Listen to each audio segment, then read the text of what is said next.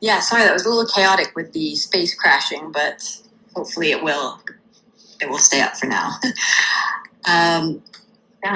So it was Ronnie who wanted to ask him to join you guys. Sorry. Oh, Phil?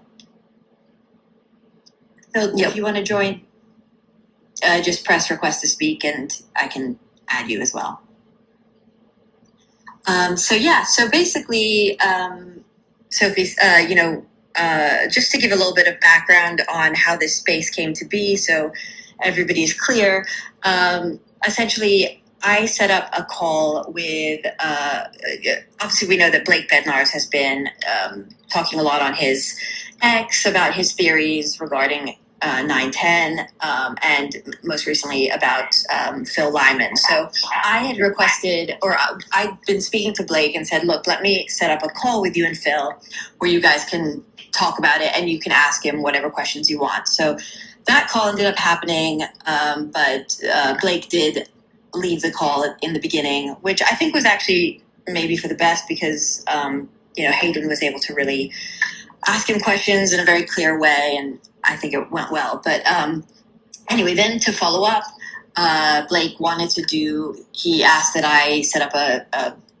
what's it called? I can't remember the program he uses, but anyway, some program where we would all sit down. So Sophie, Phil, myself, and Blake would sit down and we would go through everything until, Blake was satisfied. And obviously, Blake hasn't been that, it's hard for Phil to agree to that kind of thing when, he's being kind of accused in the way that he is. So I did try to see if that would happen, but naturally, obviously, Phil didn't really want to do that. And then Blake was asking Sophie if he could do one with her. And so he asked me to, talk to Sophie and try to set it up, or talk to Phil and Sophie. So I did try to do that. But when I spoke to Sophie, her request was, and it was a very reasonable request, and I completely understand it, that she wants the opportunity to tell her story so that the full context from her point of view is out there, and then whatever happens after that, at least that exists. And I think that's more than fair. And I offered her my space as a place to do it. I said, "Would you like to do it with Blake, or would you like to do it at my space?" And she said that a space would be the best place and where she would feel the most comfortable. So that's what I'm doing. And so I'm going to give her as much time as she wants to get her story out, because I think it's a very important one. It's not just about the Charlie Kirk assassination. It's also about Utah politics and the things that sort of she cares about and what Phil and Sophie are fighting for. So with that being said, I don't know how far back you want to start, Sophie. Do you want to just start how you met Phil, or go before that? I think maybe that's a great place to start. So I, when the scamdemic, I'm sorry, that's the only way I can refer to it, to COVID as. So I apologize for anyone that offends. But during the scamdemic, I lived in Salt Lake City, kind of in the heart of Sodom and Gomorrah is what we like to refer to it as, because it's extremely liberal and very, very to the left. And my husband and I have 4 children, and at the time they were all in grade school, and Salt Lake they went militant with the masks, and they would not teach our kids in person, and our churches were being militant as well, and our neighborhoods, and the kids my kids would play with, their parents would let my kids come over if they didn't wear a mask, things like that. And so I kind of took it for a while. My background is in health science, and so I won't go into it, but I very, very quickly realized this was a complete scam, and we were being, like, anyone who dissented from the mandates was going to suffer the consequences. And so at the time, I didn't even know who the governor of Utah was. And frankly, I didn't care at all until I realized that all of our our civil liberties were being trampled upon. And so I reached out to a few people that I knew, and I said, is there anyone in the state of Utah that is moral and has integrity and cares about people, that's an elected official? And I think about a dozen people came back with the same name, and it was Phil Lyman. And I was like, okay, I don't know who this Phil Lyman guy is, but apparently a lot of people feel like he's the one I need to talk to about, getting rid of this tyranny on my kids. Just to back up really quickly, you told me a story about the school board, and you requested. Yes, that happens after I meet Phil. Oh, okay. So I reach out to Phil and about, he is not my representative in the legislature or anything like that. I mean, he lives 6 hours away from me. And I just want you to know that I reached out to Mike Lee personally. I begged him to even just give out a public statement of like what was happening in Utah. But I went to everyone I possibly could to get our children help to not be so abused. Anyway, long story short, I reached out to Phil Lyman. I texted him, and I think maybe a week later I get a call, and I never answer numbers I don't recognize, but for some weird reason I answered that call, and he was like, "Hi, I'm Phil Lyman. You texted me, and I'm just returning your call." And I just poured out all of my grievances to him, and he was very, very empathetic. And at the time, there was some momentum in the legislature to get our kids unmasked, but no one was trailblazing or taking, they were not going to do it, because come to find out, there's all this money related to masking the kids in Utah. So of course they couldn't unmask the kids, right? Anyway, Phil ends up running the first bill, like getting the conversation started in the legislature that we've got to unmask our kids. They do like stomp on his bill, but then another person brings a bill forward that is exactly the same as Phil's pretty much, but it was all Phil's brainchild, right? But they couldn't let Phil Lyman's bill pass. So this other person's bill passes, and they unmask our kids.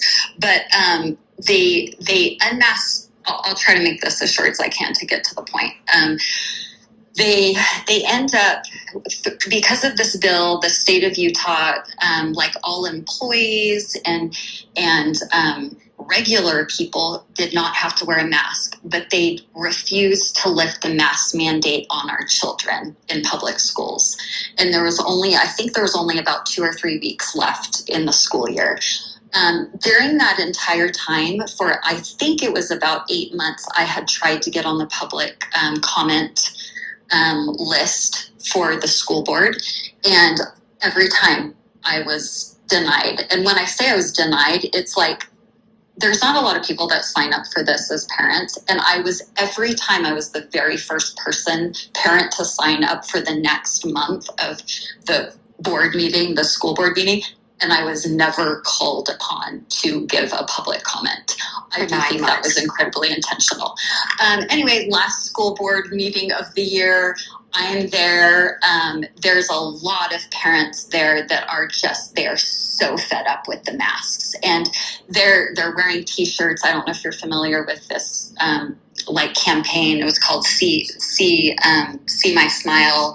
And it was all based on trying to get our kids unmasked during the school hours. And so we're there at the last school board meeting. I am certain that our children's, what they went through that entire year, and the fact that they were still masked at school for the last 2 weeks of school, while employees, the state employees did not have to wear a mask when they went to work. No one but our children had to wear the masks. Yeah. And so I was sure that someone would speak for our kids and represent them. I had asked Phil Lyman to come and speak on my behalf, and it was all set up to go. He was going to come speak, and he had already gotten in other school districts.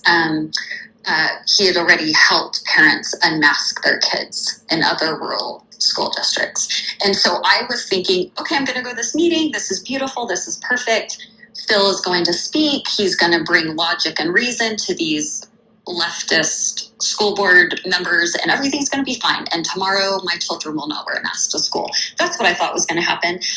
So I went to the meeting, but I think about 2 hours before the meeting, they let me know that Phil could not speak because he was not a patron of the school board. But the problem or the school district, the problem is when I got to the meeting, they allowed another legislator, a Democrat legislator, to speak at the school board meeting. And she went into kind of how if you didn't mask your kid, you didn't really care about other children, or parents that allowed their kids to not wear masks were very not Christ-like, or something to that effect. And that was kind of enough for me, and I had had enough of this. And so the public comment meeting, the portion of the public comment wrapped up, and I walked up to the microphone. I did not raise my voice. I did not threaten anyone. I did not damage property. I just walked up and said something like, how dare you, speak in the name of my children, who you have all been abusing. And the room just erupted. And the school board got very annoyed, and I didn't hear that they had adjourned the meeting, but they had. I couldn't hear it. No one in the room could hear it because it was very quiet, but we thought they had walked out. And let me just tell you, there were 4 policemen in the room the entire time, and they just stood there and watched us. Anyway, long story short, we took over the school board, and we used Robert's rules to elect me as president. I know it sounds crazy, but this is where parents were in the state of Utah. Like, it was like, you have abused our children. We're done with you. We are taking back our children. So I called my husband and I said, hey, guess what? I was just elected as the new school board president. He's like, okay, Sophie, maybe you should come home now. So I thought everything was great. I was like, wow, that's quite the responsibility. I'll have to learn how to be this, but whatever. And 30 days later, I was at home, and my 10-year-old comes into the laundry room, and he's like, Mom, there's a police officer at the door. And I'm like, oh, okay. And so I go, and I had been charged with disrupting a public meeting. Apparently it's never been done in the history of the United States to a parent that spoke out at a school board meeting. So for 2 years, I went to court hearings, and we paid for court for all kinds of things. It was a very, very interesting situation. My children were kind of talked badly about in a lot of circumstances because their mom had done this. And I was going to go to a jury trial, and I ended up taking a plea of abeyance because some other parents were really scared to be found guilty in front of a jury. And I just want to say, during that entire time, Phil Lyman showed up at my court hearings. He was on the Zoom calls. He was literally, he was the only person that stood with the parents that this had happened to. So that is my background of meeting Phil Lyman. And what did Mike Lee do at this point when you asked him? So after I had been charged, and I had agreed to go to to a jury trial, I was able to speak to Mike Lee. And at the time, he was in DC saying, he was the trailblazer for, we've got to stand up for these parents. He would get up in committee meetings and say, the Biden administration has just abused these parents, and we really got to stick up for them. So I was certain that when I told him my story, he would at the very least issue like a public statement of support or something. Honestly, I was thinking more of like a press conference or something. A person in his very own state, this is happening to, and he didn't want to have anything to do with it. That was very difficult for me to stomach, because I've really looked up to Mike Lee for many, many years as this constitutionalist. And so this was his exact quote to me. He said, I sympathize with your situation, but I cannot do anything for you. Wow, that's crazy. So, before we carry on, I just want to say my friend Stephanie's actually if she's listening below, she did a documentary which is amazing if anyone is interested. It's called 15 Days at Restored Childhood on X, and it's all about her personal battles with the school board during COVID as well. So it's got a lot of stories and stuff there, but it might be something of interest to you. Yeah. And this is another story, but that really led me to try to dig and find out why that was done to the kids in Utah. And of course, it ends up because there was millions of dollars tied into it. And there were agreements made by Spencer Cox that he would implement DEI in exchange for millions of dollars into Utah public schools. If he demanded that our kids were masked. So anyway, wow, that's that. So do you want me to start into the Charlie Kirk? Yeah, I guess. Do you want to do the build up to the Charlie Kirk? Event?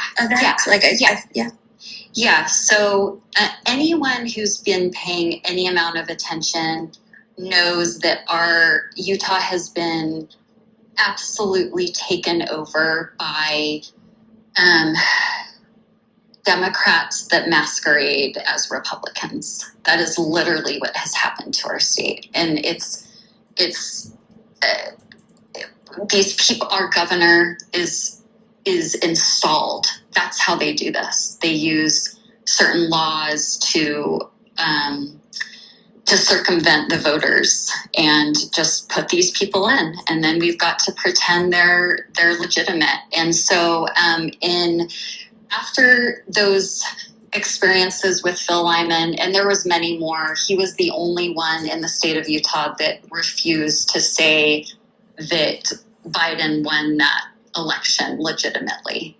And so he really, really got into the election integrity space. And I did too, because I just could not imagine in America that elections can be stolen and they can stand. My mom's from Cuba, and that can happen in Cuba, but that doesn't happen in America. At least that's what I thought. So I had gone to January 6th. I had taken my two oldest daughters.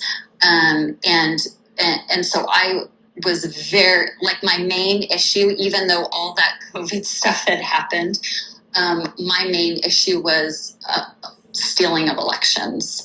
And I submitted tons of grandma requests and FOIA requests and got all this information that it was undeniable to me that the 2020 election was stolen from President Trump. So then all during this time, from like several months after I met Phil Lyman, I was so sure and adamant that the only person in our entire state that could save our state was Phil Lyman. And I'm still certain of that. So that none of that has changed. And so all during this time, I am literally begging Phil Lyman to run for governor. And what I know of Phil Lyman is, like, he would much rather just stay in Blanding with his wife, Jody, his children, and his grandchildren, and be done with all of this mess. Yeah, he says that to me too. He's like, I just want to be done. Totally. But then he somehow is never done. Yeah, it's like, how can you blame him?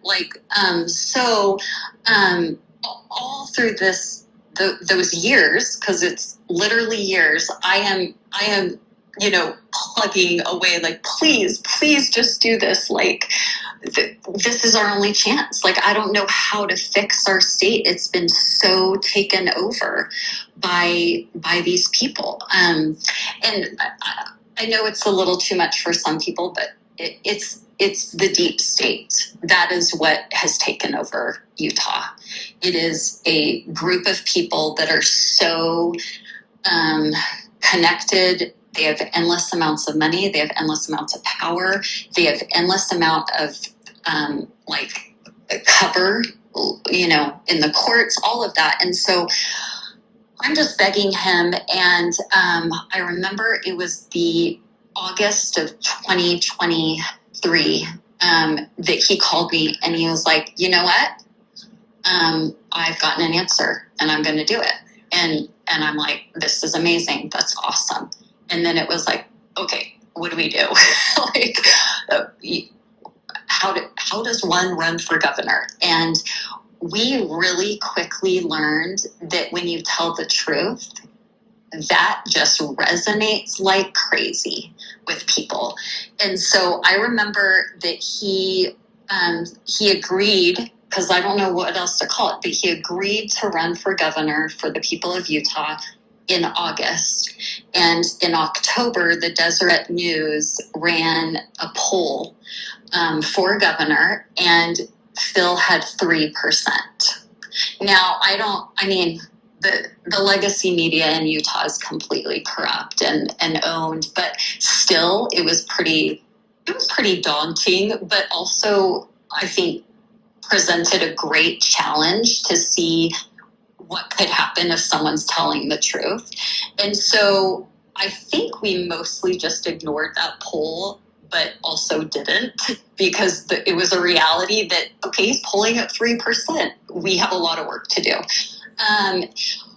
I'll just fast forward, working on that campaign is like miracle after miracle every single day. That's what happened.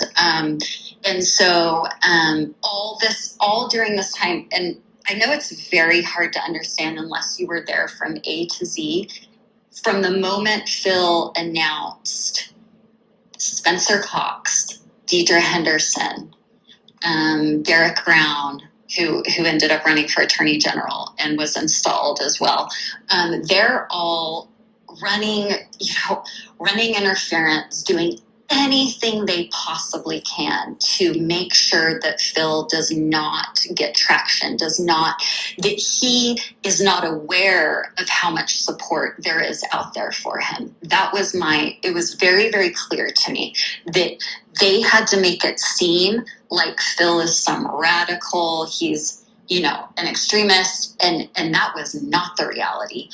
And so we go into convention, and Phil just, blows it out of the water. No one's ever received that percentage in the history of Utah.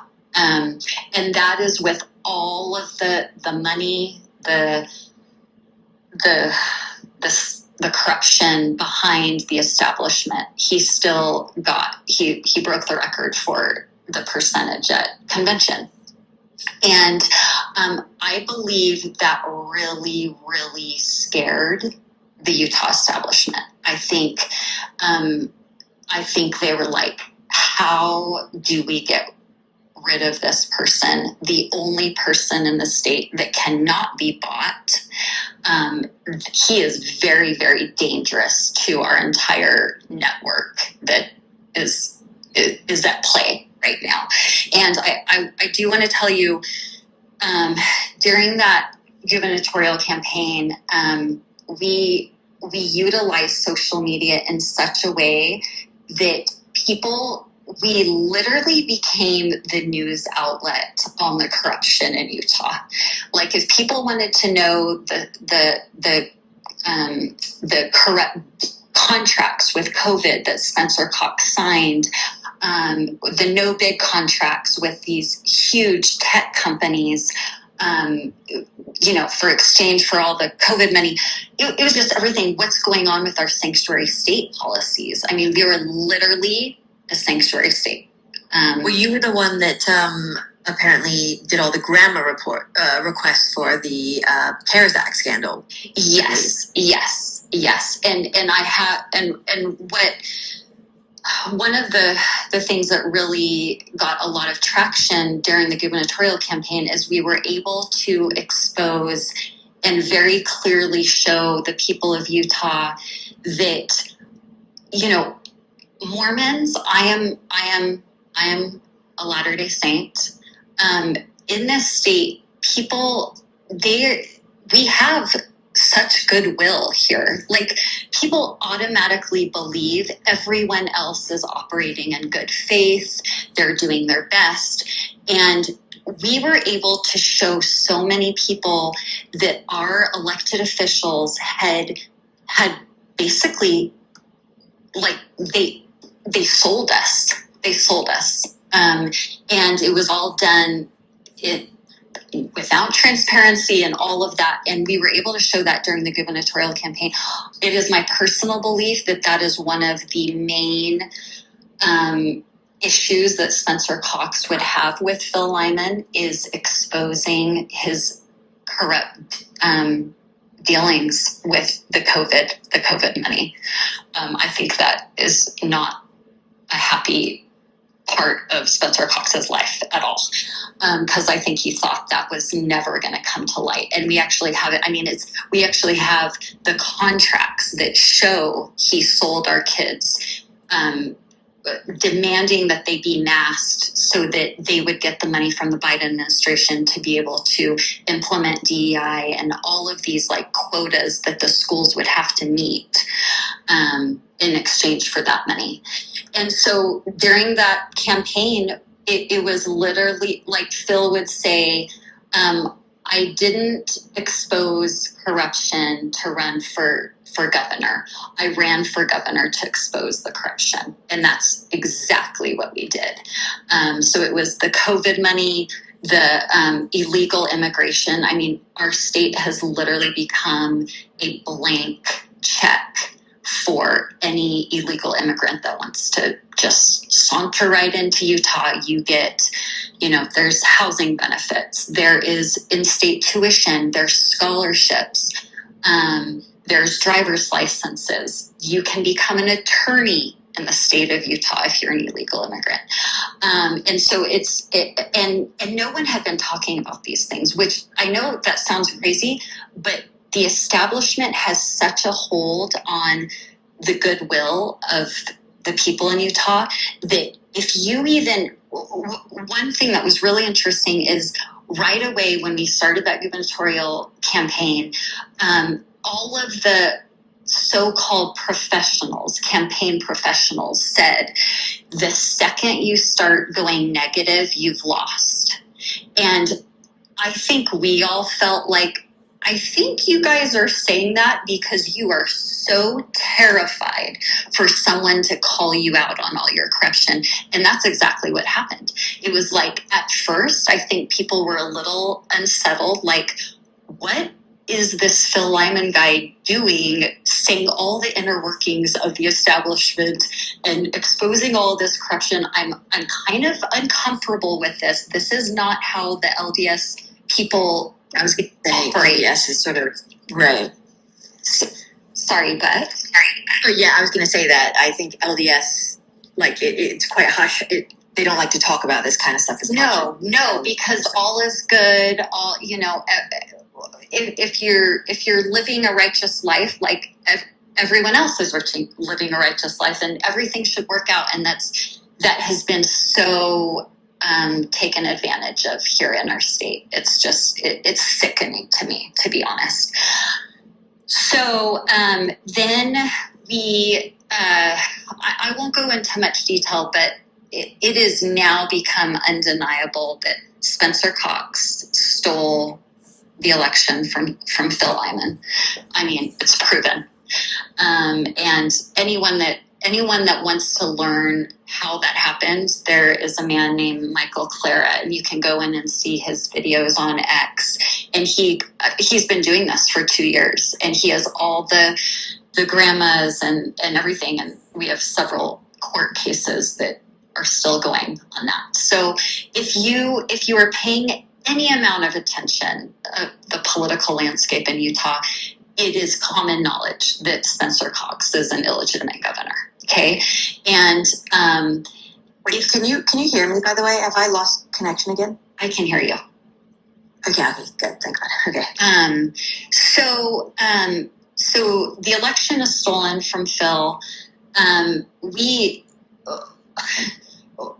It's such irony, because the very things that we were trying to bring to light and not convince people, but help them understand, this is what's going on in our state. Elections are stolen. Taxpayer money is being funneled to different people. We were trying to expose all of that stuff during the gubernatorial campaign, and for it to all come to this,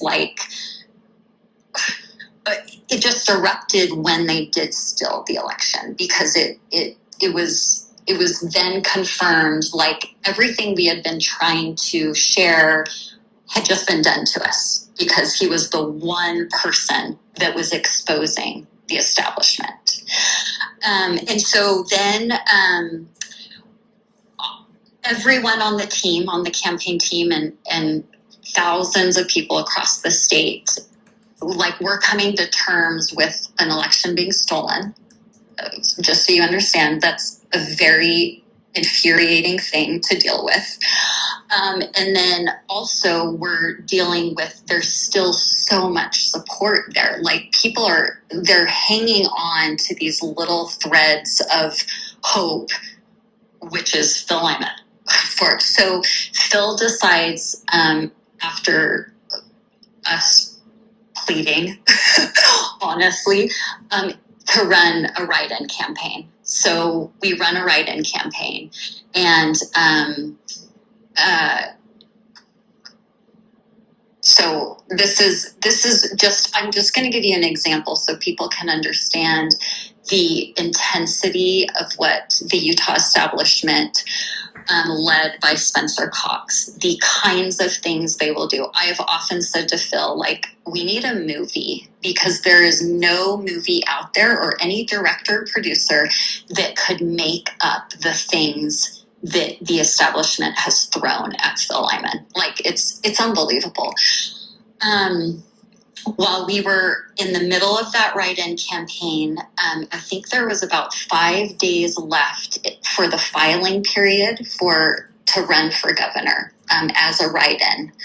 And we get a message from someone at work that says, Phil, there is an employee here at my work, and he just came to me and said that the Spencer Cox people came to him and said, if you will go and file for governor, we will pay you $1,000 and buy you a steak dinner. Okay, well, this is 5 days before the filing deadline. So the team is looking at these texts and just saying, the whole point of this is, this man's last name is Lyman. Okay. So Phil is running a write-in campaign. On the ballot, it is not going to be able to be filled in. You have to write in Lyman. Okay. But at the time, the entire state understood that as long as you wrote in Lyman, the vote would count for Phil. Okay. So we are sitting back this cannot be real. There is no way this is real. And I don't know if any of your listeners are familiar that this just happened in Alaska. So I don't remember the guy's last name, but the Democrats found another guy with the exact name, the first and last name, to run for elected seat. But so we sit back and we're like, well, the deadline is in about 5 days. Now, if we end up going at the deadline, if we go look at the Lieutenant Governor's website and there is a Richard Lyman that has filed for governor, then we know that there is some credibility to this story.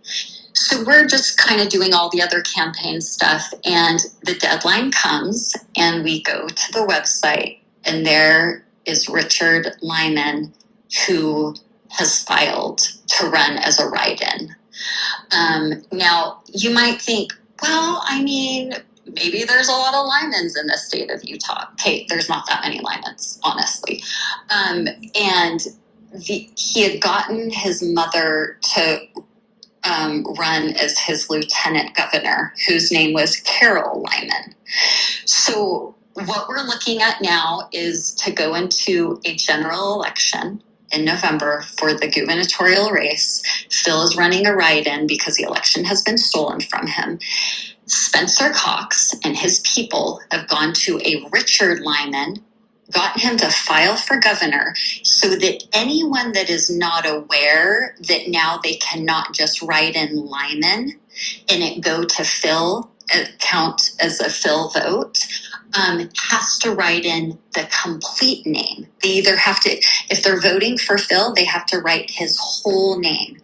Now, that also had an impact on our signs that we had repurposed from the primary that had said, Phil Lyman for governor. Now we had to say, then for the write-in, we were just write-in Lyman, right? But now we had to repurpose everything.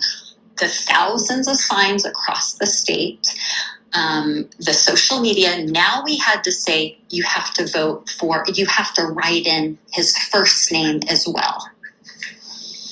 And so that is just one of the things that these people did. Okay. Then we are like, okay, let's figure this out. The support is there. We just need to get out to the entire state that they have to write in the entire name. And I just want to make it really clear that we would have no idea how this entire other Lyman came about if a very loyal supporter that knew of Phil, if they would not have texted us that 5 days prior to the deadline. And so we try to figure it out, and we're still thinking, how can this even be? Then through some court things, the Lymans agreed to withdraw. Okay, and they withdraw from the race, and the next thing we know, there is a email sent out from the lieutenant governor who runs the elections, who is Spencer Cox's running mate. She controls every aspect of the election. She controls who is put on the ballot. I mean, she counts the votes. She, all of the things. She sends out a statewide email saying, Lyman has dropped out of the race. Okay. So what do you think happens next? Well, our social media lights up insanely. We couldn't even keep up with it because people from all around the state are saying, why did Phil drop out of the race? Why did Phil drop out of the race? We're getting emails, text messages, comments on social media, and we're like, what is going on? Well, not only did they send that email out to the entire state saying a Lyman dropped out of the race, when you would go to Google that next day, every single legacy media outlet in Utah had put the headline, Lyman drops out of the race, and they put a photo of Phil on the headline. Wow. It's crazy. And I have this all documented. I'm not, anything I say, I have the receipts. And so at this point, I think we're all like, we don't exactly know what is going on here, but whatever is going on here is so deep and treacherous and corrupt that why would the establishment go through to such, depths to try to get Phil as little support as possible? I mean, let me help you understand a little bit. Like, write-in campaigns are 0%. Like, they do not get support. Yeah, I mean, I ran a write-in campaign. I got nothing from my write-in. Yes, it's like it's almost a joke. It's almost like, well, I'm doing this because, well, it became very clear to us that there is a very good chance that the establishment thought Phil could win that general election. Because why would you do this? All of these things for a write-in campaign.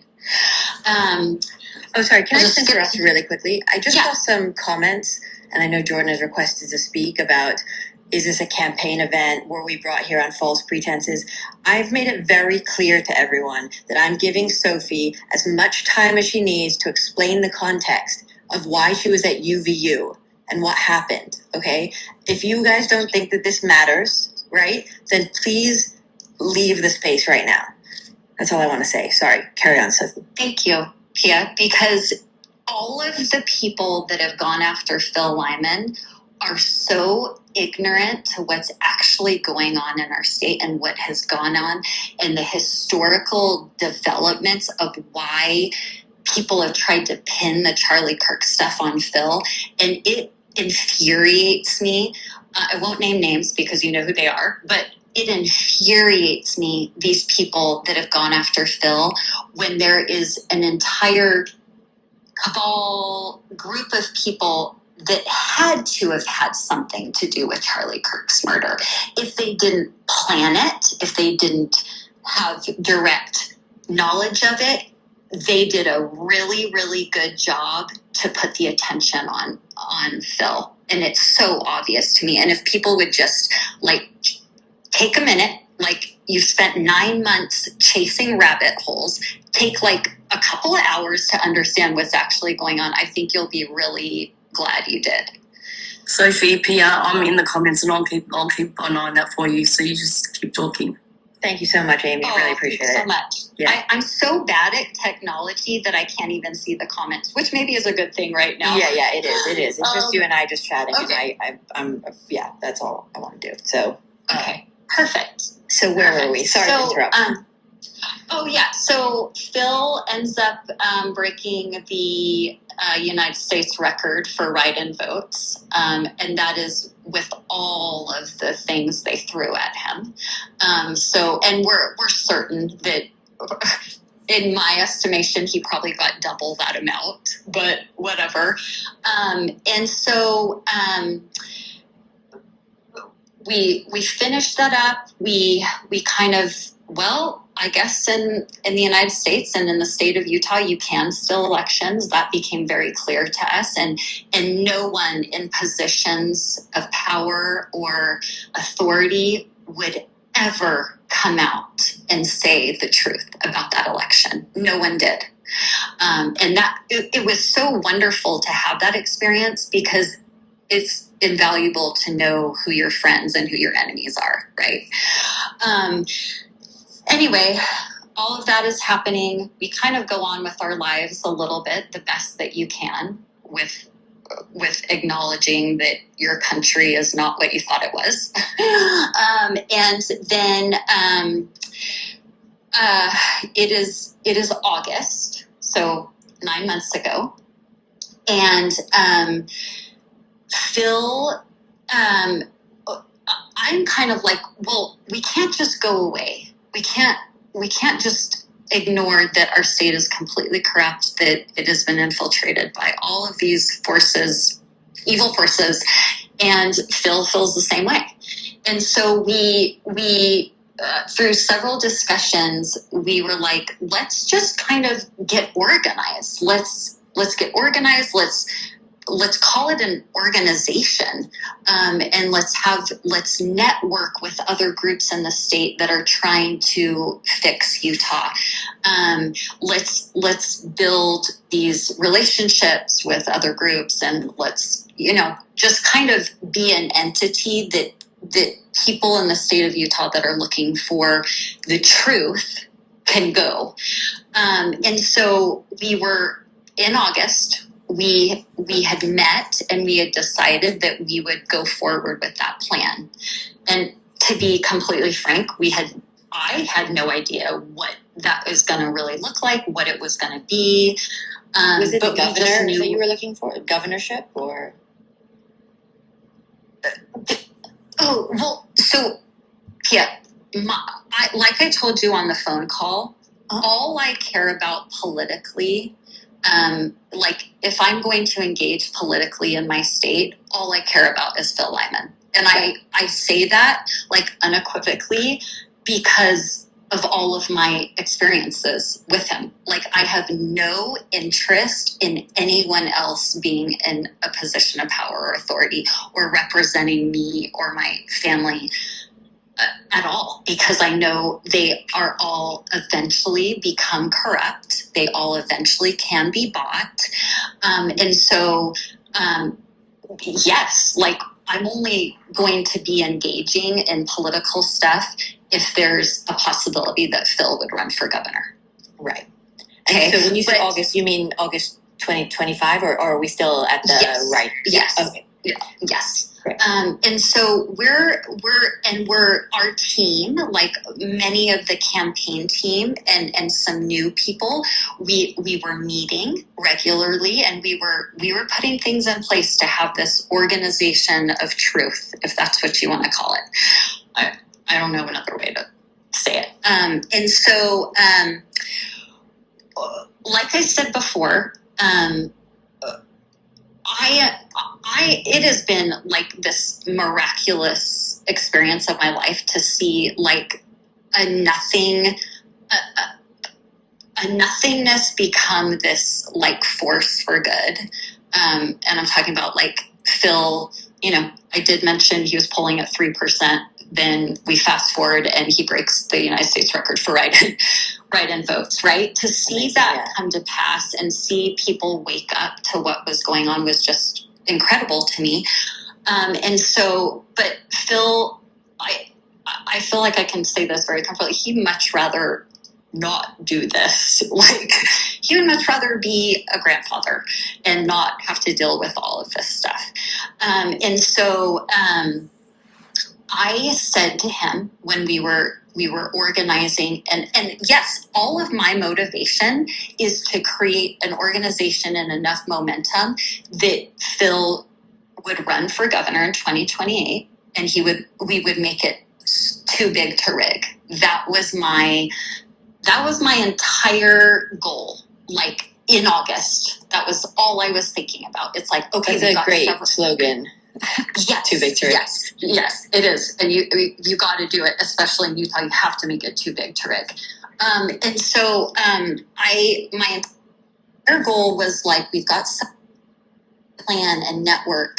Let's just do this. And so I said to Phil, Phil, Charlie Kirk is coming to Utah. And I said, you have so much support with the college kids and the younger generation. Let's go. Like you need to be there because you're the hope of Utah. And all of these kids are going to be there. They see hope in Charlie. They see hope in you. This is a perfect opportunity. And I had after the election was stolen and after the write-in campaign, so many people are just there. My phone nonstop blowing up of how can we help Phil? What can we do to make him consider 2028? I mean, that was all the time. It's still all the time. And so one of my friends was like, Sophie, I would love to be able to ask Phil some questions. And I said, okay, because she really wants Phil to run for governor, right? And wants to get that out in the public, that it was still an option. And so I said, well, we're going to the Charlie Kirk event. And she said, okay, I'll go too. And I said, great. And she said, and I'll interview him there because with so much, like the media will, I mean, it feels like the entire goal of Utah's media is either completely ignore Phil, but if they must cover him, they must make him look the very worst they possibly can in every situation. That is like their life goal. So I know that we're never going to have some reporter that will speak the truth when it comes to Phil. So we learned very quickly that we have to do that ourselves.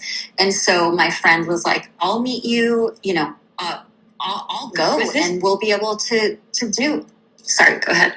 Oh, no, sorry, go on. I was going to say, is this before or after there was a meeting I don't know if you want to talk about that or Mike Lee? We just had oh, okay, yes. So, when I do not ever want to betray confidences at all.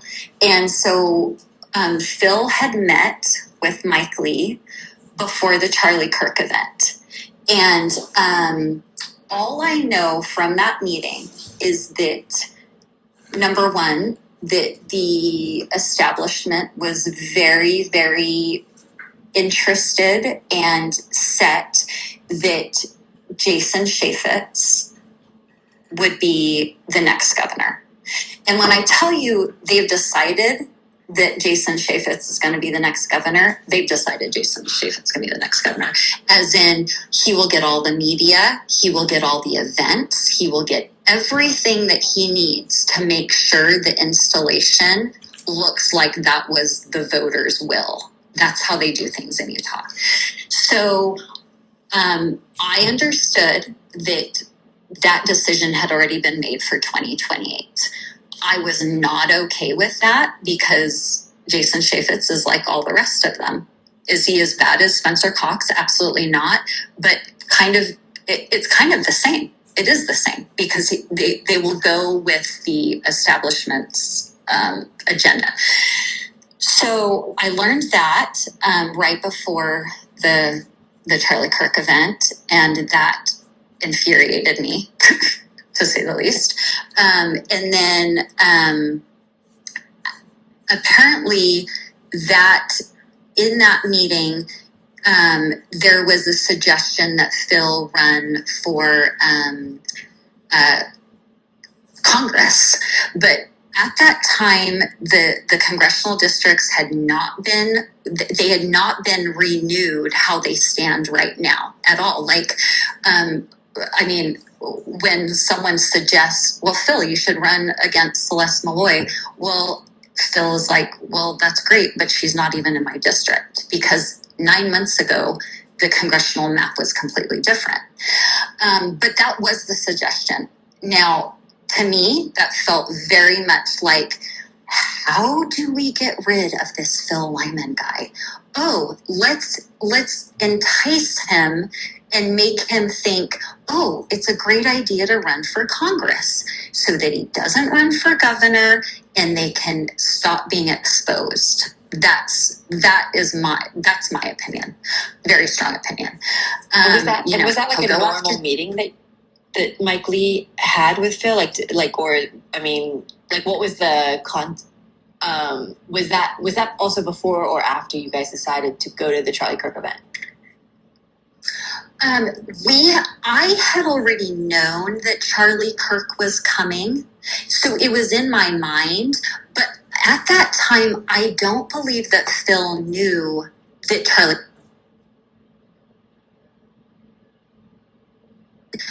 Phil. Oh, sorry, you're just cutting out. Say that again. Phil discussed that, hey, I could help to shine the light on our Utah. Do you have any suggestions? Any people that go to? It was kind of weird because I mean, likely is listeners he could talk about.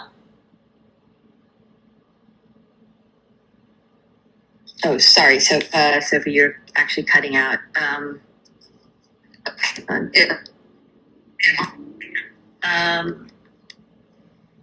Just speak, and I'll maybe it'll come back. Okay. Oh yeah, now it's good. I would suggest. Okay, I would suggest Phil. Where was I? Sorry. Sorry. So basically, at the meeting.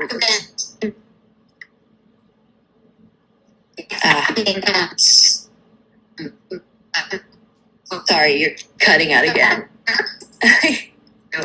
Sorry, I don't know. The powers that be do not.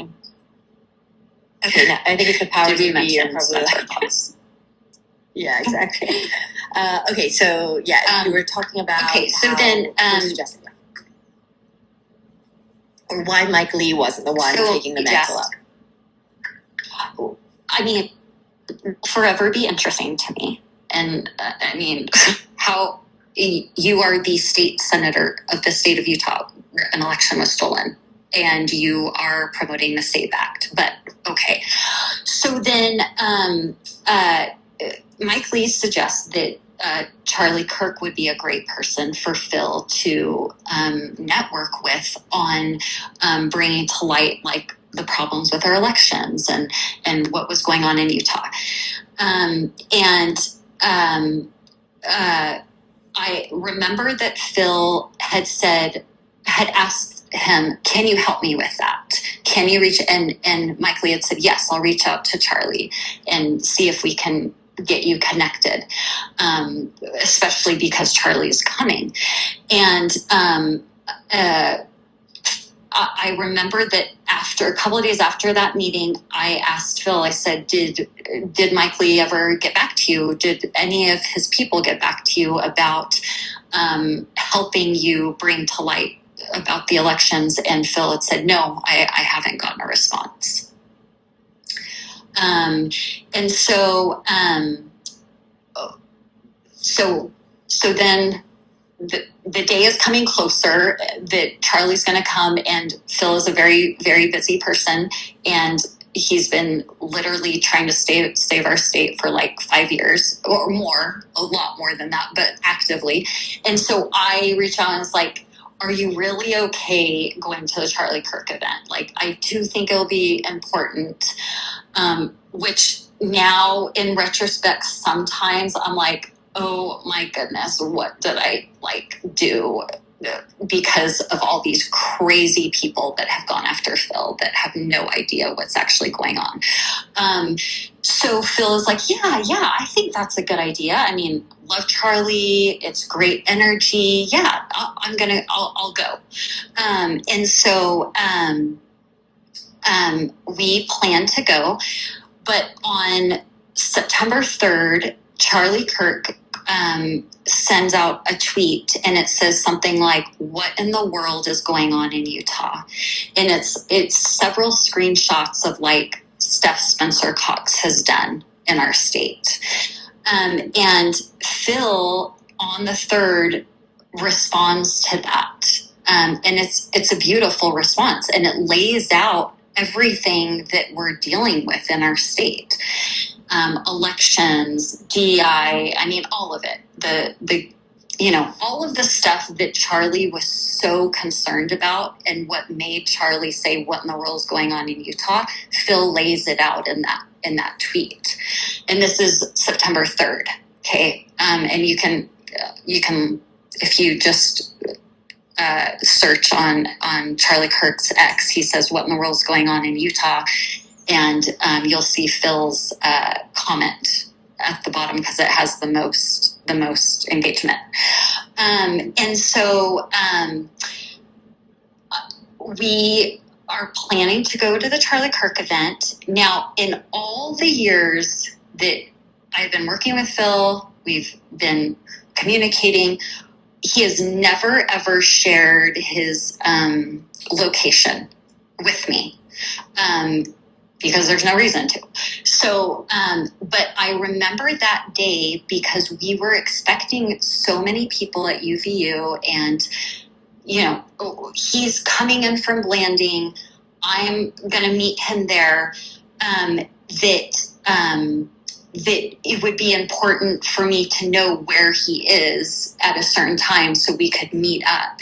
And I had to run my kids' carpool that morning. So I ended up being a lot later than I thought I was going to be. Okay. And my friend that was going to go and interview Phil, she calls me and she's like, Sophie, why are you not here yet? Like, I'm here, right here with Phil and Charlie's like, it's beautiful. We're having a great time. And you're not here to like do this interview. And I'm like, I'm so sorry. I just dropped off the last kid at carpool. I am on my way right now. But in the middle of those texts as well is when Phil texts me and he's like, it's going to be a crazy day. I don't really know where I'm going to be, where you're going to be. Here's my location. Okay. So, I don't want to sound conspiratorial, but then as I tell the events of those days and that day, it has made me really wonder what actually happened when I had Phil's location. So, I get to the Charlie Kirk event, and I know I shared my family text message with my kids and my husband when I'm like, I'm going to the Charlie Kirk event onto your X Space post. I just wanted to show that like we were so excited. Like this is going to be so fun. Charlie Kirk is coming to Utah. I'm so excited. I had wanted all of my kids to go, but I honestly didn't know what was going to be the situation with the ticketing and the, is it going to be hard to get them in, all of these things. And so I get there, I park way far away from the actual building. It's the parking lot. Gosh, my directions are so bad. It is the parking lot that is north of the campus. And it's a huge parking lot. And I'm literally like one of the last spaces left. The place is it is incredible. People walking all over, coming into the campus. And one of course, hindsight is always 20/20. But I remember calling my kids and saying, girls, you should have totally come with me. Like, no one asked for a ticket. There is no security. I just walked right in. And I'm telling them this as I'm walking in. And I get there and I walk in on the level that Charlie is on. Okay. And I walk in, I see several of my friends that a few of them, one of them has a Lyman shirt on. One of them has a Lyman sign because we're all friends. We're all communicating all the time. Like, hey, it's a freedom event.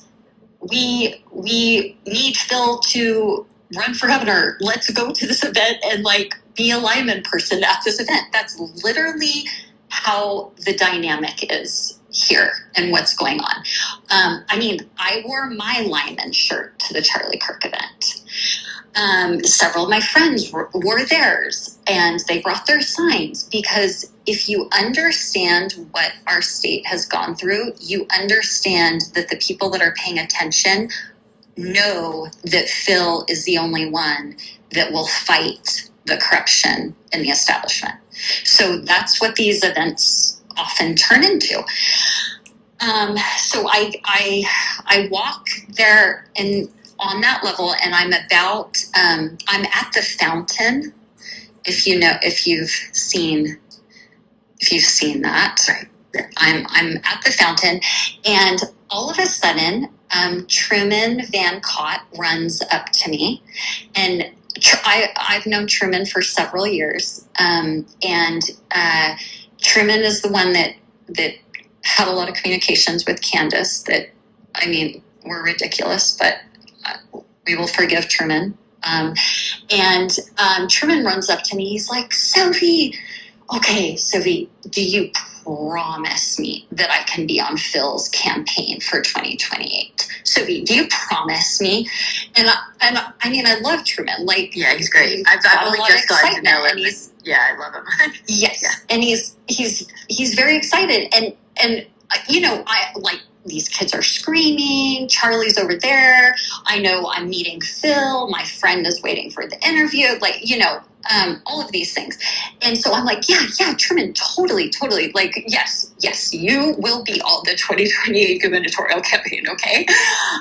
And so then he runs off, right? And he's like, okay, call me, you know. And then I am standing there, and I would say I'm probably like 200 feet away from where Charlie is, like straight across from him.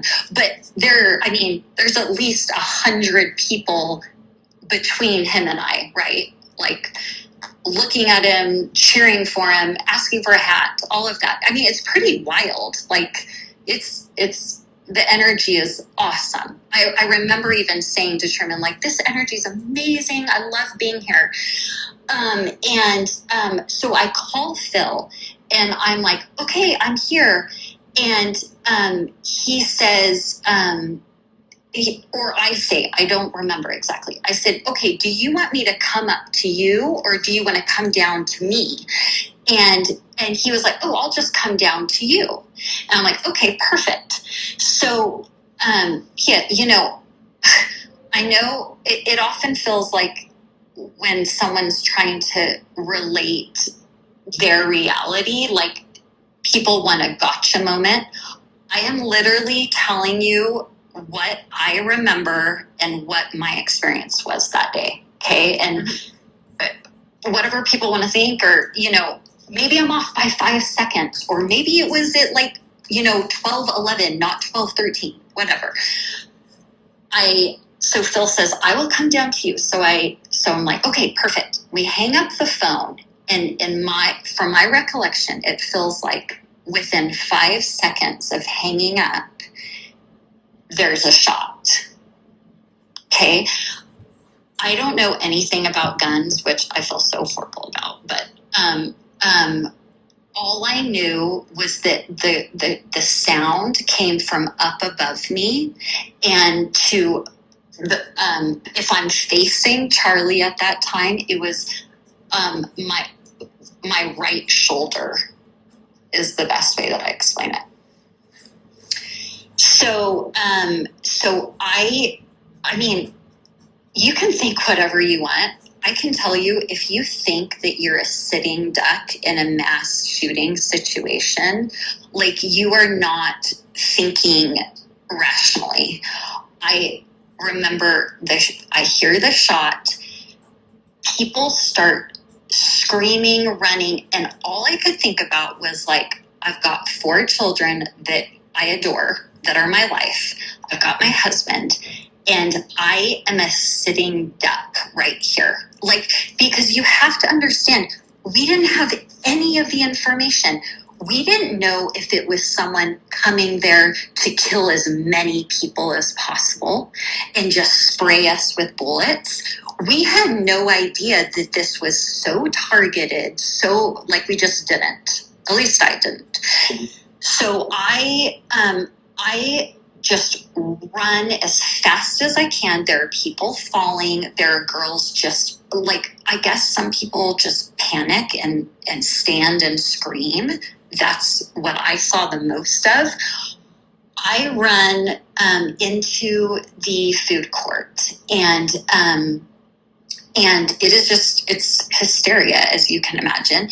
And there is this little Chinese restaurant in the food court, and there's these 3 foreign workers there, and they don't speak, like, very good English. And they're like, and I'm running towards them, and I'm crying and screaming, and they're like, what's going on? And I'm like, I don't know, but there was a shot. And I try to explain to them, like, you know, I make like the gun gesture, you know, and they're just like, okay. And I'm like, is there a closet? Is there a closet in this little restaurant? And they're like, yeah, back here.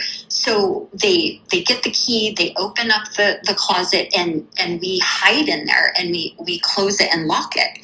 Because while we're in the closet, we can hear the screams and the running and everything.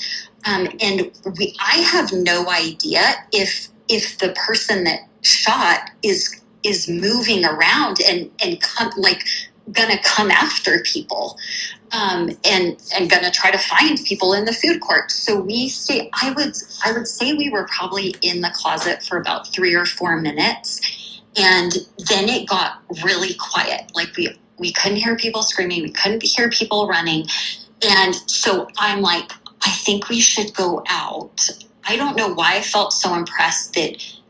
I felt very, very impressed at that moment that we were no longer in danger. Like, whatever just occurred is like over now, and we can go out. And one of the scariest parts is, like, I know Phil is coming down to meet me, and then there's a shot, and then there's a shooter out there, all at the same time. I'm thinking about all those things. So we open the door, we crawl out on all fours, and I crawl out and come out. It's really hard to explain, but I come out from the counter, and it's looking like there are no policemen that I can see. There's no sequestering of anything. And there's this one kid that is walking that is just a mess. Like, he's just he's like, I can't even express what he looks like. Like, I cannot get the image out of my mind, what he looks like. All I could think about was like, oh my gosh, if one of my kids had experienced that. And he's uncontrollable. He's absolutely uncontrollable. So I get in front of him, and I grab him by the shoulders, and I'm like, what happened? And he is like, he's just crying so much that he can't even, and he's like, he finally stumbles and just gets it out that he's like, Charlie Kirk was shot, and blood everywhere. He said, and he said, there's no way he survived that. That's what this kid said. And then he just kept on walking. And I'm like, this is crazy. How is this even possible? So I text my family, and I think I texted my family while I was in the closet, but I said something like shots fired, just so they would know that something had happened, because I'm running. I think I texted while I was running, and my husband thought that I was saying that Charlie Kirk has said something very inflammatory and awesome, like Charlie had, shots fired from Charlie saying something amazing. I'm like, no, really, shots fired, and Charlie was hit. And but while I'm communicating with my family, they're like, the news is coming in. Anyway, so that kid walks off, and about, I don't know, 5 seconds later, there's Phil. Like, he just came, we met right up there, and we're I mean, I don't want to speak for him, but I kind of feel like I can, because I was actually there with him that whole, the whole experience. I think we were just in shock. We were totally in shock. Like, how did this really happen? And then from there, so we're in the food court area. From there, we both say, well, we should probably go find our friends, because we had a lot of people that were so excited about this event, knew that Phil was coming, knew that we were, it was kind of I don't want to say a reunion of sorts, but it kind of is. It's like, it's a freedom event. And so we go outside to the area where Charlie was shot, and none of it's been taped off. None of it's no one is telling us we can't be there. We're just like congregating and talking to other people that we know. Funny enough, we're right there, and I see my cousin. Like, my cousin is there. That's how, like, how tight knit this community of people that love Charlie is. Like, my cousin's like, yeah, I mean, I took my kid out of high school, out of school, so he could come see this, or and we're all in disbelief. I feel, for whatever reason, that we need to document some of this that's going on, because I don't see like an effort to either block things off or keep things like keeping the crime scene or anything like that. It was totally like people were walking all over right where Charlie was killed. Like, we're walking there and communicating, and there's no like, you can't be there or anything. Everyone's just kind of doing their own thing and in disbelief. And there is this kid that comes up, and he is like totally traumatized, and he is wanting to talk about, like, he was right there, like, he saw it. It was very, very real to him. So I take out my phone and I record him saying his experience, that Charlie was shot in the neck.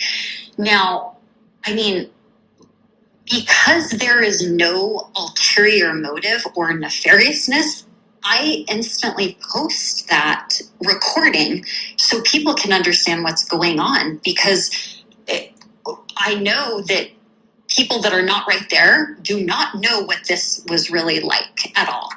And this kid is he's very emotional. He's totally traumatized. I mean, to watch how that recording has been totally twisted, it's astonishing to me that people that have pretended they're acting in good faith to really want to know what happened to Charlie Kirk and who is involved, the rabbit holes that have been gone down. I mean, maybe I need to give them a little bit of grace because they weren't actually there. But if they would admit and acknowledge that they weren't actually there and did not experience this incredibly traumatizing event, they would not be acting this way for 9 months. That is my hope for humanity, that people that know what actually went on could have some understanding and not be so ignorant. So I just tell you that because there are several recordings that have all been so twisted. Now, there is not any part of me that thinks this kid was not entirely honest and like, this was not a show or staged in any way, the way this college kid is speaking. So I record that, I post it. Then by that time, a cop comes and is like, I think you guys need to, they're saying we all need to get off the campus. But I want everyone to understand, like, we're hearing the shooter is still at large. Oh no, they caught the shooter. Someone admitted, like, it is all happening so fast. I feel like people that have weighed in that have no idea what's going on, you don't understand the chronology of what is actually happening in real time that day. And also, just to interrupt really quickly. You posted stuff from Phil's ex account, you were saying. I did. For the campaign, I had access to it. That's a very normal thing that you have your social media people. And so I posted stuff from Phil's account. of what was going on. And so, for example, like right when the shot went out, or maybe it's the first post that says Charlie was shot. That's me posting that. Just to be clear. Okay, cool. So that, yeah. So then we're told we have to leave, and I want everyone to understand, like, the videos that people are like, why is Phil smiling? Why is Phil licking his lips? Why is Phil this? Like, guys, this was not some movie script. We literally are experiencing probably the most traumatizing event of our lives. And we're just trying to, like, console other people. So I can tell you, from the time walking from where we were, where I recorded that boy, and where Charlie was shot, by the time we walked to Phil's aunt's home, and let me just say, the only reason we went to Phil's home is because they weren't allowing people, not Phil's home, that's wrong, Phil's aunt's home. Okay, I know you guys will, like, I know you got to go be so crazy. careful with everyone. We did not go to Phil's home. Okay, let me clarify. Oh, I also just wanted to say, I was on this crazy airplane thing back in the day, this JetBlue flight, and that had like a turn landing gear. And when I landed, like, my first initial thing was just I could not stop laughing for like 30 minutes. Like, I just couldn't stop laughing. And then I was like in this high after that, and then it wasn't for like 2 days that it really hit me, and then I like cried. But Yeah. it is like a normal traumatic thing. Like, it's hard sometimes when you can't process something. It is. I understand that is what I'm saying. Thank you. And not only that, it's like, what people don't realize is, it as horrific as it is that Charlie was killed, we had no idea when all of that was happening that we weren't going to be killed. I mean, that is a very real thing to process, Anyway, so the reason that so they're saying you got to get off the campus. So it's quite a walk. It's a little bit of a walk from where the shooting happened to get off campus. And I said to Phil, I parked all the way over there in that north parking lot, and they're not letting anyone leave. I mean, I could not just be like, okay, this is really traumatizing, Phil. This is horrible. I'm going to go home. I'm going to go get in my van. Like, we couldn't. I had to go somewhere, if that makes sense, because they would not let me go get my van and drive home or anything like that. So Phil says, well, I talked to some friends before I got here, and they said the parking was horrible, so I actually parked at my aunt's house. And I'm like, and he's like, it's just like right here. We can go to my aunt's house. I'm like, perfect. So we start walking to his aunt's house, and all along that way, there were at least 10 people that stopped Phil and was like, Phil, like, how, they wanted Phil to comfort them. That's what they wanted. And one really specific thing that I remember, because it was so tender. Sorry, really quick. When we're walking off the campus, and this mom with a baby stroller and like a 5-year-old daughter, she comes rushing up to Phil and says, Phil, my daughter is such a fan and supporter of you. And the little girl had a little Lyman flag with her. And she said, will you take a photo with my daughter?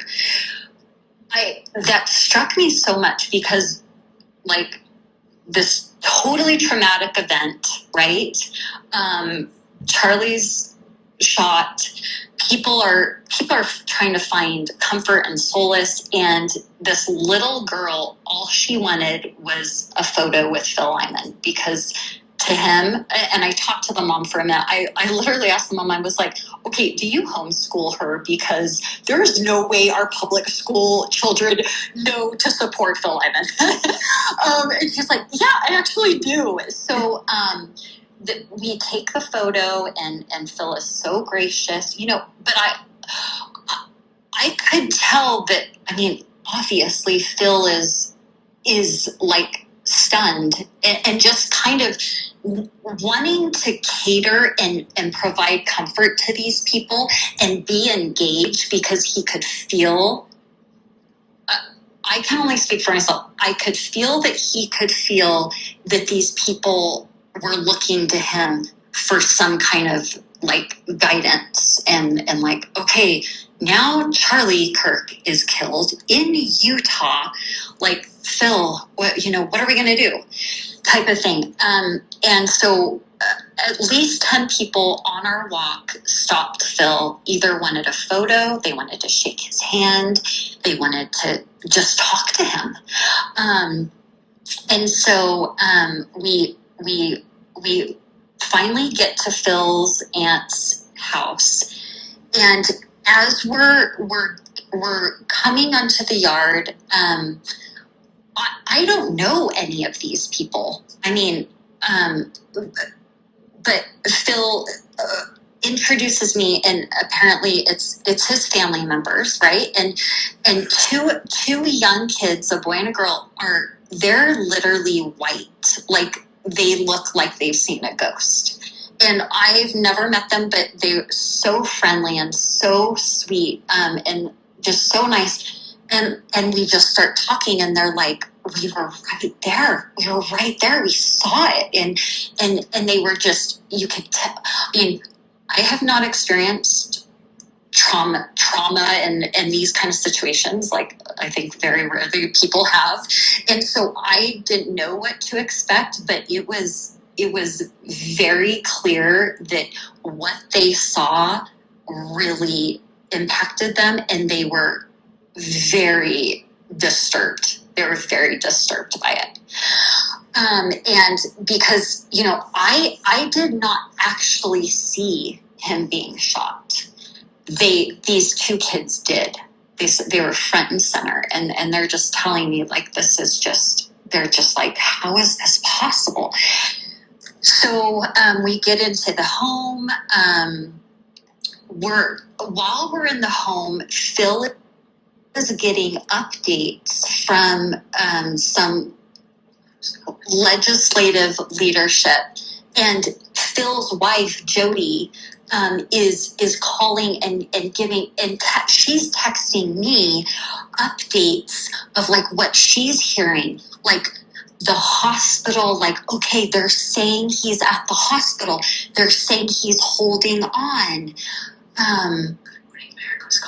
And also during that time, while Jody, Phil's wife, is texting me, she is also saying, okay, Good Morning America is reaching out to me. All of these people are reaching out to me to try to get a hold of Phil. So we're all trying to, like, I can't even, it was crazy. Like, yeah, Jody's like, I don't even understand how they got my number. So we're trying to field interview requests coming from all of these media outlets. Phil is trying to fill the updates from the leadership, the legislature leadership, telling him, okay, they're saying that he's holding on. They're saying he's okay. All while this is happening, the TV is on, and we're getting updates, and from, as I remember, when Phil is getting the updates, I felt like, okay, he's going to make it. Like, this is horrific, and I can't believe this happened, but he's going to make it. That was like the sense we were all getting, like, okay, like, we, no pun intended, but we like dodged a bullet. Like, he's going to survive. and that was, I would say, at least an hour of feeling like he's going to be okay. He's going to be okay. While we're in the house, we're sitting down and we're talking. There's a big window that goes to the backyard of Phil's aunt's house. And I'm just like looking, and all of a sudden I'm like, guys, there's people out there. There's like SWAT out there, and at least 3 or 4 of them are all of a sudden in Phil's aunt's yard, and they're looking through the bushes. They're looking in the trees. They're like canvassing back and forth. And I record. I take out my phone and I start recording them, and that is posted as well. And finally, they come and knock on the door, the back door, and I am recording, and Phil goes and answers the door, and they're like, okay, no one leave. You have to stay here. And I think we asked, like, are there any updates? Do we know about the shooter? What's going on? And they didn't know anything. They didn't know anything, as you know, and we have some friends that are like hearing that, okay, George Zinn is admitting to this. And okay, I have known George, I think, from 2022, because if you're at all involved in politics in Utah, you know George Zinn. That's just a thing. And so I do think George has a very unique personality, and I don't claim to know everything that's going on with George, but this does not fit. Like, no, I don't buy that for a second, me personally. I also do not. So I've been in many events with George. I've had my children at those events, and George, for whatever reason, he enjoys talking to me, which is fine. And I've always felt very responsible to show kindness to George. So even when no one else is talking to George and no one is listening to George, I am listening and talking to George. That's kind of how these things go. For example, 2 weeks before the Charlie Kirk event, Dr. Kirk Moore was having a court hearing in Salt Lake City. And I tell you this just because it will fit in of why I am certain that I don't know who, how, why, but Phil has been set up to look either complicit or whatever you want to think with Charlie Kirk. But 2 weeks before the Charlie Kirk event, we were at a Dr. Moore. I don't know if you're familiar with him. He is the Utah surgeon that gave vax cards to people that did not want to get vaccinated with COVID. And he was going to be sent to prison for this. And we were all praying for a Trump pardon. We were doing all we could to try to bring light to the situation. In my book, he's an absolute hero. So a lot of people from our community of patriots, if that's what you want to call it, went to this court hearing. And I'm at the court hearing, and a lot of people are there. Phil, me, a few of us were invited to go into the actual courtroom where they were going to have the hearing. George was there, and George is sitting unusually close to me at the court hearing, which is fine. It's no problem. Like, whatever. And so it's George, me, and then Phil. Okay. And at that time, like I told you, we were. My whole thing was, let's get Phil in a position where there's so much network, there's so much support, there's so much truth being told from Phil that 2028 is kind of a no-brainer because the people of Utah will demand it. So I remember at that court hearing, George is sitting very, very close to me. Phil and I are are talking, and Phil is writing down certain points of like how we're going to organize, what is going to be our main focus, like telling the truth and things like that.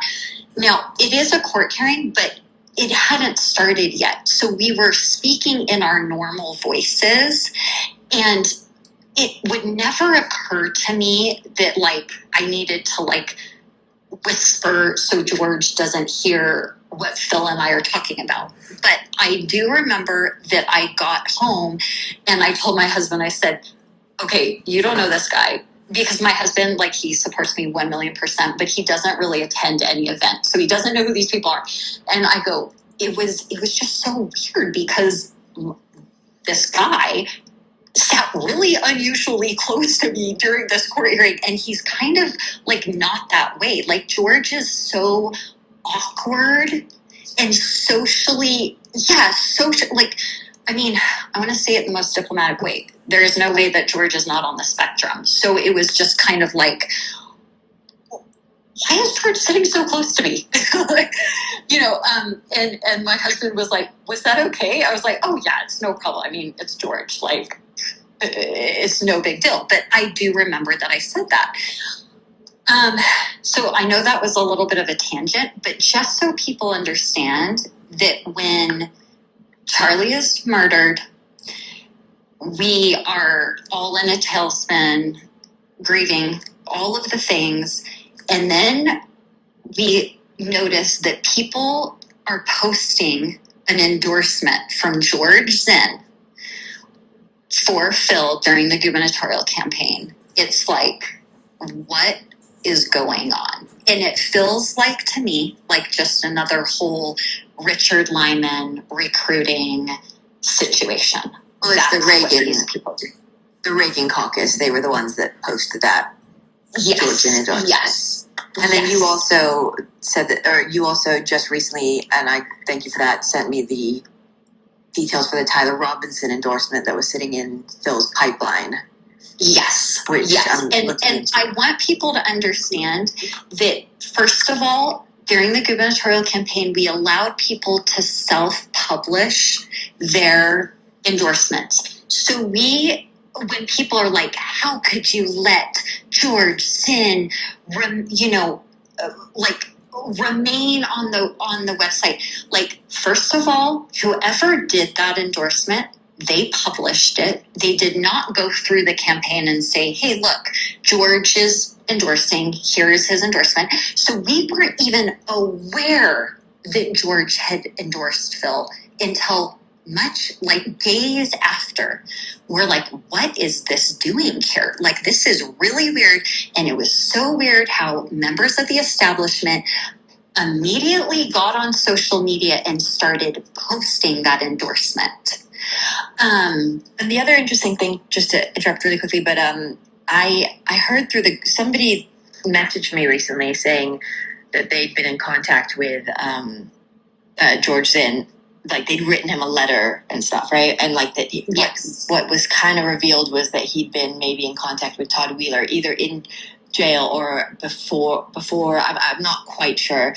Anyway, that is what it is. But I decided to reach out to Todd Wheeler on his X account to ask him if he'd been in contact with George Zinn since he had been in jail. And Todd Wheeler said, no, but I know George Zinn well, or I know George Zinn. And I said, yeah, any insights would be great. And he hasn't responded to that. But from what I understand, Todd Wheeler is part of this Reagan caucus thing. And I think on his podcast with Corey Astle, I believe it is. Yes. They do, like, I think there was a big thing where they were going on about Phil recently. There was a big controversy there. Yeah, well, and let me just interrupt because, Phil was in the legislature, right? And Todd Wheeler is one of those. His hatred for Phil, he does not hide it. You can go, if you search Todd Wheeler's X account, the amount of posts,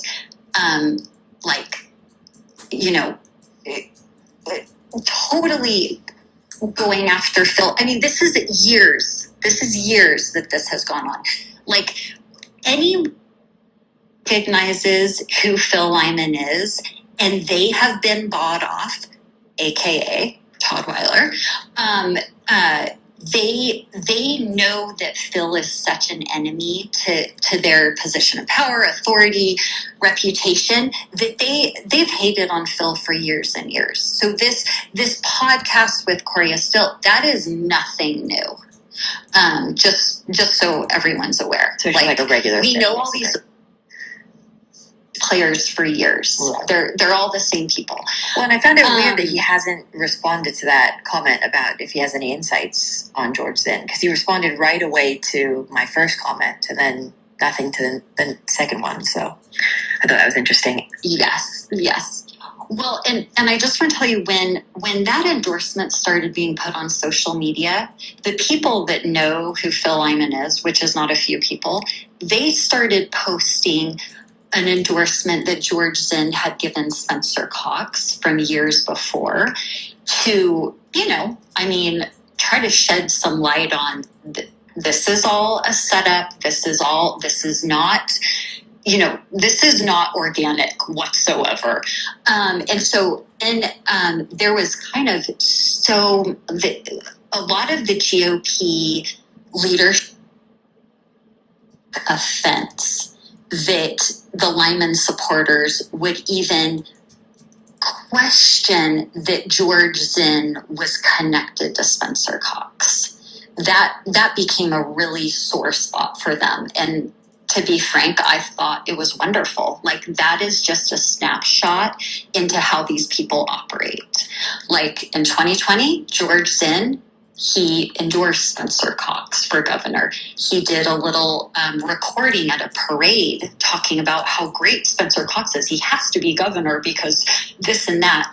And then these people will use these people to accomplish what they want to accomplish against Phil, if that makes sense.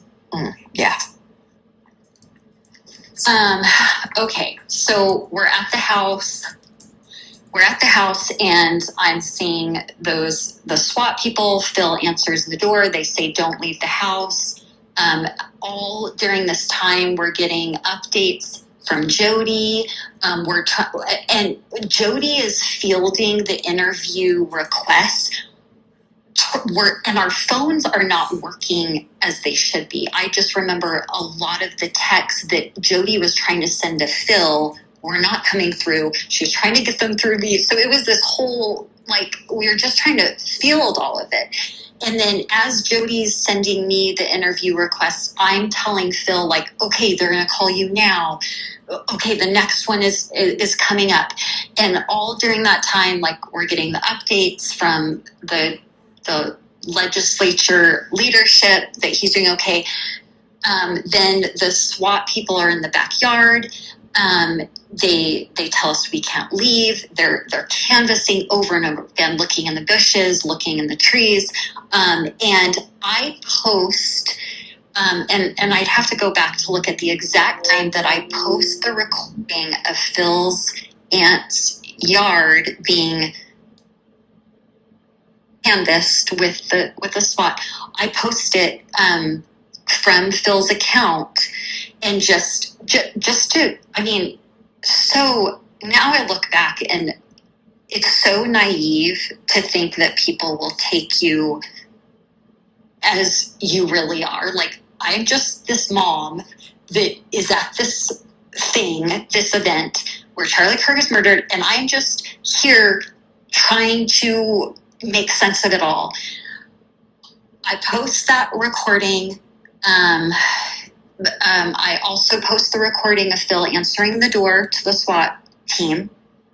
And then we finally, before anyone calls us, the TV announces that Charlie is dead. And of course, you can imagine how horrible that is. We're all in shock and just trying to process it all. Phil's family members are processing that they were standing right there and now he's dead. And then we finally get notification that we can leave the house. They're letting people leave. So I'm parked all the way in that north parking lot. So Phil has his car parked at his aunt's house. Because we had gotten friends telling us, do not try to come park here. And Phil is like, oh, well, isn't this great? My aunt lives right here and I can park right here. So Phil and I get in the car. We drive down the street. As we're driving down, there's several cops at the end of the street at the stop sign. And we talk with them for a second. I take a photo of Phil talking to them. And I would say this is, I really have no idea what the timeline is, but I would have to say it's after 4:30. And then Phil drives me, say goodbye, and get in my van, and I drive to my parents' house in Salt Lake. Then that night, there's all these interview requests coming in because of the people knew we were there. The posts, people are trying to make sense of the posts. All I can say is that what I thought, and I want to say this in the very best way, and I hope people will take it for what I'm saying. This was such a horrific event. It was so, it's terrible. It's terrible. In our state, this once in a generation freedom fighter, truth teller comes to Utah. Okay. This family friendly, God loving state and is killed here it's beyond my comprehension. But I did believe, I was like, you know what? Phil has been in the fight the entire time. He's been at numerous Charlie events where Charlie was. Charlie understood very clearly what was happening in Utah. He saw it so clearly. I wonder if that's why he's dead. Honestly, that is my perspective. People that are so corrupt and so deep in evil do not appreciate people calling them out. Pia, I don't know if you've seen that. I forgot what year it was, but Charlie tweeted out that Spencer Cox needed to be not censured, removed. Right. Removed from the Republican Party. And Charlie was not wrong at all. That still needs to happen. And so I was looking at this event like, you know what? This is so horrible, but this is going to provide the platform, the national platform that Utah needs to be able to talk about what is actually going on in our state. That's what I really thought was going to happen. And to my terror, the establishment, the deep state, whatever you want to call it, and whoever the exact players are that did all this, the way they were able to turn this and twist this, instead of Phil being able to expose them and what's actually going on in Utah, they twisted it like they always do, like we had seen time after time during that gubernatorial campaign, how Phil had seen it time after time in the legislature. It's everywhere. They have such a beautiful history of doing this. They turned it completely around to protect Spencer Cox, lift Spencer Cox into the spotlight, the national spotlight. I felt like I was living in the Twilight Zone. And I remember one of the very first things when we got to the house, which was just right after, someone texted me and said, "Hey, Jason Chaffetz is doing an interview because he was at the Charlie Kirk event. And I'm like, what in the world is happening? Jason and Charlie, no, that was not, like, this is not organic. This is not, I am not saying, I have no proof or evidence that Jason Chaffetz or anyone is complicit in the Charlie Kirk murder or anything like that. I'm not saying that. Now, I'm not saying that that is not a possibility, because I do not have evidence or proof that is not a possibility. What I'm saying is that people use the Charlie Kirk murder to like catapult them into the spotlight, into the national spotlight, and make them seem like they're these freedom fighters and they are fight for Utah. And they totally used it. And that became so clear to me. And then I think it was 2 or 3 weeks later, Turning Point announces they're going to have an event where people would come together and talk about all the issues that Charlie wanted to talk about. So it was kind of like a fireside, like a vigil. It was kind of like, it was framed as a vigil, but weirdly a vigil that the establishment members had to be at, which I'm still trying to wrap my head around. Like, why does Spencer Cox and Jason Chaffetz have to be on a stage at a Turning Point event that was supposed to be honoring Charlie Kirk? Now, why that was so confusing to me was because if we were honoring Charlie Kirk, the only person that should have been on that stage was Phil Lyman. So, and he did not get invited. As far as I know, he did not get invited. I did not get an invite for him. He did not get an invite for him. Months later, when Utahns really complained and pushed back about that so-called vigil, Turning Point said something to the effect of, "Oh, we had a seat ready for you. Like, we set out a seat for you." Well, and where was that seat? In the audience. Yeah, they set aside a seat for Phil Lyman in the audience because you cannot have Phil Lyman say the quiet parts out loud, and they had to make sure he would not.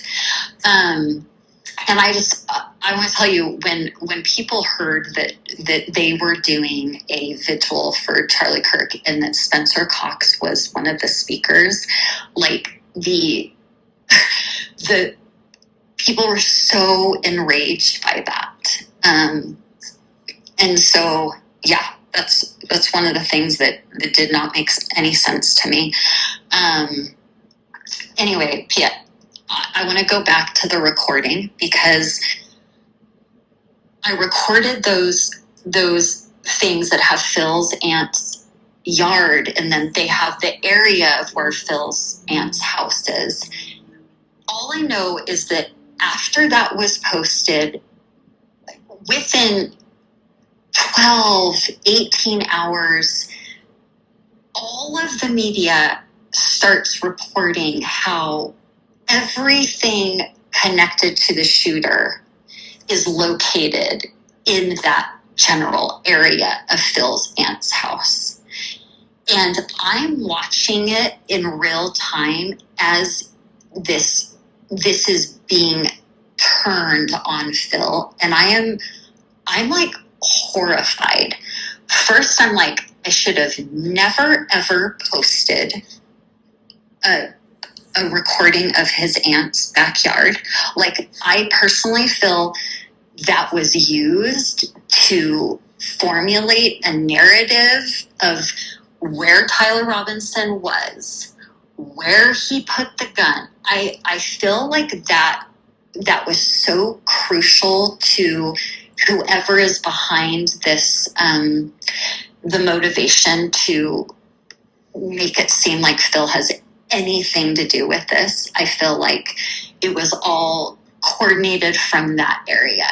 And then another thing that I've always found so fascinating is Candace was out there proclaiming that she had the truth, and she, questioning Phil over and over again. I mean, honestly, my heart goes out to her. Something's going on there. But the fact that Candace never once even tried to highlight Spencer Cox, not once, it confirmed to me that whatever Candace is doing, it is not looking for the truth, because you cannot look at what went down and not at least acknowledge that Spencer Cox has a very big role in this. It's one of the biggest, it's one of the most confusing things to me as well. I'm like, why is nobody talking about these people that have the most power in this situation? I just don't understand it.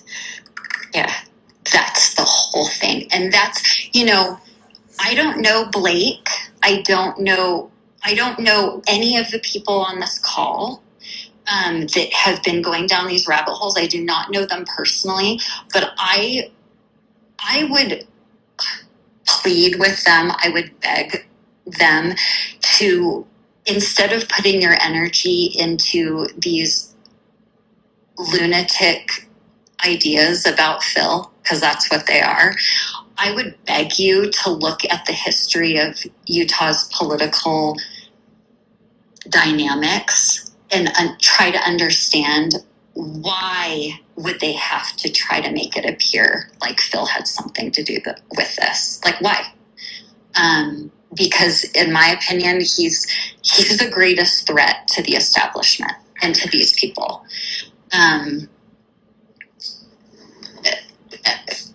He's been for years. And I truly believe that people were like, how do you really get rid of someone once and for all? You make it seem like they had something to do with someone's murder. That is what this is. Well, and now, he's running for Congress against Celeste Malloy, who is much more connected to these guys, but she obviously wasn't at this Charlie Kirk event, and Phil was, and he is now painted with this brush, which is an interesting thing to me. It is. And Pia, I would just ask, from the bottom of my heart, seriously, if you really loved Charlie and you believed in his mission and you want to help his mission move forward in any way, I would plead with you to try to see what Charlie saw so clearly, what was happening in Utah. He saw it.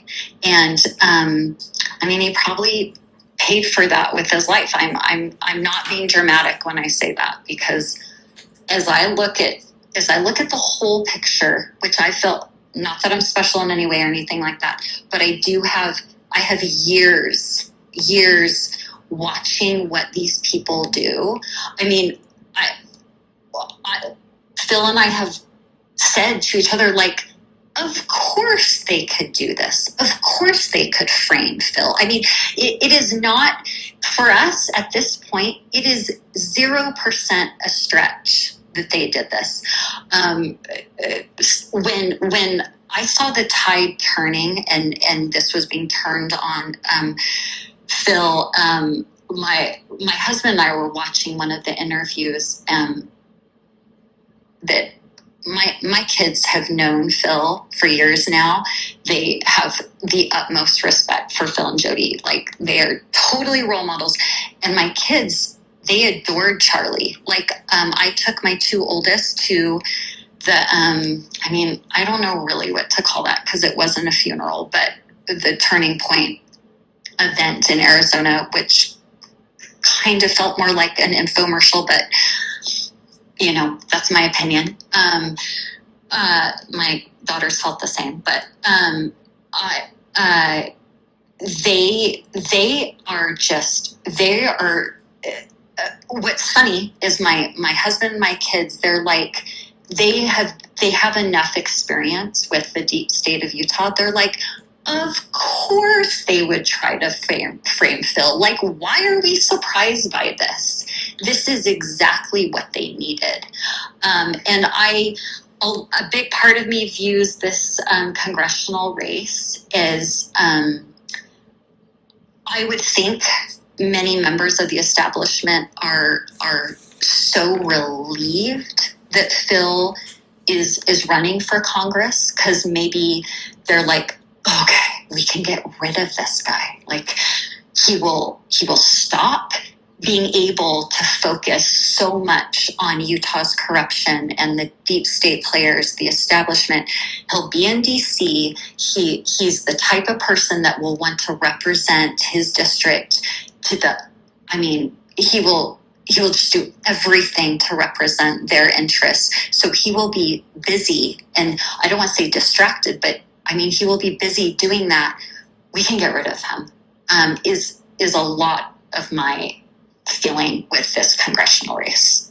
And I want him to win this 100%. I want him to be able to give that district the representation they deserve. But I also really feel that, suggestions from a senator and other things, it's like, hey, why don't you run for this congressional race? And, and kind of the governor thing is you're good to leave that alone now, is how I feel about it.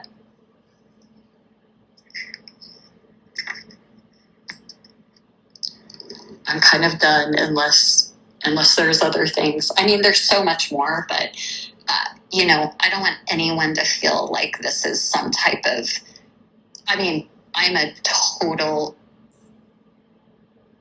I don't know. Does anyone else? I know. Okay, so Linda obviously, knows Phil and Sophie, but you probably want to wait till they come back on, don't you, Linda?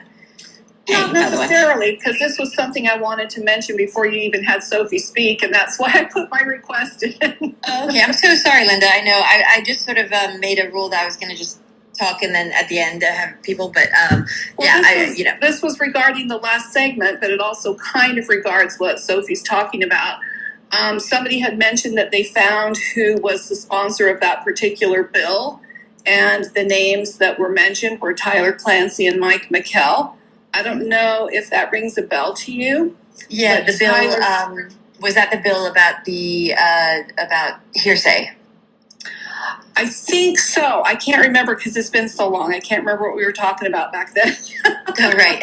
Sorry about that. Yeah. So Tyler Clancy is the one that I have mentioned before, that I was told by someone very reputable and in the know that he was the driver of the vehicle that took Charlie to the hospital. He's also a Provo City police detective, and he was a state legislator. So, of course, that was his bill, and Mike McKell was probably the senator floor sponsor, and he's, as we know, in Utah, part of the Utah County Mafia. Tyler Clancy has since been appointed by Governor Spencer Cox to head up the Homeless Commission. So I just wanted to make that connection with everything because I think it's interesting. Very, very. And then the other thing I wanted to mention, because Sophie brought up the whole situation with Jason Chaffetz and how they're basically selecting him and installing him, which is entirely plausible. And I just want people to do a little deep dive on Jason Chaffetz and what happened when Deidre Henderson, who is now our lieutenant governor, was his campaign manager when he ran for CD3. The nepotism and the political incest and everything else that goes on here is just absolutely unbelievable. But Jason Chaffetz is a sellout, and he basically ran on very libertarian principles, and then he got in and he screwed us all over. And then he stepped down to take his little position with Fox News, and that's what got us John Curtis, one of the most liberal congressmen we've ever had in the state of Utah, who has now gone on to become a state senator, and from what we understand, might also be throwing his hat in the ring for governor. So it doesn't end here. It absolutely doesn't. And John Curtis, obviously he's a big part of the Reagan Caucus network, and he gets a lot of money from, he's supported by Miriam Adelson, gets AIPAC money. So, it's... You ought to see the new big house he lives in on property that used to be owned by Provo City, where he was a mayor. And he didn't have that kind of money before he became a congressman. And of course, he was accused of, and I'm sure it can be verified, of insider trading. He was one of the biggest. Yeah. And all of a sudden, he's in this ginormous house, and it's just, yeah. And now he's a senator. So, yeah, they're all tied together. It's all, like I said, the political incest in Utah is just absolutely horrible. Yep, absolutely. It's crazy, really. Sorry, Kelly, do you want to say something? Yeah, I wanted to ask Linda if she recalled if Jason Chaffetz had some kind of a gun charge. It would have been from several years ago, but anyway, I was going back through some old FOIA requests of mine from many, many years ago, and I saw something with a gun charge, but I didn't look further into it, and I was just curious if you recall. Haven't heard that one. No, what I know mostly about him is what went on when Deidre Henderson was his campaign manager, and yes, they were both married. I'll leave it at that. Okay, it was something to do with Jason Chaffetz and some TSA stuff, and it was video requested from an airport. Interesting. So, yeah, I was looking at stuff that I had requested from the FAA in the past, and anyway, I had come across these logs, and the news stations from Utah were asking for stuff involving Jason Chaffetz at the airport. And so anyway, yeah, I think they're going to find a lot of dirt on him. If he throws his hat in the ring, they're going to be posting a lot of dirt on him. So doesn't hurt my feelings. Yeah, Sophie came on for a second, but then she left. But Phil, do you want to say anything to follow up? And then I'll, open it to questions and whatnot. But I know obviously there's, Linda's on right now. I know there was a little bit of stuff at the beginning with, I don't know if we want to get into that here. No, did Phil hear my comment about Tyler Clancy? I just wonder if he knew anything about that or had heard anything about that. He was the driver that took Charlie to the hospital. And this friend that told me about this was very credible. And I was also told that Tyler was having a really rough week because he was having to clean the blood out of his vehicle. And I'm like, why would they have him do that when it was allegedly a police vehicle or a state vehicle or a rented vehicle? Why aren't they getting it professionally detailed? I just thought that part was weird. I don't know. But like I said, he's since been appointed by Governor Cox to the homeless committee. Can I just dig into that for a second? This Tyler Clancy, where did you hear that he was the driver of the car that took Charlie to hospital? I'm not going to reveal that source, but it's a very credible source. Okay, because we've got it on video that Justin Davis is Charlie's security team member, actually getting in the front seat of the driver's seat and driving away. So, but there is a bit of a time discrepancy on how long it takes them to get to the hospital. So, is there a possibility that they stop somewhere and Tyler actually gets in the car and starts driving? Who knows? Who knows with any of this? Because we've got video evidence that's not Tyler. I don't even know who Tyler Clancy is, to be honest. He's a not Tyler Clancy that gets in the car. He's a Provo City Police detective, number one. Number two, he's a legislator. Number three, he's the one who they brought up earlier in this conversation before it was Phil and Sophie's turn, who had created the bill on hearsay with Mike McKell, because we were talking about Tyler Robinson. And, okay, I think that needs to be investigated a bit further on if he's claiming that he drove the car. He didn't claim it, but the person who told me about it is very good friends with him. And allegedly, he told that person. I just can't say who it is. No, that's fair enough. Could you possibly try and follow that up and see how that worked and how that played out? I've tried, and this person has since been like, oh, I may not have remembered it correctly. I think it had something to do with a briefcase that he put in his car that had blood on it. I'm like, no, I remember what you told me right after it happened. Right after. That's an interesting fact, too. What briefcase with blood on it? Right? These are details that we've never heard before. Well, I've never heard, and I'm pretty well up on how it all played out. Yeah. I just wanted to chime in with that. And while I'm talking, Phil, I think we just listened to like an hour campaign ad for you. I understand.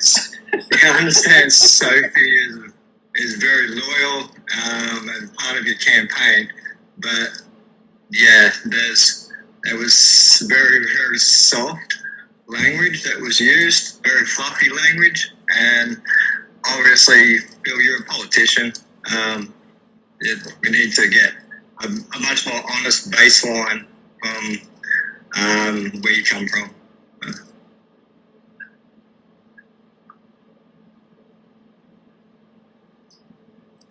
Before we dive into that, I would just throw in there real quick. At the time, Tyler Clancy would have been 28 years old. He is blonde, and when he was serving in the Utah House of Representatives, part of his district did include northern parts of Provo and Pleasant Grove. Correct. And he was also a Provo police detective. He may still be. Yes. Interesting. Crazy. All these little details that just, I don't know. They just need more investigating. But yeah, Linda, any insights more if I don't know if that person wants to come on the record or not, but No. I guarantee you they will not. I see. Okay. Yeah, Sophie, I'm so sorry, by the way. This usually hardly ever happens to me. Like, the spaces sometimes cuts down, or like I get kicked off at the very beginning, but I've never had it where it happened twice in a space. So, but it is all recorded, so we haven't lost anything. No problem. So I felt like I told my perspective. I mean, yeah, there's so much more to this. We would like the whole dignity index, the braver angels. I don't know if you saw, but I think it was 3 days ago, Spencer Cox has been appointed to the Braver Angels of Committee. And Braver Angels is kind of that whole dignity index, disagree better coalition. And I think it was like 32 minutes after Charlie was killed, they posted, the dignity index posted something like, we gotta be civil. And I've actually posted it on my X account, but I just, I know there's lots of, I do, yeah. But I do it's really, we were just saying when you got kicked off, or when we all got kicked off, but you hadn't come on yet, we were just saying, we actually, we've heard a lot of like short testimonies, like just very brief statements from people, but we've never really heard like a long testimony of what happened from someone's experience. So it's, we really appreciate you kind of telling your, experience, and, it's interesting. I mean, especially the stuff about loitering afterwards and how people could walk up to where Charlie was speaking. That's interesting to hear from your view.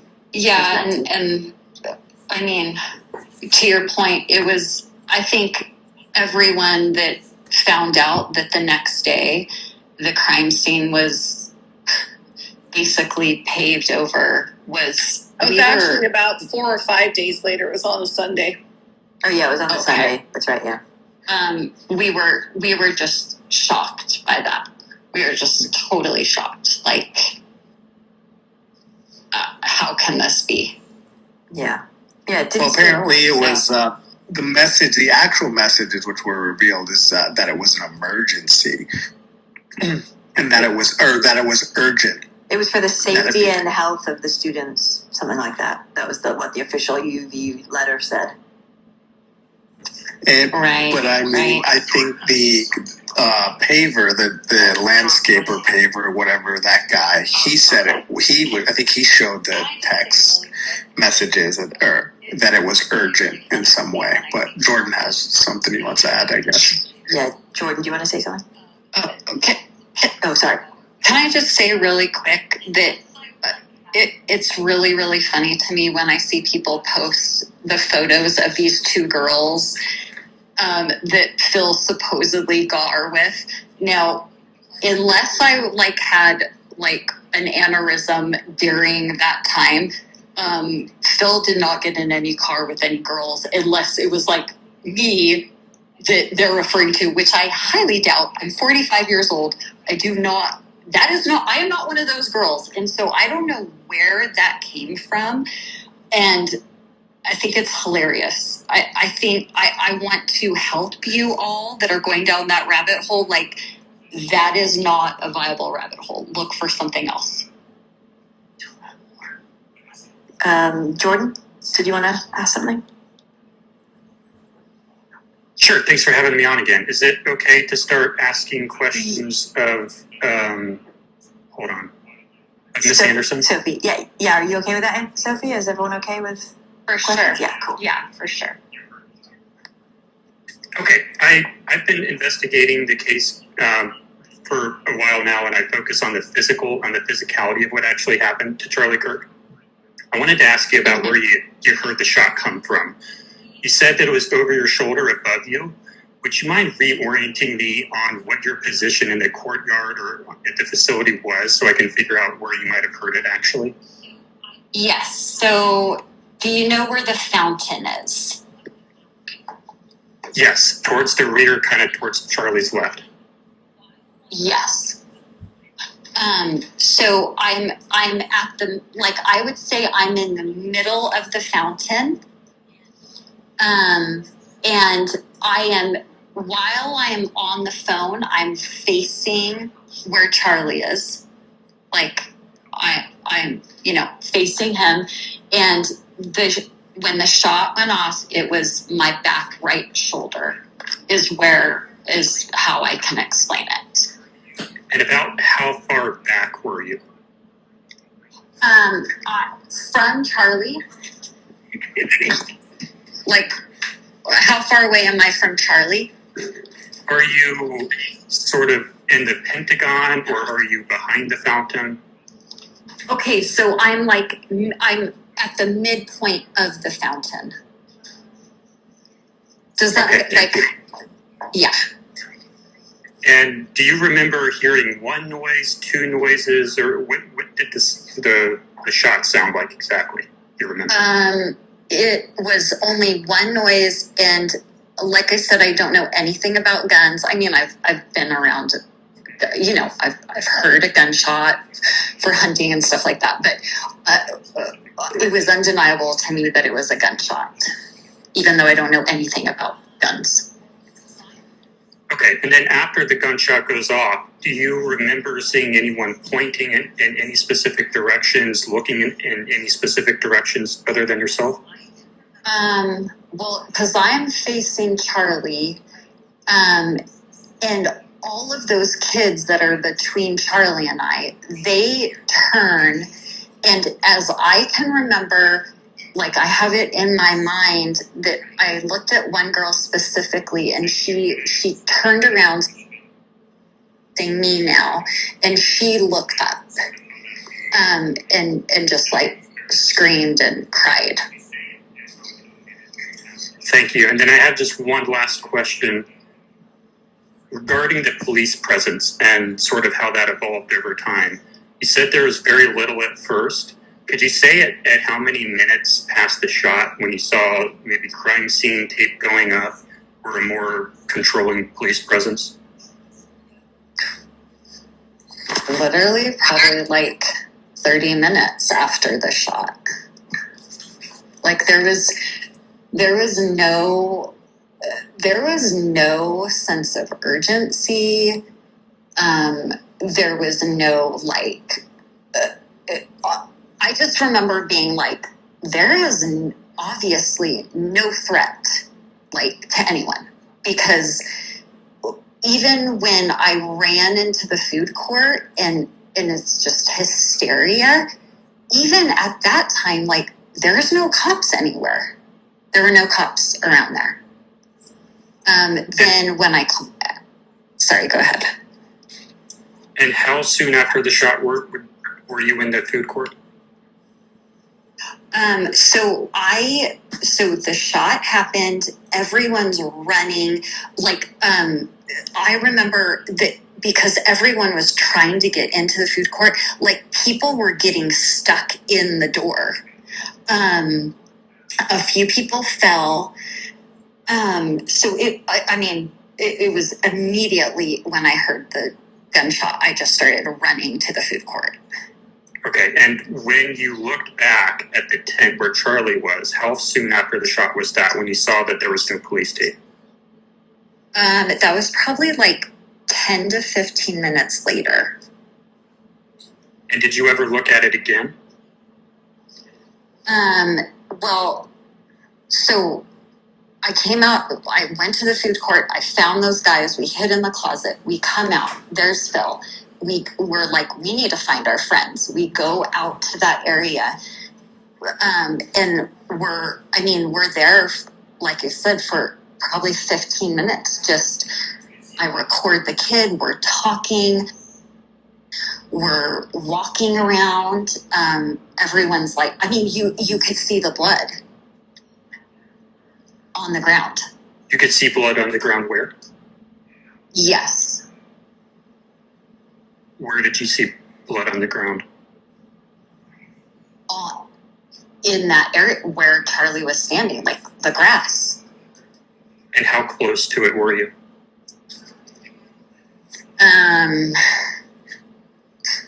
5 feet, probably. Okay. And did you see a blood trail leaving the area or no? No, I wouldn't. I could not say I saw a trail. It was there was a few markings of blood, and I was astonished that was there, which is dumb to be astonished by, but I was. And when you exited the courtyard, there's only a couple places to exit. Did you exit out the back of the courtyard or through the tunnel? No, because the cops came and were okay, finally the cops come. One, and is okay, we need to get everyone off campus, and so they directed us from the courtyard back into the doors that I had come from the food court, and then a lot of people were walking that way, and then we walked through the food court, now through the campus. Allow me to clarify something. The food court, I'm thinking of the Sorensen Center when you say that. Is that correct or incorrect? To be completely honest, I don't know. Is that upstairs? No. It's the same. It's the same level as where Charlie was. Okay, I'll have to find that later.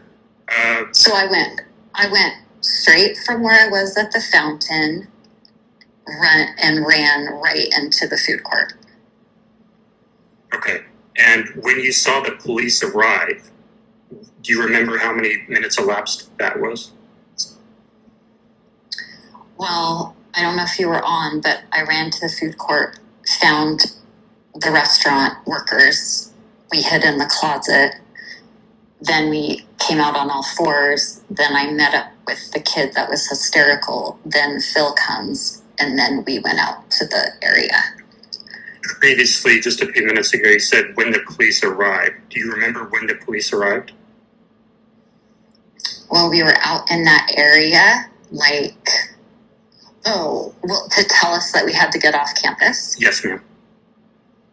I would estimate that it was probably 25 minutes after the shot went out. And do you have any things to orient you? Did you check your watch, check your phone, send any text messages that would orient you to that time when that happened? Oh yeah, I texted my family right as I'm running to the food court, and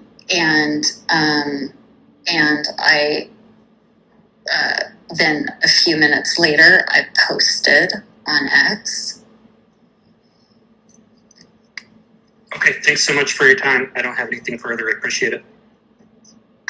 You're welcome. I think Mutt was first, and then Blake. Yeah, g'day Sophie. How are you? I don't think I've ever actually thanks. spoken to you. Yeah, I don't think so. So I was one of the people who was very critical of Phil from the beginning. I made a lot of posts that was basically implicating Phil in some sort of complicity or prior knowledge, and I was probably one of the first ones who had a bit of a recollection similar to you that he may have been set up. And I did have a bit of a change in perspective and went and started to investigate it a little bit more, a lot deeper into the Utah political scene, and figure out how it all worked. And Thank you. I'm still in that position that it's possibly likely that Phil was set up. Good. So in saying that's why I've been speaking with Phil, and we've tried to get a bit more information to get some clarity on things. But I just wanted to, just for the matter of transparency as well, this spaces that you're having today, you obviously had the talking points already planned, and did you have someone in the background with you today sort of prompting you on where you were to keep your story intact, and you had the talking points played out, so you knew what you were going to say before you said it today, or were you speaking off the cuff? I was speaking 100% off the cuff. I mean, I am a person. I'm not a robot, right? So I do have to I have to orient myself to what's gonna come out of my mouth, right, from my brain. Yeah. So I was just wondering whether think part about what I was gonna. of Phil's campaign now that it's obviously it's damaged his reputation in a lot of ways. So is this an attempt to restore it because he's running a political campaign, or are we really trying to get to the truth? Absolutely not. I want to be totally clear. Do I want Phil to win? Absolutely. I would love that. But I don't really care. I don't really care. What I care about is it's now been 9 months since Charlie was killed. And you guys, okay, I'm sorry, I'm not going to say you specifically. I'm going to say there are so many people that are wasting their time, their energy, their investment in investigating and going after Phil, which infuriates me. You can understand why though, can't you? Because there's so many, we're probably up to maybe 20 different tiny little fragments of details where it comes back to Phil. Yes, and I would hope that we have the intelligence to understand that. Is that not proof and confirmation that this would be a setup? How would you set someone up? Yeah, that's why I came to the conclusion. Yes. Thank you. I really it kind of became too obvious, and I think they left too many breadcrumbs. But that's So that's where I'm pretty much at. And can I just say something to you also? The vitriol that Phil has experienced from members of the establishment, if he ever even hints that Tyler Robinson wasn't the shooter, or if this wasn't a coordinated, if this was a coordinated effort, it's ridiculous. These people, they don't want any questioning. And so for 9 months, I've watched people play right into their trap of thinking Phil has anything to do with this. And instead of looking around of what possibly could be at play. Yeah. And I think that's I think this is helping Phil in a lot of ways to actually show that he's willing to provide extra information, and like we are just random people on X. We're not investigators. We have no authority. So I think it does help him a bit. But yeah. Anyway, I just wanted to put that to you. No, I really appreciate it. I just want to say one thing. I mean, of course, okay, I can understand Phil's running for Congress, you know, the elections June 23rd. I really, from the bottom of my heart, like, full transparency, I 0% in any way was like, oh, this is a great opportunity. The timing of this to, like, you know, put Phil in a good spot. Like, no, that's nothing of what is happening here. What has happened is 9 months down the road, like, we are 9 months later, and people are still questioning Phil and not being able to see the truth of, like you apparently did. It looks like you took the time and the effort to see what Charlie saw of what's going on in Utah. I looked into the Reagan caucus, and Thank you. And then I did run into a lot of George Zinn connections with Phil, which was, I found, pretty disturbing. Hey, one thing you might know, George Zinn was actually charged and convicted on an attempted terrorism charge. So would he not be on a federal watch list? You would think. I would think. I wonder why he's not. Why isn't he? Yeah. Why isn't he? Because they need to use him for something. Yeah. But, do you think that Todd Weiler is like his handler or something like that?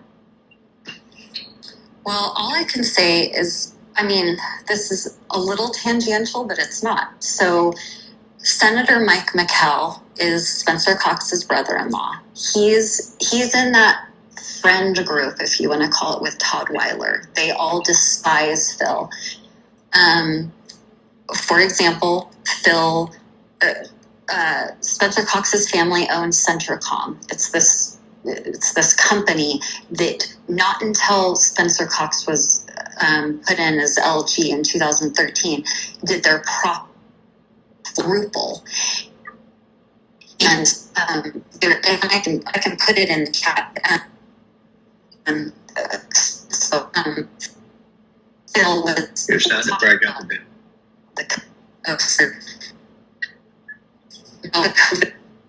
The funds and moving conflicts the toxic and all of these companies and they're not and then kind of like you're still breaking up, Sophie. Yeah, you're breaking up completely. Anyway, I'll let someone else chime in and have a question. Look into Centricom and look into Mike McCall. Yes, okay. Yeah, because it was a really big part of the CARE scandal was Centricom. Thank you for taking the questions.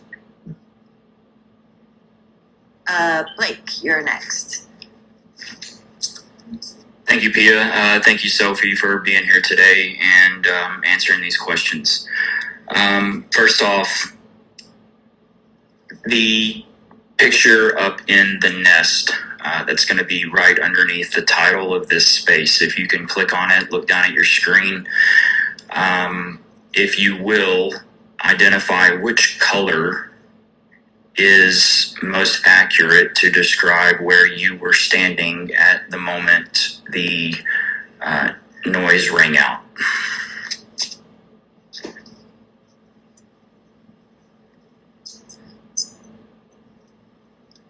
Sophie?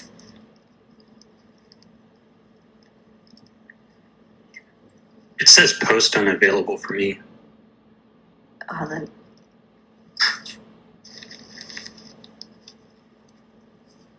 In 2 seconds.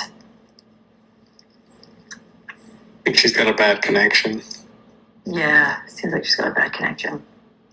Can y'all see the photo? I can't. I can. Okay. Sophie?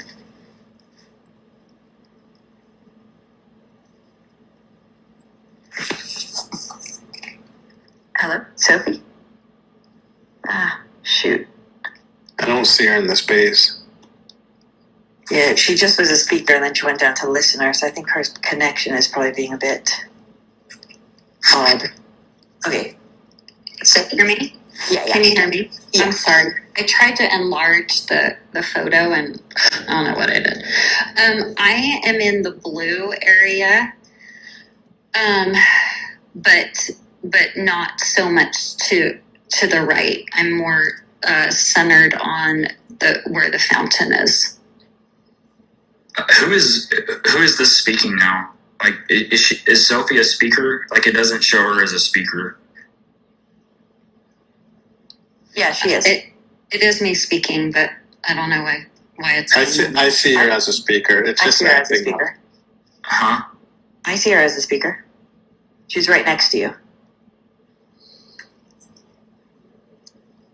I don't see myself as a speaker, so. Yeah, it's showing her as a listener on my screen. That's weird. It's definitely showing her as a speaker on mine.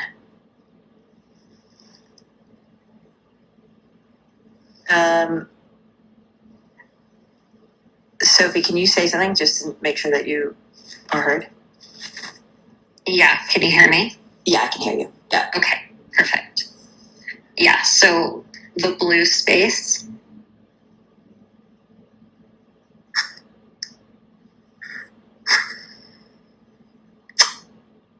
Oh, she's gone down to listener now. Hold on. Okay, Sophie? Hello? Oh, the gods of Can you X. hear? Okay, can you hear me? Yeah. Okay, so I'm at the blue star. Okay. And you arrived into the fountain courtyard by which door? As you're arriving.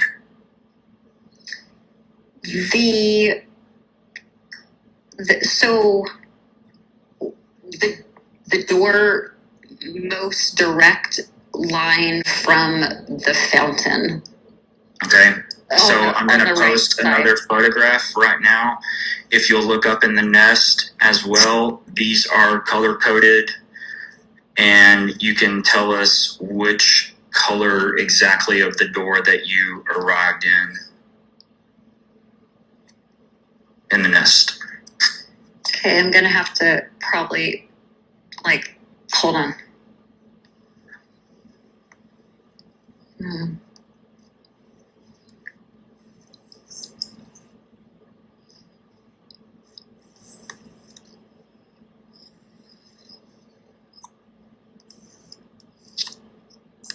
Can you hear me? Mm-hmm. The red one. You arrived through the red door? Mm-hmm. And approximately what time was it? And do you remember, was someone speaking when you arrived? It was probably like 11:15. 11:15? Yeah.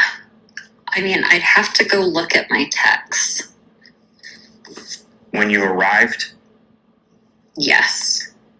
And you were just between that red circle and the blue star the entire time? Yes. Okay. When's the last time you have spoken with Truman? I spoke to Truman right when I got there in that area. And then Truman came up to me and then he left. And then that's when I called Phil. What about here of late? Have you spoke to Truman here of late? I have not spoken to Truman after the event. Okay. Same question with that same photograph. Red, green, or yellow. Which circle represents the food court in which you ran into? Gosh, it's kind of hard for me to orient myself. The with red this. circle is right where Phil Lyman was videoing out above. Okay. The green circle is about midway on the bottom level or the grass level. And It's the green. you ran into the green, Yeah. and that's where the food workers were. Yes. Okay. Yes. And between the blue star and the green circle is when you began to text message as you're running your family. Yes. Okay. Do you know if Truman was with anyone? He wasn't with anyone when I talked to him. His grandmother was there, though. Pia! Oh, sorry. And you wonder why, Pia, that I have a significant issue with you conducting interviews? Right there, I want everyone to watch and listen everything that just happened.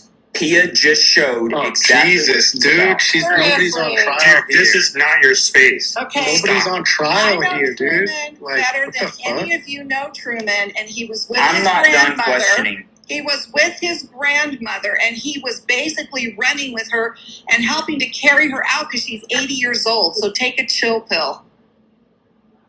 Blake, you do not speak to Pia like that in her spaces. Exactly. Jordan, thank you for your input.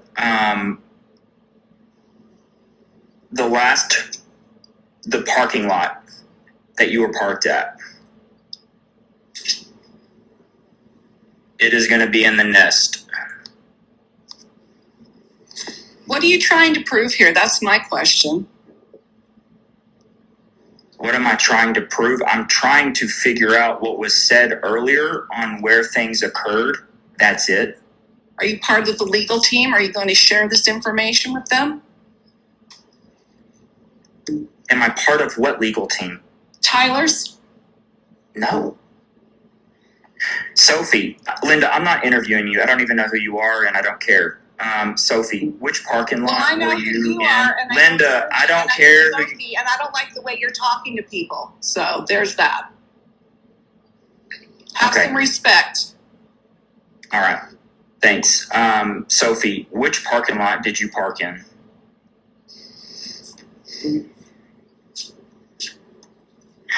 The red box, the green box, the yellow box, or the orange box?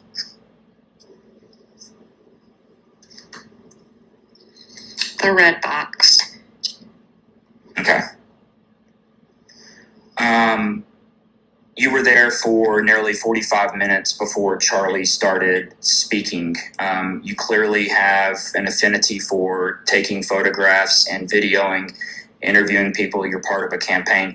What actual videos and photographs did you take of that 45 minutes or even close to an hour prior to the sound ringing out?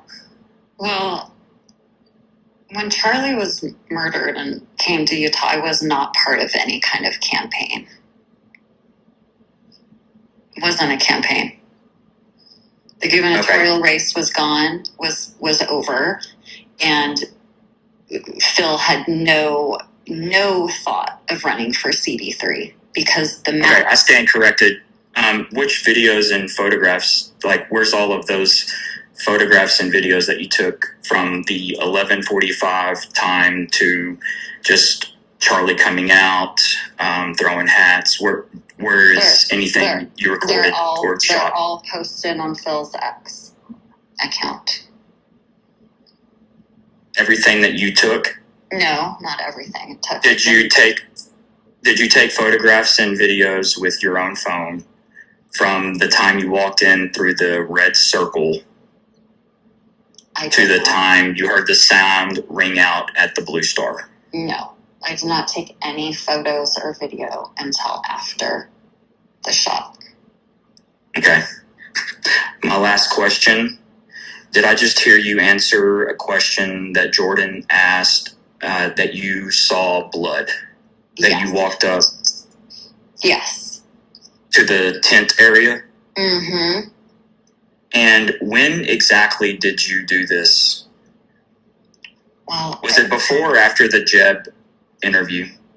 after. How's that possible when you're observed on camera through through Adam Bartholomew standing next to Phil Lyman as he's out by the parking lot? When did you have time to do that? What do you mean? You interviewed with Jeb, or you shot the recording where I saw Charlie Kirk get shot. Correct? Yes. And that's right next to where Charlie was shot. It's at the door, which is right next to the staircase that goes up to the Hall of Flags. Charlie was shot at the middle of that. It's not right next. Okay, I'm sorry. Is it like, how many feet away would you say it is? It's a football field. Away from where Charlie was killed? No, it's not. Okay, it's half a football field. Okay. Would you not say that's right where Charlie was killed? No. Okay, well, I mean... So you're on video walking inside of that door, Mm-hmm. going out. Mm-hmm. Adam Bartholomew walks up. This is where it was referenced where people have thought Phil's laughing, he's licking his lips. I mean, whatever. I've not harped on that too much. He's speaking with a young man that has curls. Do you know what I'm talking about? I was not there yet. Yes, you were. Then I wasn't by Phil when that happened. Yes, you were. Okay. You want to show me? Sure. Okay. I'll have it in the pill. So you just walked up and then turned around and walked back. Is that what you're saying when you're going down to see the blood? Is that what? I mean, I did not go there to go see blood. I went there. Phil and I went there because we were concerned that our friends had shown up to the event. We go out to look, and it wasn't like we were searching for blood. It was literally like an afterthought that it was weird that we could see blood. It was weird to me that it struck me that this was like a real thing. This has really occurred. There is blood on the ground. What did the friends have to do with it? The only reason Phil and I went out those doors from the food court was because we had friends that we knew were at the event that we were worried about, that we had not seen after the shooting. So we wanted to find our friends, and that's why we went out there. Which is where you recorded Jeb. Yes. Okay. But that has nothing to do with you walking down to where the tent was, the half a football field down. I did not walk down. You can, with your eyes, you can see things that are many feet away. I did not say I walked over to the blood and I saw blood on the ground right under me. I did not say that. I said from where I was, you could see there was blood on the ground. Okay, can you go back to that first picture of, it's the question mark of where you were standing with the stars? I'll see if I can. How do I pull that up? You should just be able to touch next to it and it pulls up into a big photograph. Okay, so I'm not very tech savvy, so you're probably going to have to send it again. It's up in the nest, right underneath the title of the space where you see our pictures. So I only see the parking lot one. Can you slide it to the left or the right, depending on how it's oriented on your phone? So you swipe it to the left, to the sorry. right. I apologize. Twice. I'm very ignorant with tech. Okay. No, you're fine. What did you ask? You have the picture of the stars pulled up? Yes. Okay. You and Phil are where the orange star is, correct? Let me try to. You can touch the picture and then you can zoom in with your fingers. Yes. Okay. So are you saying that you were standing at the orange star and you just looked down that pathway and the stairs down and saw the blood from there?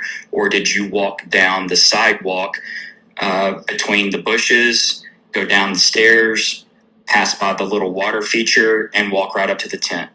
All I remember is that Phil and I walked out there. There's that kid. I record the kid. At the orange. At the orange. I see my cousin. I see other friends that we met up there. I do not ever remember going down the stairs. I just remember coming into the grassy area a little more and being able to see that there was blood. That's what I remember.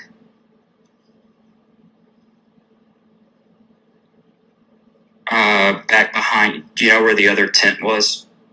Where the students had another tent set up on the upper level right there by the pergola? I don't. Okay. So basically you're saying, I've called it the menorah, basically the grass steps. You never actually walked down into that lower bowl menorah section, No. Correct? No. Okay. Okay. But, well, I'll leave that there. Did you take any photographs of the blood or did you just look and see it? I did not. Okay. The only recording of stuff is Jeb, as I remember. Yeah. And then there were no more photos taken until we were walking off the campus. Okay. You were standing at the blue right there next to the Phil Lyman sign, or where it was fairly close proximity. Did you ever talk to the guy in the Phil Lyman sign? So I know there were two, like one of my friends had a Phil Lyman sign. And then another guy that is a super supporter that comes to everything. And he also had a sign. So I don't know which one. Did he have the American flag with him? Yes. Okay, so he was down there by Charlie. Yes. The other guy was up where the red star was, correct? Yeah. So the super supporter stayed down there. He was wearing the gloves. But the other individual was in that back part. You never spoke with him or were around him? Well, he's my friend. But I remember, I think he texted me and he was like, I'm here, I'll see you there. And he was like, it's awesome or something like that. That's what I remember. But I didn't ever see him in person when I got there. But you're there for like 45 minutes prior. You never saw that guy. He's right there next to you. I saw him, but I didn't talk to him. Okay. When did you know about all of the coordination with the Phil Lyman for governor stuff? For years. I'm talking about on the 10th. Wait, say that again. What do you mean? There were a lot of people that were wearing Phil Lyman for governor shirts, including yourself. When did you first learn of the coordinated PR visibility stunt that there was going to be a Phil Lyman for governor presence? Well, it wasn't a stunt, and it wasn't coordinated. Like I explained before, anyone who's paying attention to the political landscape of Utah knows that if you want to not be considered part of the establishment or supporting the establishment, all you have to do is put on a Phil Lyman shirt.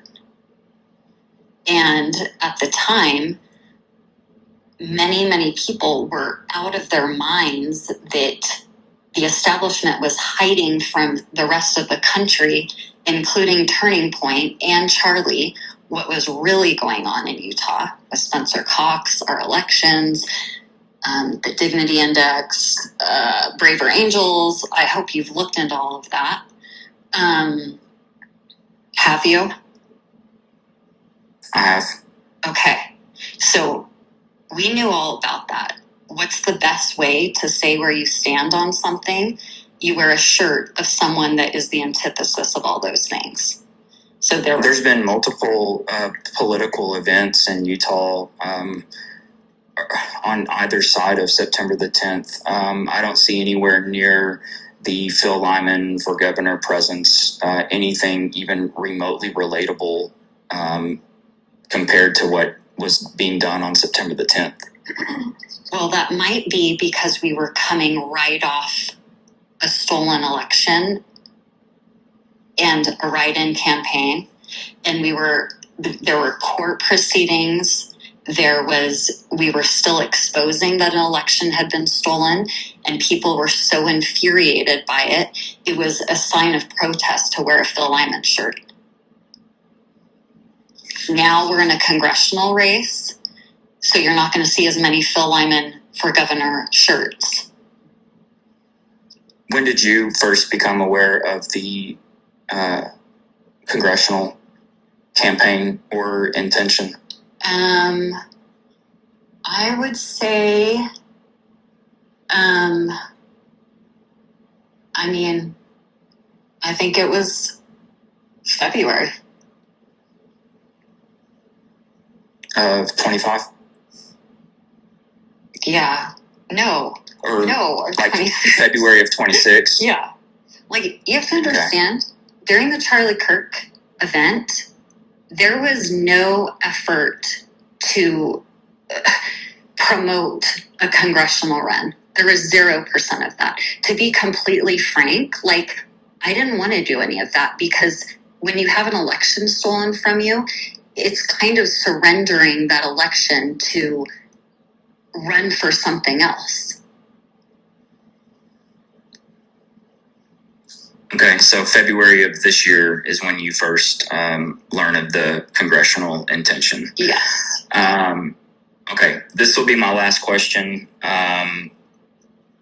Phil Lyman was standing next to Charlie, just right there underneath the Hall of Flags at approximately 12:09.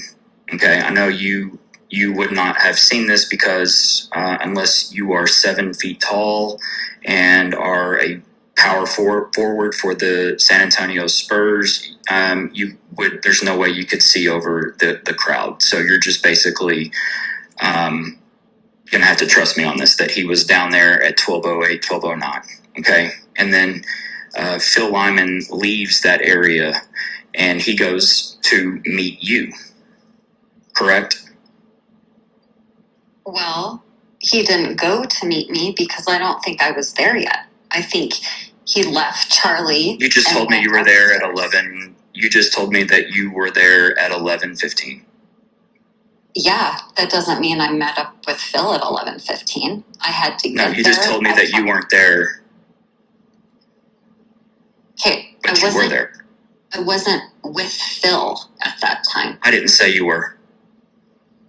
Okay, do you want to restate your statement? Phil Lyman left the Hall of Flags underneath it at 12:09, and he made his way to the top of the Sorensen Center, or right underneath the Losi Center, by way of walking in the Browning Building, or the Fugal Gateway, however it's pronounced. And he was going to meet you at the top of the Sorensen Center. No. That's what he said. No. We had plans to meet, but we had never identified where we were going to meet. That's why I called him when I got there and said, okay, I'm here now. Do you want me to come to you, or do you want to come to me? At 11:15? I cannot say with any amount of assurity that it was at 11:15. Do you realize that his pathway that he says he took would have made him walk right by you? That's not true, because he was upstairs. I was downstairs. So there's Okay. no way that could have happened. Thank you for your time, Sophie. Mm-hmm. Hey, Sophie. This is Uncle Tom. I'm just a little bit about who I am. I'm just a guy on the internet. And so hopefully I'm a lot less awkward than Blake there. But I did think it was interesting. I thought it was Thank you. interesting. I welcome that. I can tell you've been honest. I mean, yeah. So, anyways, but yeah, I thought it was interesting your testimony about being there. I think that's really kind of crazy. Even going through something like that, and yeah, I can understand you must have been, yes, obviously a traumatic experience. When, I mean, I think you can also imagine this is like kind of a side thing here, but I think you can imagine when these type of events do happen and there's people that are there that have been at other crazy events like this. I mean, I think guys like even myself or just other people on the internet get really skeptical about what's going on because like the chances of that are pretty ridiculous. I mean, point in case would be George Zinn, right? Being associated with multiple other events like this. Absolutely. Which it was, Absolutely. yeah, which it's crazy that you know him, but, or know of him. I guess you kind of said that you know him. What did you think he was someone that's capable of, being involved with the child stuff? No, and thank you for asking that question. So something I've thought a lot about is I have 4 children, 3 of them are girls, and I'm very, very sensitive to that kind of thing. And I've had my girls at events, and George has been there, and I can say with full confidence that I have never once felt. I mean, honestly, if I had to guess, I would say George Zinn is asexual. And so when that came out about the child porn, instantaneously, I was like, oh my gosh, they set up George, so they can roll for whatever they can do or say. No part of me thinks that George Zinn is a pedophile. That's my personal opinion.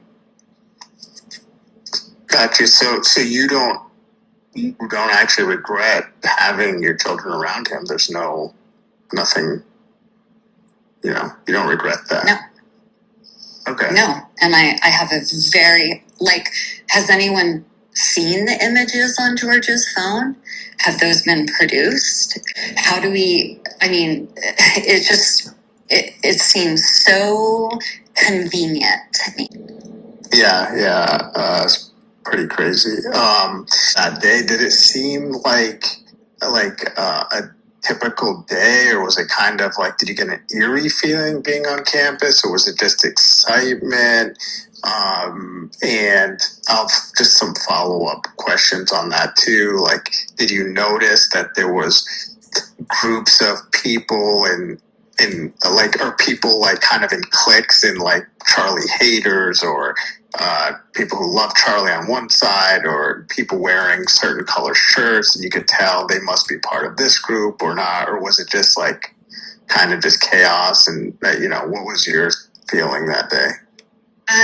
So when I got there and I saw the Charlie haters that were upstairs, I did not feel in any way that Charlie was in danger. Anyone was in danger. I did not feel that vibe. And they were being really provocative and loud and, very trying to be disturbing. I didn't feel like they were any kind of threat to anyone. And as far as that day, the only thing that looking back, and like I've said, hindsight is 20/20, I was astonished that with all of the everything surrounding Charlie as he had traveled the country, there's so much antagonism. I was very surprised that there was like I could just walk in and I mean I was mostly surprised that no one like asked me for my ticket or anything like that. And like I said before, it was, as I've looked back, it's very odd to me that whatever happened, like I've never had Phil's location on my phone, or that's never been shared. And it is really interesting to me that I'm right there at the fountain. I call Phil and he's coming down to me, and I don't know what people can do with all of the data that's out there, but it's right after I hang up, the shot happens, and I've always felt like that is so eerie to me. Yeah. I wasn't actually even here, or I didn't come to the space for the Phil Lyman lore. I actually didn't know much about it. I meant to say that I'm just a guy on the internet and follow that up with that. I was a big Charlie fan, and so that's kind of why people have been following this stuff for 9 months, because we care. It's just really, even if you weren't the biggest fan, because I wasn't his biggest fan, I watched him for a while, thought he was cool, but to have that happen, and you and I are similar age actually, but to have that happen, on American soil, like in the way it happened, it's just pretty crazy. And honestly, just to correct you on one thing earlier, if my spouse was a political figure and this happened to her, and the police were telling me they found the guy or this and that, if people were sending additional tips and information and leads and clues and evidence or whatever, I would be completely flattered.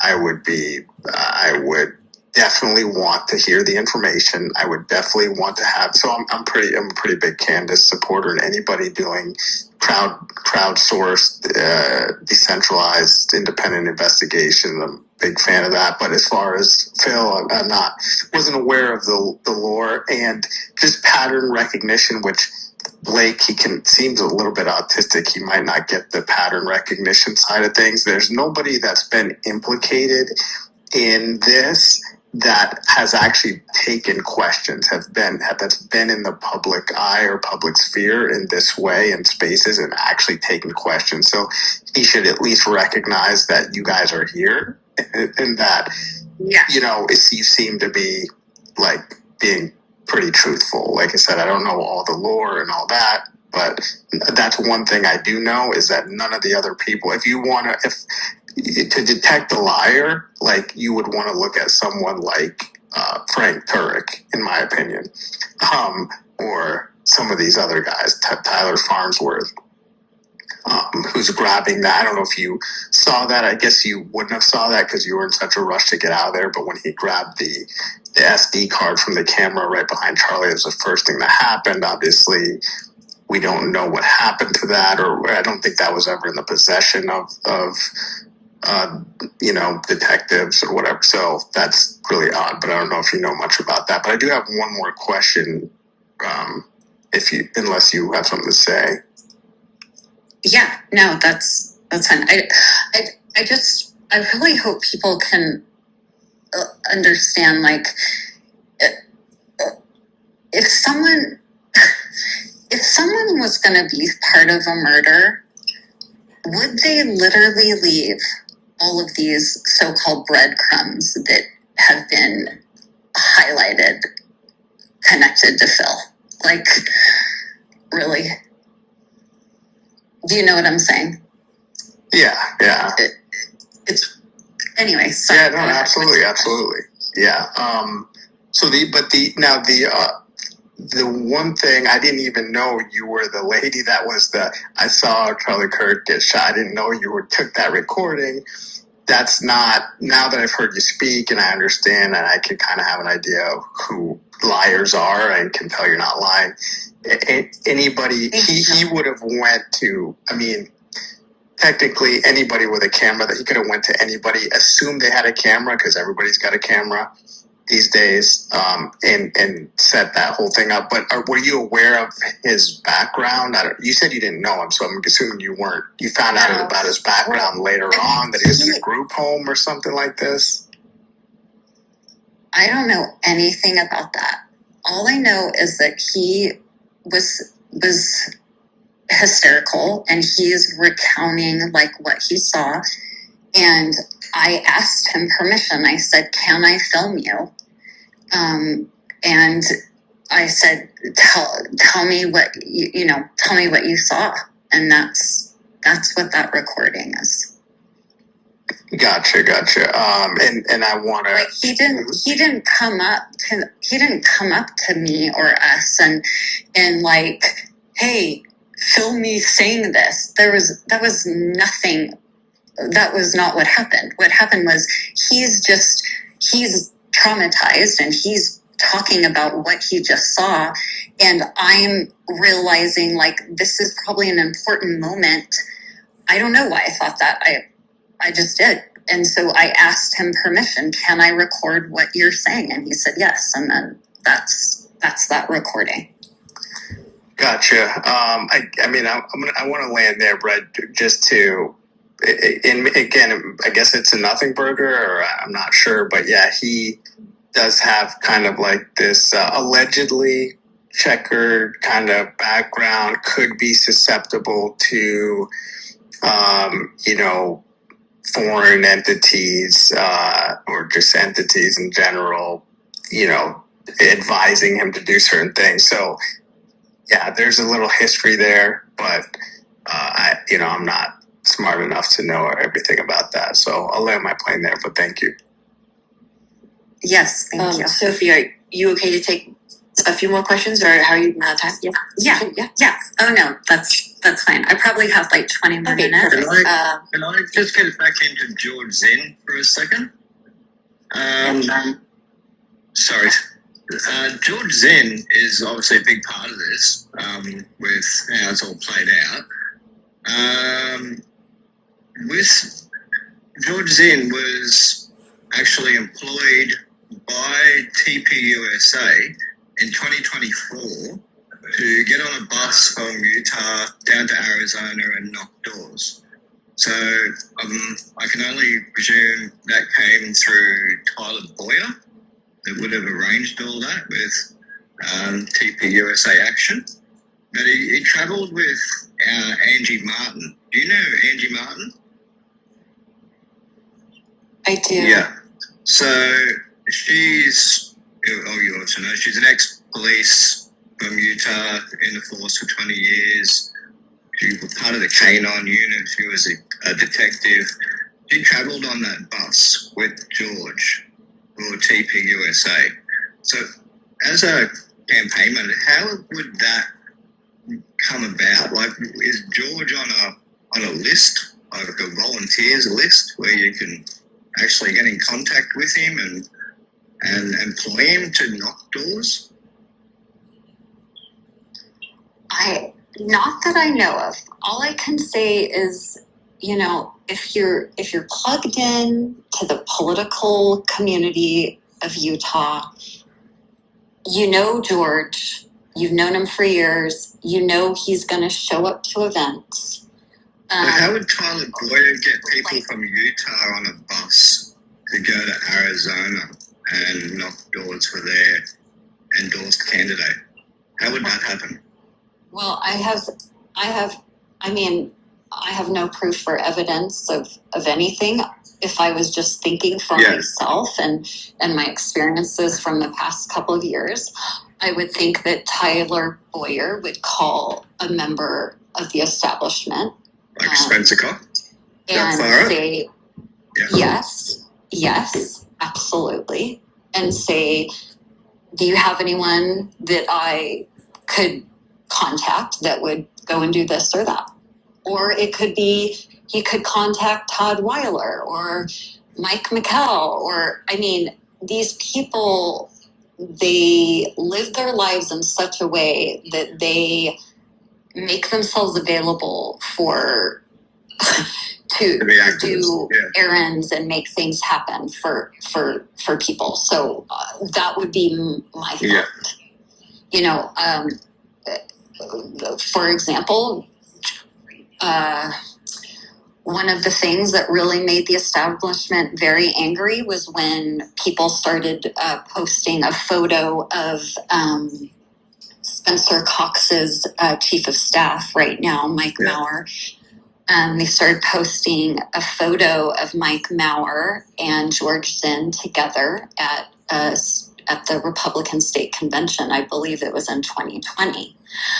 And people started doing that because when they noticed what was happening, that there was a planted George Zinn endorsement on Phil's website, then of course honest people start digging and realize, oh, well, that's interesting. You want to say that George Zinn is involved with Phil, and here's George Zinn with Mike Maurer, who is Spencer Cox's chief of staff. Yeah.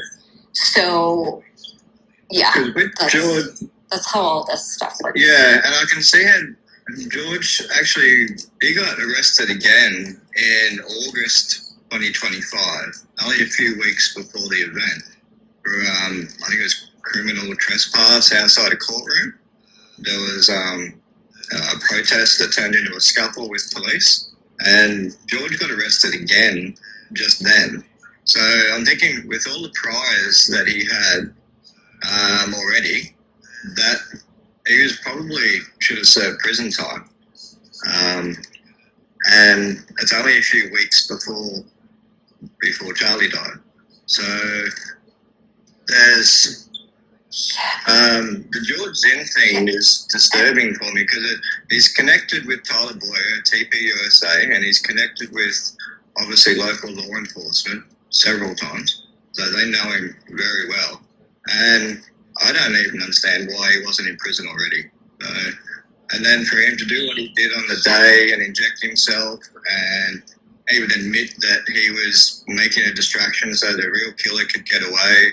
And then, yeah, there's rumours, I think it's been confirmed, that when he got to the hospital, they dragged him to hospital for a checkup. He actually said that he was meant to get paid for doing what he did. So, that sounds familiar. Yeah. So this whole George Zinn, the whole George Zinn connection seems to be a very key factor to it all. And because he's linked to Phil as well, I think that's more of the reason why Phil's been set up with this George Zinn connection as a bit of a key factor to it. I would agree with that, and I think if you need some kind of scapegoat, in my opinion, George Zinn is perfect. Where does Angie Martin everyone fit into knows, that? Sorry to cut you off. Oh, I'm just saying everyone knows that George is unique and awkward, and he's the perfect person. Yeah. He's the perfect person for them to use, in my opinion. If Sophie only has 10 minutes left, can someone who hasn't already had a few hours with her and staff talk? Yeah. Go for it. So first, before I start, I just wanted to say, it's no secret that I am not pals with Blake, but I do believe in being fair. And if we're calling out Blake for name calling, Blake also shouldn't be name called. And Uncle Tom, you should be ashamed of yourself. Sophie. Yes. I'd like to understand a bit more about the video on Phil's page from the house that you have just acknowledged came from your camera, not his. Yes. Now you're claiming that Phil was there even though he wasn't on camera. Is that correct? Yes. Is there any And evidence of that? another video? Yes, there's another video that's posted, and it's Phil answering the door when the SWAT comes to the back door. If you could post that in the pill now or after the space ends, I think that would be helpful because Phil himself took a selfie at 11:30 at night back on campus, covered in flop sweat, claiming that he had been in Salt Lake City all afternoon and that he was just getting back for the first time. And I can confirm that. Weeks before the Charlie Kirk event, we had made a meeting. We had planned a meeting on the 10th at my parents' home in Salt Lake. And even though Charlie was murdered and all of that had happened, that night we met at my parents' house and we had about a 3-hour meeting and there were about 10 other people here. And so, yes, Phil was in Salt Lake that whole evening and then went back by because... Hello? Sophie? I don't know if she got cut off or she might have... Sophie? Hello? God, we're not having great luck with the technical aspects of this space today. Hang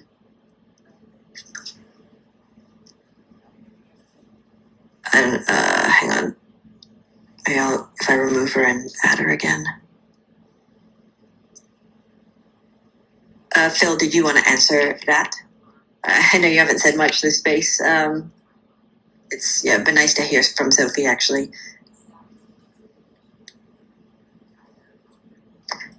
Yeah, when she gets back on, I'd like her to walk through the full timeline of that afternoon. It sounds like she's claiming that she was with him the entire afternoon from the time that Phil left campus up until presumably he filmed that selfie. But I think we need to actually hear exactly where he was, when, and with whom. Yeah, fair enough. I know Uncle Tom probably, he requested to speak. I'm sure he wants to respond to you. Yeah, I'll address it. Yeah, I apologize. I know some of you guys are friends and this and that. I was taking a jab at him. Nothing personal, honestly. He knows how X is, and it was just a man-to-man thing. But if he wants to try to say that the whole thing wasn't awkward, then he can say that. But it was super awkward, and there's better ways to do that. Especially if you're trying to get answers out of someone, you definitely want to be more casual. If that's your goal, is to get answers, acting like you're like a police officer is not going to be the way. So take it for what it's worth. Thanks, Uncle Tom. Yeah, Sophie, can you just say something? Yeah, you're back. Cool. Carrie? Oh. So Sophie, I don't know if you heard the rest of my question, but Sorry, I don't think I did ask. Yeah, go ahead. I'd like you to walk us through the full afternoon of Phil. It sounds like you were with him for most or all of it. So accounting from the time that you see him on Adam Bartholomew's video by the parking lot up until the 11:30 back on campus selfie video. Can you walk us through where he was, when, and with whom? I don't know if I can. I can only... So, like I said, I had planned to meet Phil there. I was running late. I wish I could have been there right when the event started. I wasn't. On my way there, I call Phil, and I'm like, how's it going? And he's like, I just got to talk to Charlie. It was awesome. Really short, but great. And then Charlie had to, run and start the event. And I remember asking him, I was like, were you able to ask him anything about, does he know about the stolen election? And he's like, well, it was really really short conversation. It was, and I I think I asked, like, how was it? And he was like, it was really good. It was really good. Sophie, let me ask a clarifying question there, because you just said that you arrived at 11:15. Charlie would not have even arrived at 11:15. So I'm not understanding how you're saying that you arrived late and you arrived after Phil already talked with him. No, Charlie was already there. Like, Charlie was not there at 11:15. Do you mean 11:15 or 12:15, Sophie? Like how much before the shot happened did you arrive? Do you think? I would guess 45 minutes. Yeah, see, you don't understand. Charlie wasn't there that early. And so if you're telling me that you arrived after the event started, you would have arrived after 12:08, and you're telling me that you arrived after Phil talked with him. So again, after that time. So your timeline. All I know. I mean, I actually was asking about the timeline post Big Bang, but you're now contradicting your timeline even leading up to it.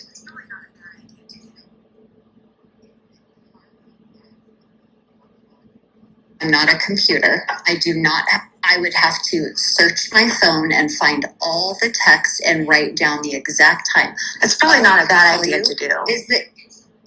Is that Charlie met with the Utah College Republicans. There's a photo with Charlie, all the college Republicans, and Phil that was taken before the event started.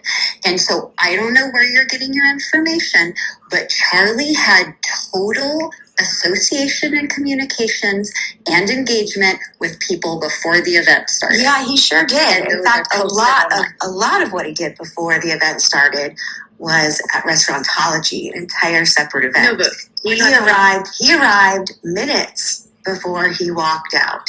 He arrived with enough time to do a photo shoot, a quick meet and greet, a quick bathroom run, and then he walked out. He was not there at 11:15. And so your story about arriving at 11:15 and saying that was after Charlie arrived, after the event started, after Phil talked with him, is false. So perhaps you're misremembering.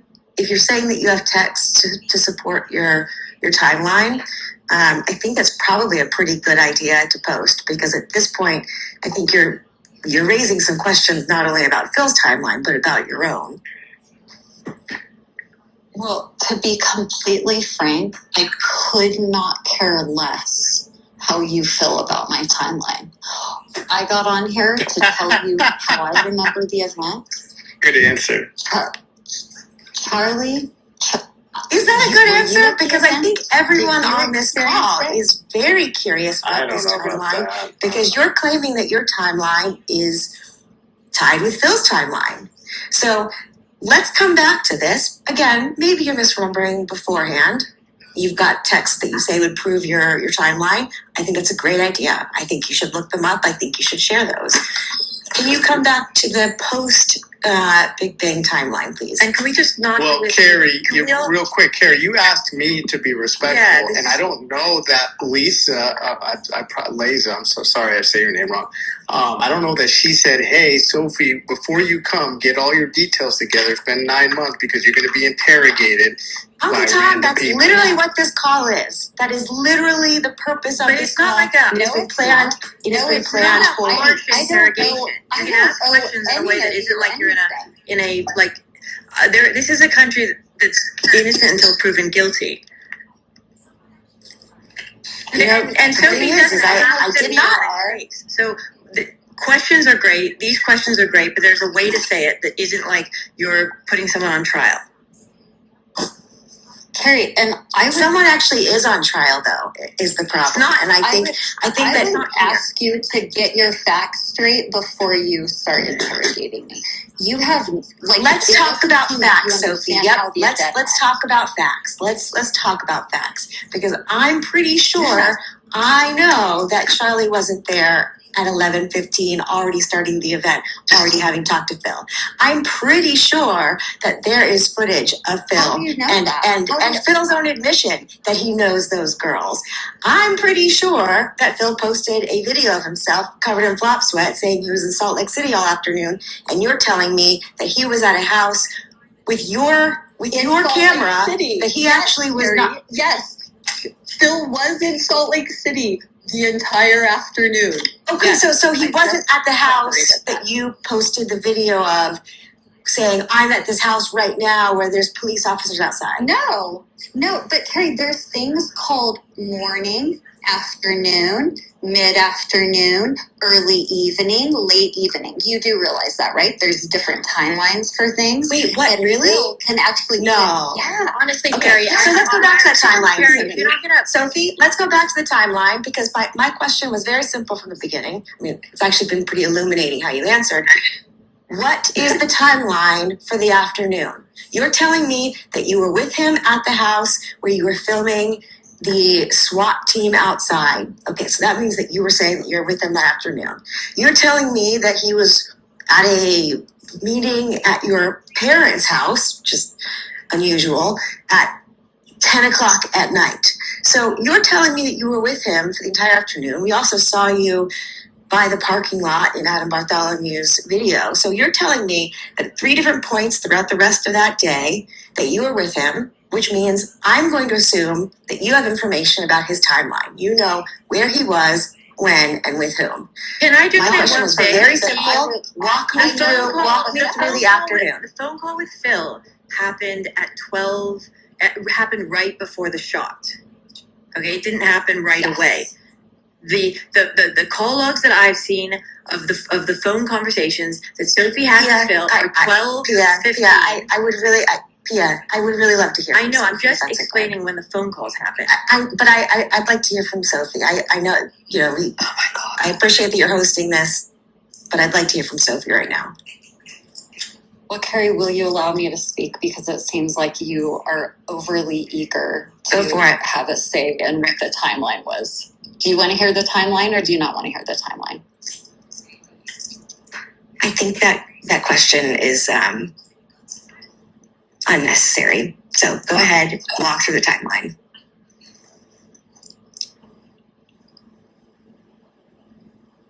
Are you ready? Are you stalling, Sophie? Just go through the timeline. Jesus Carrie, Christ. I don't know who you are, but I think you need to seek help, to be totally honest. I don't think so. I think she just I- needs to have kids and have a husband. Okay, guys, let's just help her with that. So as I remember it, I was late to the Charlie Kirk event. I wish I could have gotten there earlier because I had planned to meet Phil there. I had planned to meet several friends there. It was an exciting event. I had to run carpool, so I was very, very late. I live at least an hour from UVU with great traffic. I called Phil on my way there. I said, I'm so sorry I'm late. I'm getting there. I said, how is it going? He's like, I got to talk to Charlie. I saw Charlie. And I was like, that's awesome. How did it go? He was like, it was really, really good. And I was like, did you tell him about a stolen election? And he was like, well, it was really, really short. And then he had to run off. But I did get to talk to him and see him, and it was really good. I said, great. As I remember, I must have gotten there around 11:15. When I got there, I did not immediately meet up with Phil. First, I had to find my way around there, right? I parked very far away from the event. I had to walk there. Then I had to navigate to where the event is actually happening. So I get to the fountain. I see Truman. I talk to Truman. And all the while, I am so happy because Phil got a few seconds with Charlie. With the college Republicans, they got a photo. Phil sends me the selfie with Charlie and him, and I am just so elated that Phil got a second with Charlie. Can I just Then chime in 1 I get second, there. please? That can't be accurate. Charlie didn't arrive at UVU until right on midday. He's talking to those Republicans volunteers out the back and Phil at 12:04. But I mean, it did happen. The physics of it did happen. Phil did talk to Charlie. He did get a selfie. So Yeah, these but the things aren't- time they're not accurate. frame can't be right. It can't be 11:15 when you arrive if you'd already spoken to Phil and Phil had told you that he'd already met Charlie and spoken to Charlie. That doesn't work. Okay, then it was later. When exactly was Charlie shot? The timeline's not 12:23. fitting, Sophie. Yeah, but it's not fitting because it. Hang on. Whoa. happened? 12:23 So was when 12:23. Charlie was shot. So there's only 20 All minutes. I'm telling you is that before I called Phil, He at was the not fountain, shot until No. 12:23. That's what I just said. Whoa. Don't yell. Don't yell over the top of it. What exactly are we Right. trying to prove here? Yeah, I don't understand it either. What we're This trying time to frame find doesn't out. work. Why Yeah, doesn't but that So- matter? But everything happened in that time. Like, we know that Phil met with Charlie. We know he got a There's- selfie with Charlie. Yeah, We but know there's he only called 20 minutes. There's only We know 20 he called minutes. That's Sophie what he at said. 12:15. Sorry. 12:15, not 11:15. If Charlie was No, it if wasn't Charlie was shot 11:15. The call logs say that Sophie called at 12:15. I mean, Muppet, stop playing games. Just say when. How do you know this for a fact? I mean, I know Charlie took a I picture have- with Butch I have Hibbs. timestamp. Yeah, but so when did he take that picture with Butch Hibbs? Because Do you know we that? have video with About timestamps because he 12:04. was at an entirely 12:04, different he event took in the a different picture. city at that time. We took No, a no, no. picture This is with, at the with Butch Hibbs at video. 12:04, correct? Yes. Yes. Okay, And- okay, that's what you're going by. And that's when Phil met Charlie when he arrived at UVU.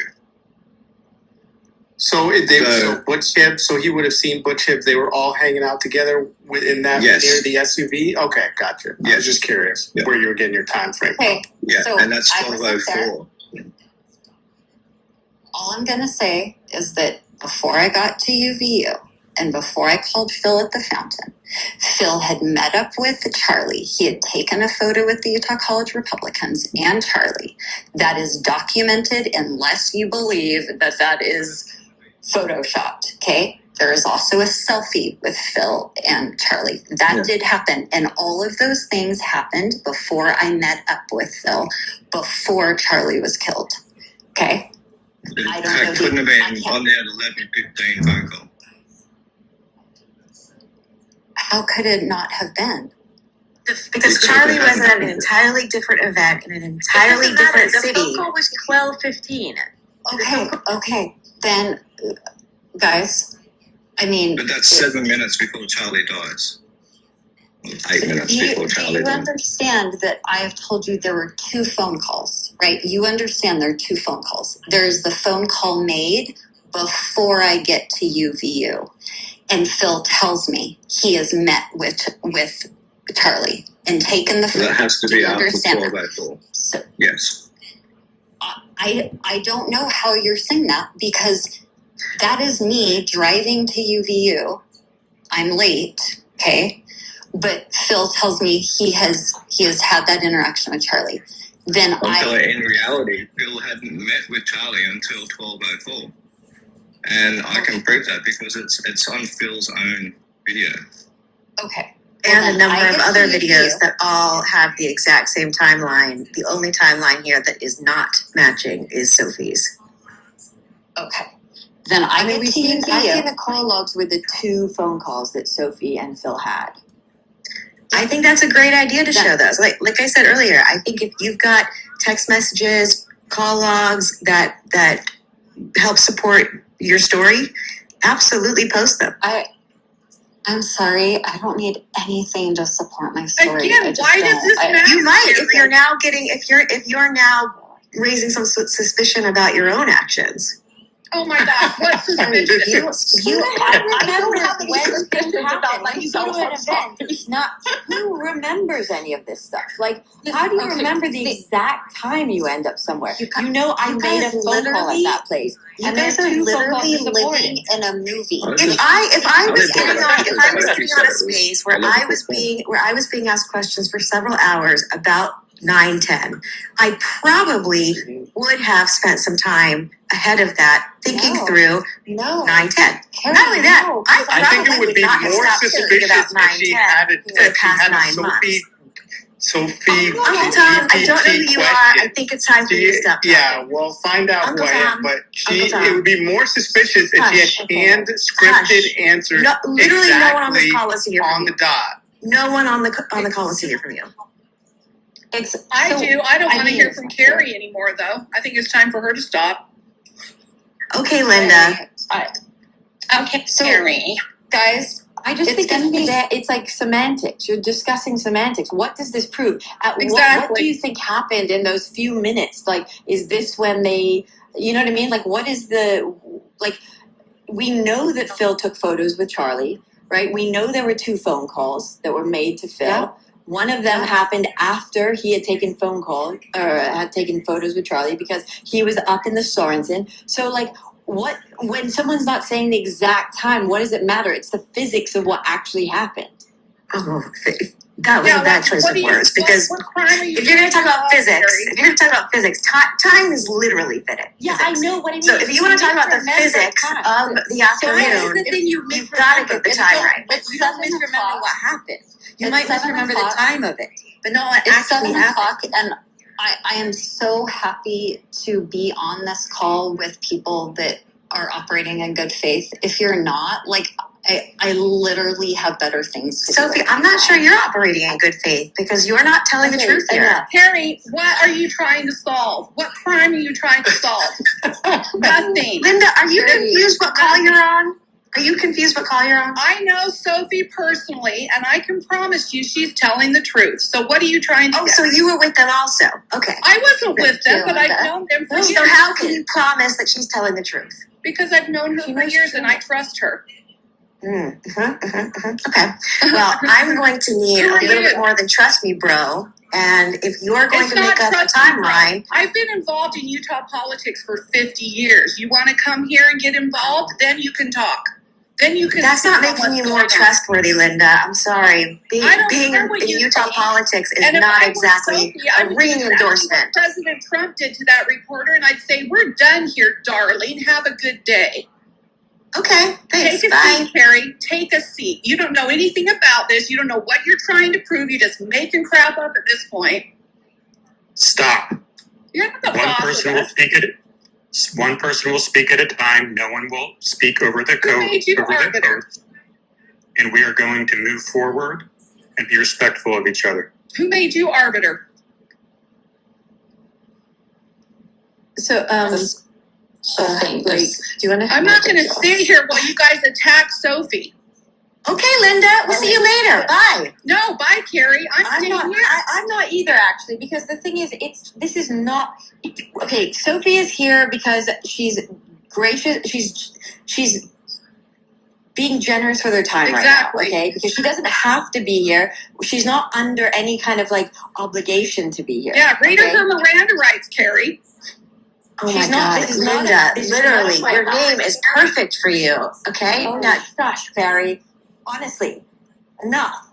So I'm just. I don't think I'm just Sophie gonna- has answered the question So about you the make timeline for the videos afternoon. I'm going to stop. Well, Not excuse me. your satisfaction. Excuse me. Excuse me. The times of the calls. Excuse me. Do you have that screenshot? Can you tell us the times of? Do you have the times of the calls by any chance, Phil? I'm going to let someone else ask their questions, but I want to point out to everyone on the call that so Sophie, polite. Linda, seriously, Tia, were you Yeah. asking me a question? Yeah, I'm just wondering, do you remember what times those calls were made with Sophie? Yeah, I think it was 12:24, 12:28. Someone either like just before that or just after that, or 3. And they were right around the time of the shot, weren't they? Like 2 before and 2 after is what I saw. Yeah, 1 before and 2 after, or 2 before and 1 after. So that would have been like 12, after 12. Yeah. It might have been 12:20 or something. I don't have those right here, but you might have them. Yeah, they've been erased from the WhatsApp group. I don't know why. Oh, Anyway, interesting. Okay, Yeah, so great. just Probably before I step down from speaker, I just want to say again, no one has accounted for Phil's timeline in the afternoon. There's been a lot of stalling, a lot of misdirection. I think it's really curious that no one has answered the question about what happened in between the time that you see Phil on Adam Bartholomew's video by the parking lot and then the 11:30 video when he's covered in flop sweat saying he just got back to campus for the first time. Where do you think Carrie, he was, Carrie? Carrie, I've told you exactly where Phil was. You literally did not answer that question. He was at his aunt's house the entire afternoon until he dropped me off at the parking lot, which I would imagine was around 5:30, somewhere around that. I'm sorry, I didn't plan that I was going to be interrogated 9 months later on where Phil was. So I apologize, I didn't write that down on my hand at the time. Then I went home to my parents' house in Salt Lake City. Then we met at my parents' house, I believe, I think it was 7 o'clock. And so I think it was about a 3-hour meeting. Then we wrapped up around 10:30, and then Phil went back to UVU. That's how I remember it. How did you get from the parking lot over to Phil's aunt's house? Were you late to this X Space? I was, and I'd like to hear the answers.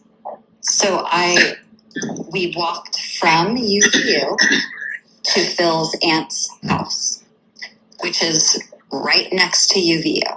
Who is we? And what time was that?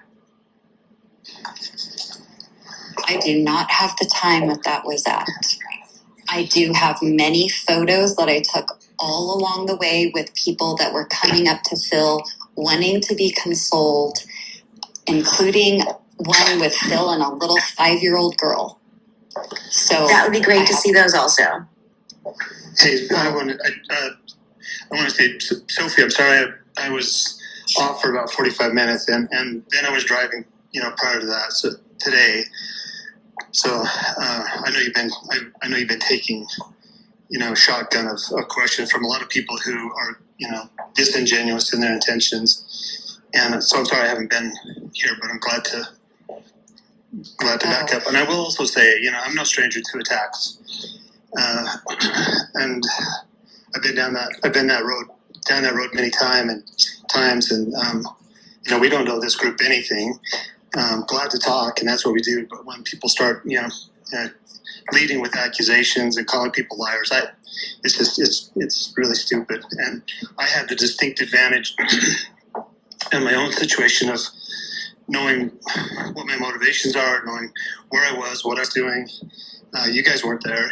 Sophie and I were there, and so it gets really tedious when you're dealing with people who start out with accusations and then call you a liar when something doesn't match up. But Sophie and I had nothing to do with planning Charlie Kirk's murder. But I think we have better insight than any of you on what the factors are in Utah. And I sent all of those months ago to Candace Owens, a complete white paper. I've given it to Pia.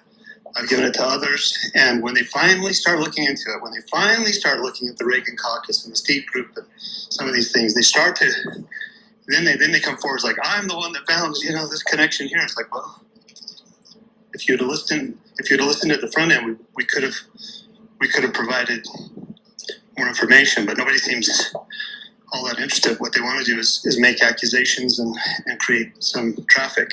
So, Phil, could I ask you a quick question? Yeah. What was your read on the crowd when you first came out the door and you were filming? What was your read there? It was mayhem. It was people were screaming and running. Did they give any indication? Is that what you mean? Did they give any indication of where a shot would have come from? Well, that's the two girls that were not panicked. They stood out to me, and I was walking over to see if I could see down towards Charlie Kirk to the stage, and I got to them. I looked down. I could see that there was commotion at the stage. I said, "Was that shot not right here?" And they said, "Yeah, right over there." And so that's what those two girls said. When we say over there, which direction? So they were pointing towards what would have been the Losi building. I mean, they're not pointing at the Losi building. They're just motion. It's to the side of us, which is towards the Losi building. So I was thinking on the courtyard there. But it didn't really show that way in your film. Sure it did. I mean, we can look at it. We can look at it together, but nobody else has seen that. It's exactly what it shows in my film. I mean, because that's what happened. So I don't know what you're talking about if you're saying that that's not what it shows in my film, because that's exactly what it shows in my film. Okay, well, I'll put it in the purple pill. Hey, Sophie, I have a question for you. Okay. Can you recall the direction that you thought the shot came from as well? Already had this conversation. I missed that part of it. So I'm facing Charlie, and it was behind the right shoulder. You heard it from behind and to your right? Yes. Okay, and then you're rugging a little bit? It was coming from above me. You heard it from above you? Yeah. Okay. That's all. Thank you. Uh-huh. Pia, I just have a couple of follow-up things, if I may. For Sophie, the reason you said you were unable to go back to your vehicle in the red box parking lot was because of the police officers not allowing you to leave. Is that what I heard correctly? No. I couldn't leave Phil's aunt's house because no one was allowed to leave their homes because everything was closed. But you spoke earlier to the fact of not going to your car and going with Phil.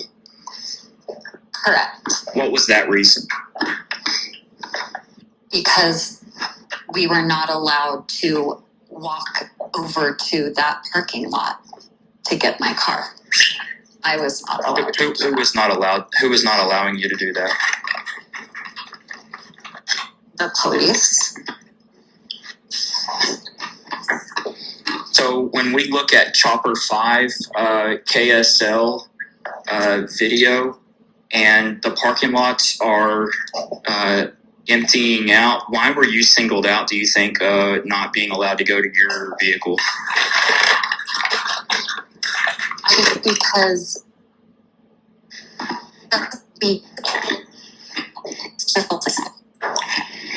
I don't think I was like specifically, not allowed to. I think what happened is because no one was allowed to leave that area, which Phil's house was in, then leaving my van there because I'm not able to get to my van because I can't leave the house. Okay, I'm not necessarily. I will add one thing. It was after we'd gotten to my aunt's house, and just walking that direction, which was kind of in the same direction towards where the parking lot would have been. We stopped and talked with my aunt, who was standing out there. She's 93 years old. We stopped and we were speaking with her for a minute, and then I said, "Well, you want to go in and grab a drink or something? Get a drink of water." So we went in, and it was shortly after that we got a call. Well, and the SWAT guys that were going around, they're basically saying, lock your doors, stay inside. So I think it's a timing thing.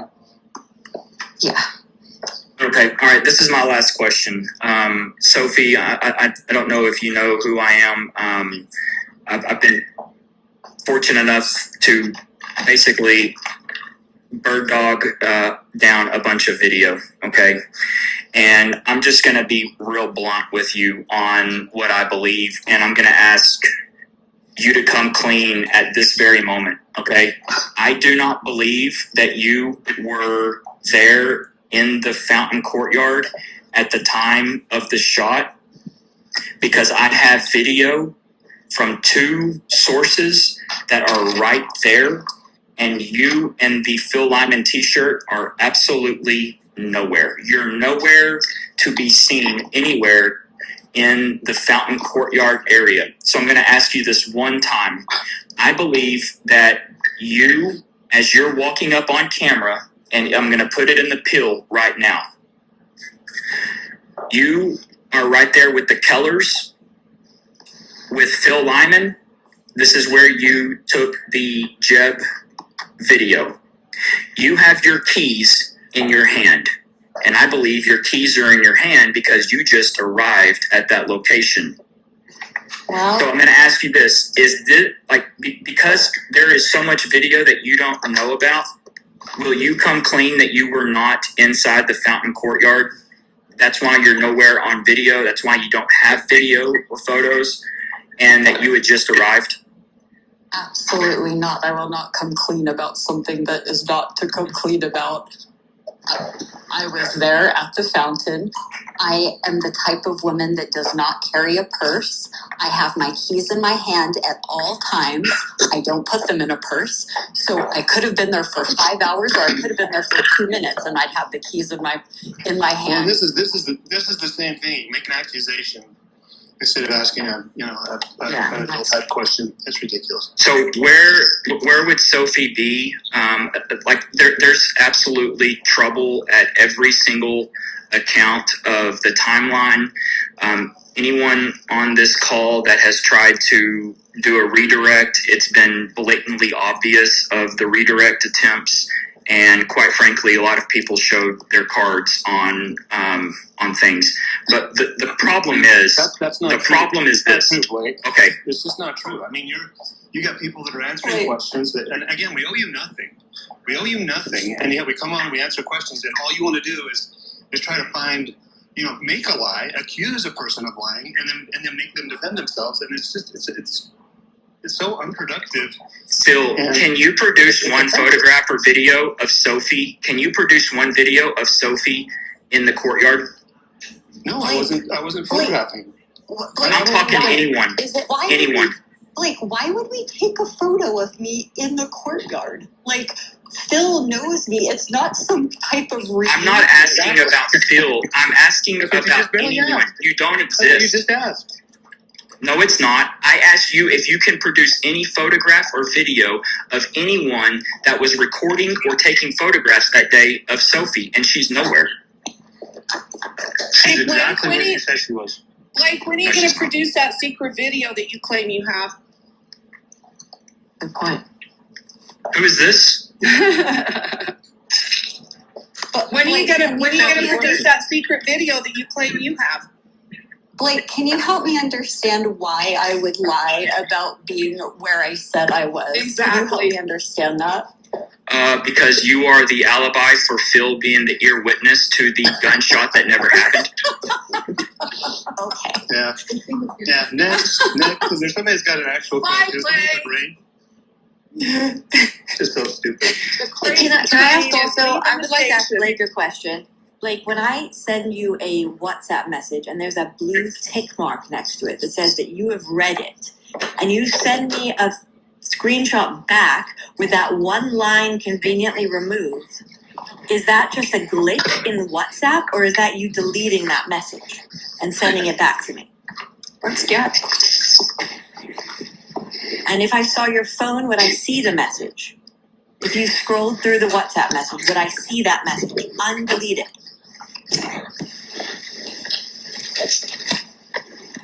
Come clean, Blake.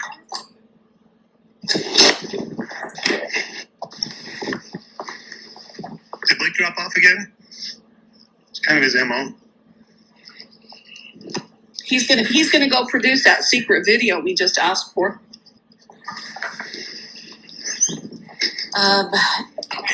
Does anyone else? For the record, a lot of us that are digging, we disavow Blake as well. I want to put that out there. That would be what any intelligent person would do. Does anyone else want to? I know Sophie has to leave, but Lisa and James. Sorry, Sophie. How are you? Okay on time? Or Yeah, no, I'm fine for probably another. Everyone's going to say basically that I've now gate kept because whilst I'll let any question fly, I just do not like the fact that people are putting people that don't have to be here on trial. You can ask questions in a way, right, where that is productive and you can get the answers that you want without accusing anyone. So, anyway, who's next? Sorry. Yeah, Sophie, did you say you had time to answer? Yeah, 10 or 15 minutes. Okay, Lisa?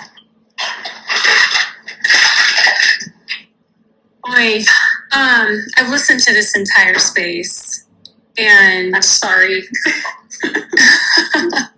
we're all my sorry. Condolences. But my thing is, and I think I just want everybody who's not from Utah to take a pause and remember that you don't live here.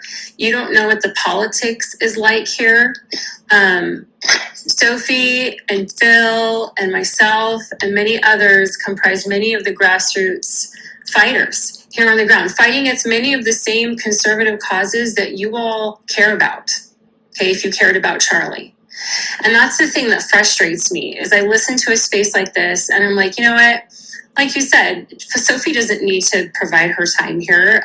Phil doesn't need to do that.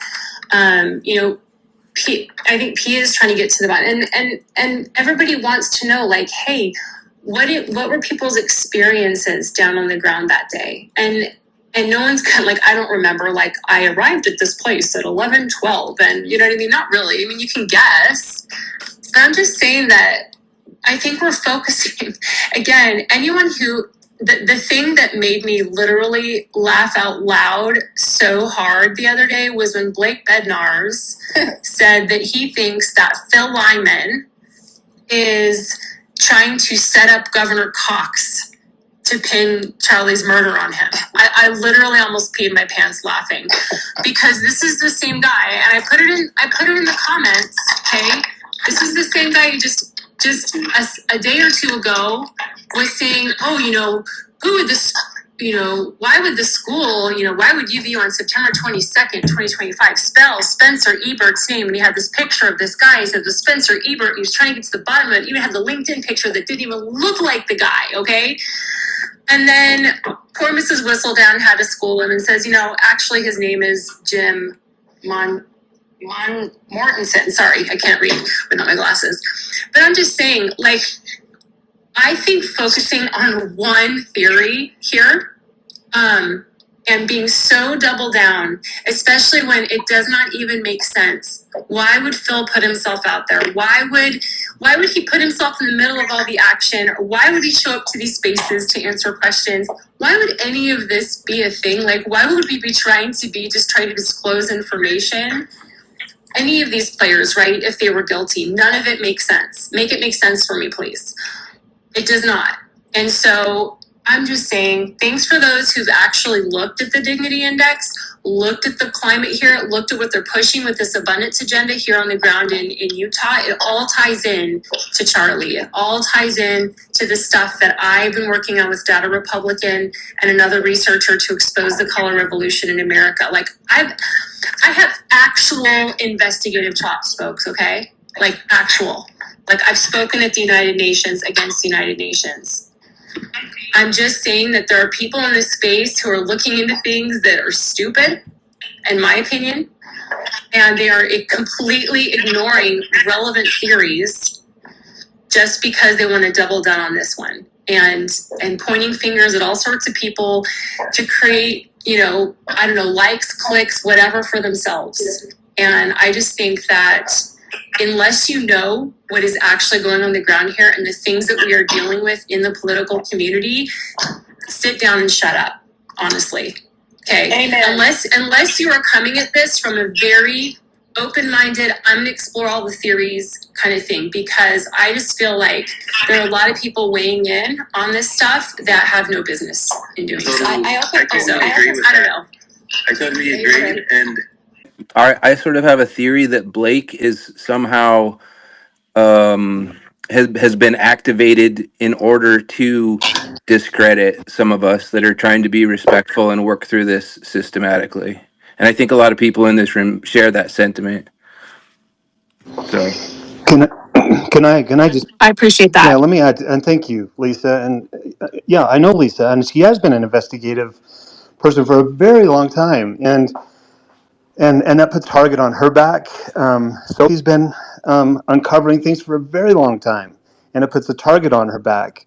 And I've been doing the same. And so and then people want to come and say, well, how come you were, here, or you were there, or what's happening in this, with the Charlie Kirk thing, and you're implicated. It's like, no, can't you see past that like we are being pulled into the accusation line by the very people that probably are mostly responsible for this. And that's in my situation. It started, about 2 weeks before the Charlie Kirk event, and I pointed that out. And I'm telling you, there's something here. But people that want to say that it's Phil Lyman and Sophie Anderson or whomever, Lisa Logan. It does call them into question. Anytime someone starts, saying, well, it was Phil Lyman that did, whether it's Candace Owens or not, I have to assume that they're part of, the Spencer Cox cabal, or at least under the influence of some facet of that. I also want to say that Linda, who's on the space, everyone's saying, oh, she's another Phil Lyman supporter, but Linda and Phil actually Far from it. haven't spoken since the Charlie Kirk. They've had beef, and she's here, and I was expecting her to kind of say something, but she's also saying what we're all sorry, hang on, but she's also saying that these are these little lines of questioning of, well, was it 10 minutes or was it 15 minutes? It's just like it's I don't know, I don't really understand it. But I mean, what, so did Adam Bartholomew literally spend the entire video at the fountain, looking at the fountain, like at every second that Sophie would have been there? I don't understand what the point of that is. Sorry, Linda. I was just saying that it's not like you are Phil's biggest like fangirl. You aren't coming here like that. You're just coming here saying what you believe is the truth. Exactly. Calling out the ones who are coming up with crap stories to basically undermine credible people. Yeah. James, did you want to say something? So. Hey everybody, it's James May, the real James May. Hey, Phil, let me ask you, how was your relationship with Charlie Kirk? Was it amicable? Did you know him fairly well, or were you guys just knowing each other in passing? It was political, and I've been to a number of his events. I was pleased when he came up. I said, hey, Charlie, Phil Lyman. He said, I know who you are. I was like, and that made me happy. So it's like, and he'd been out during the governor's race, and I'd met with him then. We talked a number of times. I've been out to Florida when he was out there for one of the events in Las Vegas. So I was pleased. He knew who I was, but that's the extent of it. Okay, so you guys kind of ran around the same circles and knew of each other, but not knew each other personally, basically, correct? Our biggest common ground was that we both felt the same way about Spencer Cox. Okay. Surrounding Charlie Kirk, had you heard of anybody that had been formerly close to him, or was that was close to him, that had started to either pull away from him or started to disagree with him to the point of being a nuisance or disliking of him? All right. No, I was not really tuned into any of the inner workings of Turning Point USA or really any of that kind of stuff. I've got, I'm 62 years old, so my kids are Charlie's age, and they were, very affected by Charlie Kirk, and so my relationship was more vicarious through, Well, I was my own meaning, kids too. I'm not trying to attack you, by the way. I'm just No, asking, I like, know you surrounding got a him. great Have you voice. heard? Well, thanks. Have you heard anything surrounding him? Like, because you guys run in the same circles. I didn't know if you heard any rumors of falling outs with Charlie that the public might not have No, heard about. no, I hadn't. Okay. In your opinion, do you feel that there are individuals that did not like Charlie to begin with, that you know of in your circles that you ran around with, that are now championing Charlie publicly now? Oh, well, I mean, it really rubbed me wrong when Spencer Cox stood up, the next day and said something about as my good friend Charlie said, and it's like, oh wait a Yeah. second, this is, that's offensive. I don't like that. And there's you see a lot of people that can now say, oh, Charlie and I were, we were just really good friends, but I haven't followed the history prior to that. Okay. I've tried to be really transparent with mine. It's like, yeah, I thought highly of Charlie Kirk. In fact, I was quoting him in one of the interviews, just just right before he was shot. Okay. Well, forgive And me if I cut you off. I just wanted to ask you a oh series of no, questions. thanks. Yeah, okay, I know you I'll got answer. precious time. So, outside of that, on your team, is there somebody that documents you and your travels? No, It's no. just, well, I mean, do you have like a social media person or anything like that? Or is it just all, hey, we're here, so and so, take a picture, and then, or how does that work for you? We are 100% grassroots. I don't have any paid staff. There's no. It's not really an organization. I think if you were listening earlier, Sophie was talking about. We were talking about. We've got, after coming off the governor's race, we've got the potential to create an organization. And what should that look like? We have, I had 4 lawsuits going against the governor and against the lieutenant governor at the time. Okay. So, but nobody's. So, Everybody's a volunteer so, in this.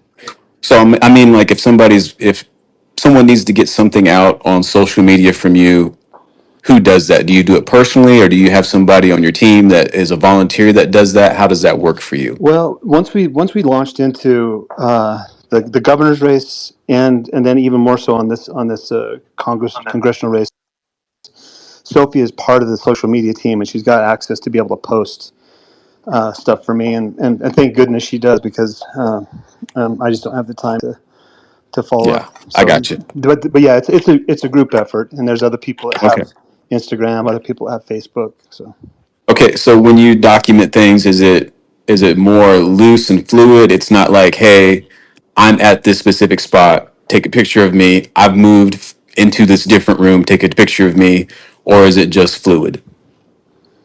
it's just fluid, and especially with the Charlie Kirk event, we weren't documenting anything.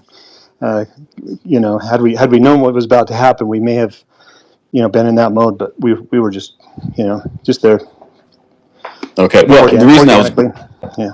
so I think I'm pretty Yeah. much finished with I my mean, so questions. much Thank so you. that I Well, I wanted to wrap up and tell you why I asked those questions. Uh, I've been dipping in and out of the space. My phone's been can messing you up. hear me? Yes, I can. Did you want to say something? Well, okay, I'll finish it up. So the reason I was saying what I was saying was because, like I said, I was dipping in and out of the space, and I couldn't hear everything that you guys are talking about. But everyone wanting to have a minute by minute update of where you are and who you were with is kind of ridiculous. I don't know of anybody Yep. unless you're the president, that has a dedicated social media team that traffics and like documents everywhere you've been. So that's kind of where I was going with all that. On top of that, I wanted to kind of 100%. hit home I'm so that you sorry. didn't have any kind of I don't know what's animosity. happening. Like I can't hear anything that's going on. Well, you need to leave and come back then, probably. But I just want to If say, she leaves, I think it shuts the whole thing down. is that Pia? No, I think so. no. It's That Sophie. Sophie. Sophie. Oh, sorry. Oh, Yeah, I'm so sorry. I'm not being able to hear what anyone's saying. So Well, maybe I need to be quiet I then. don't know how useful I'm going to be. No worries. All right, that's all I Yeah, wanted to I know say. So it's. I'll hop out. I appreciate that, James. No, I appreciate those questions. I really do. And you're right. If someone came up to you and said, "Where were you last Thursday at 10 o'clock?" You'd be like, "I don't know. I don't know. I just was, doing what I was doing." So yeah, and that's the way that event was. A lot of movement. Um, well, I appreciate you guys coming on. I know it's getting late. Well, late for me, but I know that Early. you've got stuff to do, Sophie, and probably you, Phil, with your congressional campaign coming up.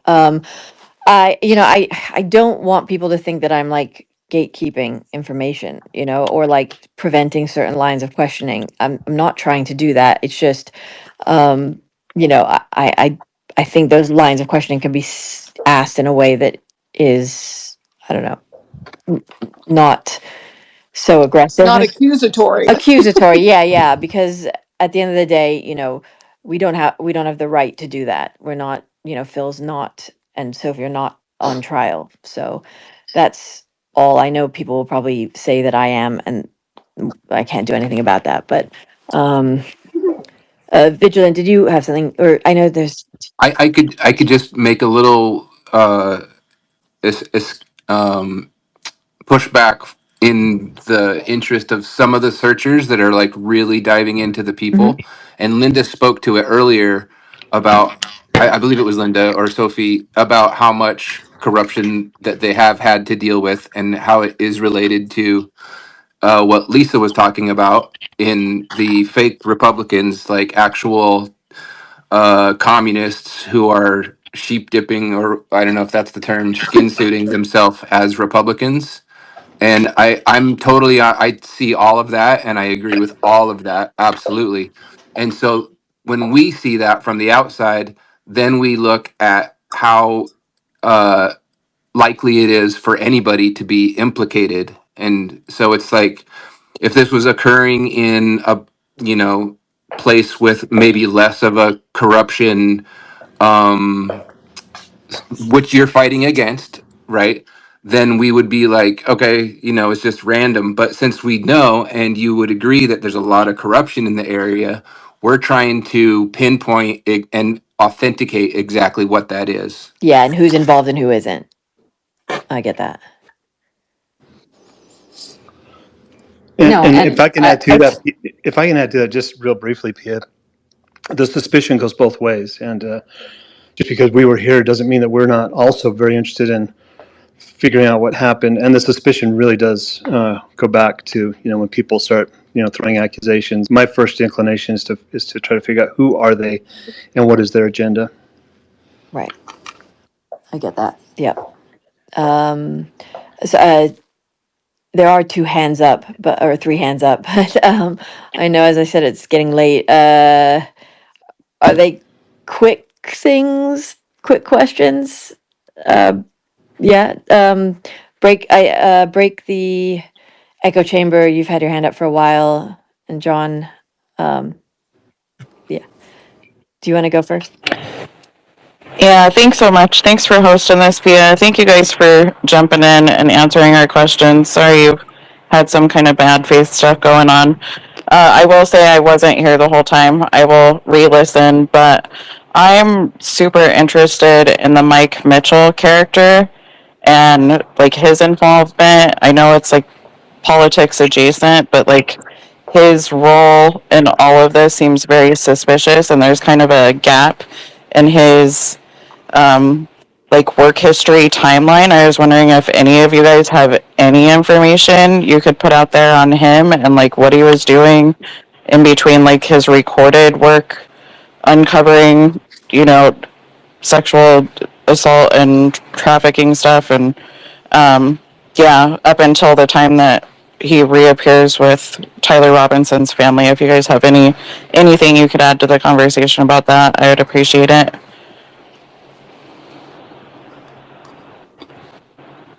I can't hear anyone. Yeah, perfect. I know Linda was uh, chatting about him earlier, but yeah, well, now that he's kind of a new name on the scene, we're definitely going to be on that.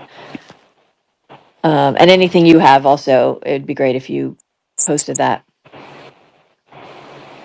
Okay, yeah, I can share what little information I have, but yeah, that would be great if we could start looking into him and kind of get some information on that gap in his employment. Yeah. To close out real quick, I created a petition to restore all the archives of Charlie's media coverage and everything he's put out there for us, and to kind of push them to retire the Charlie Kirk show after they do that. So if you guys want to take a look at it and you're in the cause for that and you're supporting that, please give it a signature.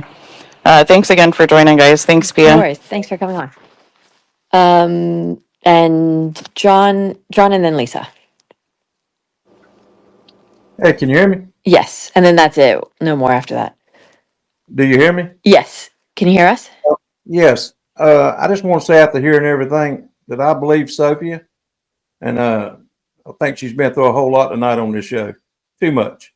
Yeah. But anyway, I got a question for Phil. I looked at a clip months ago where he said the gun was already in the bushes.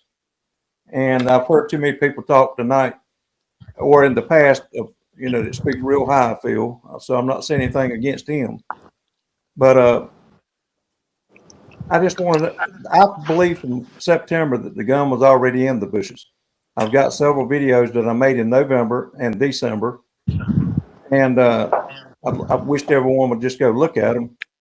But I believe Tyler Robinson killed Charlie Kirk.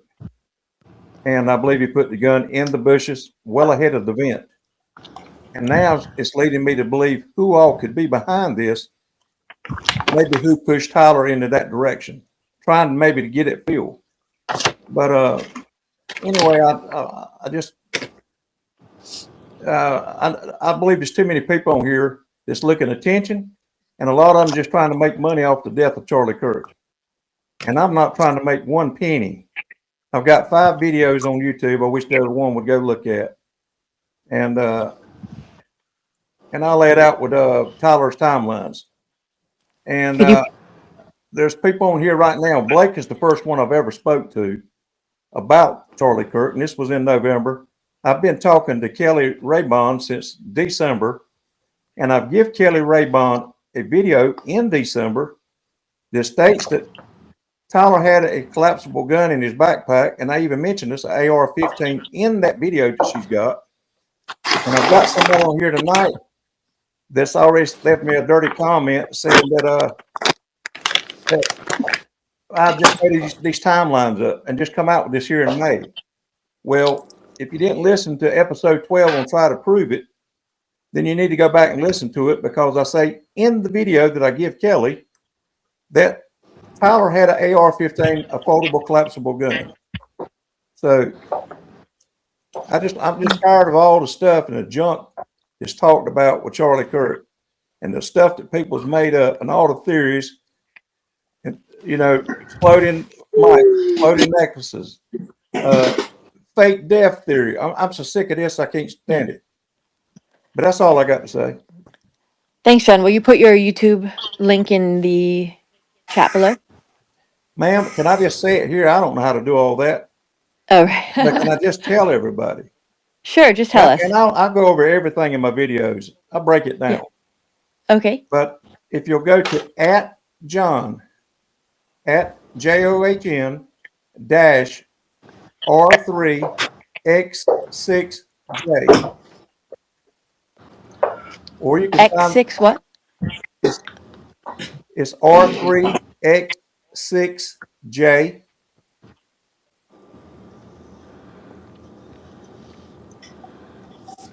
John, this is Corby at Full AR.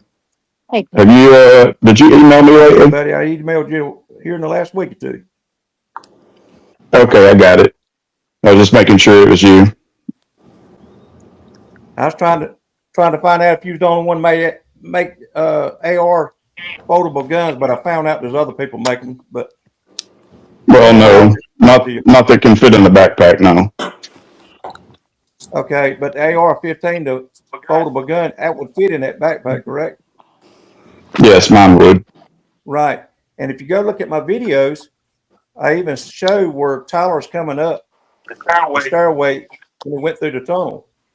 And I say in the videos that he has a gun in his backpack right there. That's where the gun's at. It's not down in his clothing. And you can look at the backpack and tell that the backpack is packed. There's no way there's only a towel, a screwdriver would be That's a good point. bolt action for the rifle if he had grandpa's gun. Change of clothes. Why did he even have a change of clothes? Why did he put a change? Right. So your videos were really long, and I didn't get to watch through them all. And you'd loaded up 5, I suppose. But yeah, they were really long, so I didn't get to hone in on exactly what you're talking about. Is there a way that you can just send me or whoever the time frame, the minute by minute on each video? Well, I got one video that's 3 minutes and 45 seconds. I've got 2 videos that one's 34 minutes, one's 39. The one I give Kelly back in December is 39 minutes and 14 seconds. I made it November the 29th at 9:57 p.m. And I've got one that I've done in response to Gary Melton and Gray Hughes. That's an hour and 22 minutes. But I've got 5 on there. But I mean, you can go, and I got one that's 12 minutes that explains it pretty good. So if you've got 12 minutes, just look at that one. Cool. Okay, appreciate it. Thanks, John. I really appreciate it. Corby, did you want to say anything else? If not, I'll go to, I don't know where Lisa's gone, but and then we'll just wrap up. Nice meeting you, Corby, by the way. I haven't met you before. I'm Pia. Thank you. You too. Phil, what do you think about Victor Marks? And I'm gonna log out or just go to listener from here.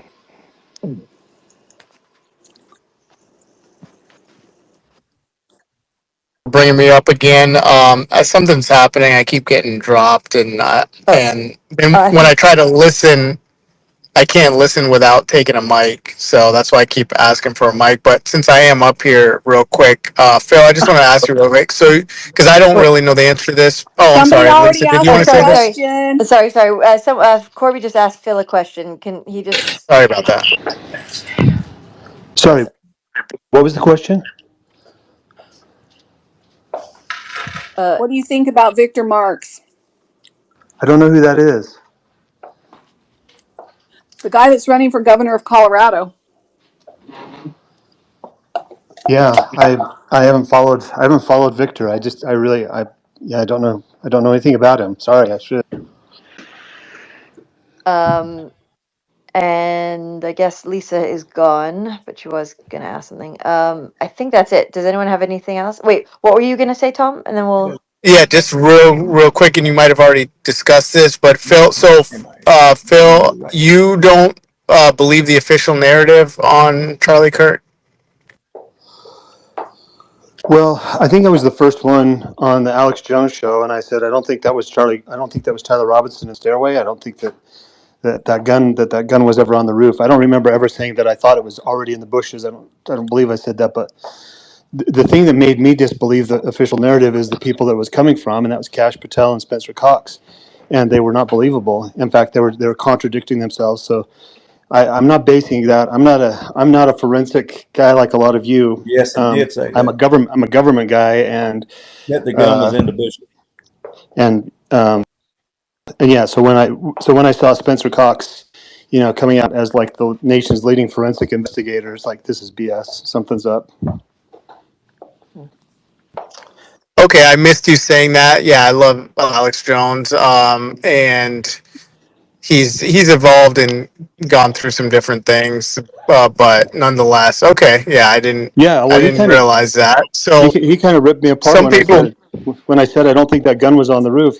Alex Jones was just like, no, it absolutely was on the roof. It's like, here it is, and here he is jumping off, and he throws it down. I was like, well, sorry. Oh wow, that's a great impersonation, actually. Yeah, you're pretty easy to impersonate. But yeah, it's like, I look. I observe. I just have 2 eyes. I look and say, I don't think. The guy walking down the street is like, I don't know. I don't know if that gun would be there. And so I like the idea of the foldable gun, but the Tyler Robinson in the stairway. To me, it did not look like Tyler Robinson until they did their AI enhancements. Like, oh wow, now it looks just like Tyler Robinson. So I don't know what to believe. I don't believe So the as official soon, narrative. so there was people who went on TV, not to interrupt you, people who went on TV immediately and said it sounded like an explosion. So what did it sound like to you? It was a loud boom, and I walked out. I mean, people have really beat me up about this because somebody said, it sounded like a 22. And I said, it sounded like a 30-06 to me. And if you're in Utah, I don't know what they hunt with in other places, but kind of like opposite of a 22 would be a 30-06. Someone, I think Muppet said in Australia would have said a 308. But all I was saying is it sounded high caliber. It was a loud boom, but that's all it was to me. Could have been an M80. It could have been something. It was just for But Peru, your just a initial boom. reaction was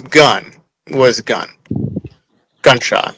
I was through the first door of the Sorensen building. I don't even want to get into all of this stuff. So I was not out in the courtyard, but I was almost out in the courtyard, and it was behind me. And I know how reverberations work, and I thought, I don't know where that came from. My initial thought when I went out is he had to be on the roof of the Sorensen building, and it would have been a high caliber, sound, the sound Yeah. of a high caliber gun. But that's as much as. But I'm not saying it was on the Sorensen building. I'm just saying it was on the Losi building. I'm just saying it was behind me as I was walking in the east side of the Losi building. So Gotcha. Did you? And I'm not a forensics guy at all. I just am a fan of Charlie Kirk, and I hate what happened to him, and it bothers me, and I don't want it to just be Well, swept under the it's rug like like a lot of things get swept under the rug. But yeah. Can go I? ahead. Oh no no. Sorry. I know that they all need to leave. I think Trying to Sophie's make left money. already. Yeah. Matt, did you have one last question, and then I think we need to wrap it up. I do. Thank you for listening to me. I was just trying to get some other people to ask this question, but because they hadn't had the opportunity, I thought I would just make it myself before we ran out of time. And the question is to Phil, and it's regarding the TMZ video. I've posted it in the pill. I don't know if you've had a chance to have a look at it. I think I tagged you as well, but I do know that it's hard to look at things when you're speaking and in a space. But there was a question which I think has been unanswered, but you can correct me if it has. But when the video that looks across at the driveway, in the it's at the 1 minute, about the 1 minute 3, 1 minute 4 part of the video. So I'm not sure if you're able to look at it while we're talking, but at the bottom right hand I corner, can't. there's some people getting into a car, and it looks like it's been purposely cropped out, but they haven't cropped it out enough. And there's been a lot of questions about that, going back quite a long way, actually, but I don't know if that was ever addressed. And I just wanted to see what your thoughts are on that. Has it purposely been cropped out to hide those people, and who they are? And basically, other people can chime in on any questions about it. But most people believe that that's questionable.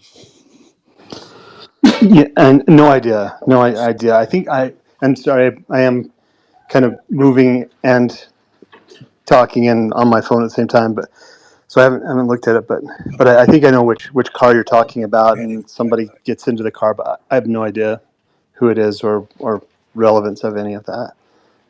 So, do you think they were cropped out on purpose for any reason? Well, I don't know.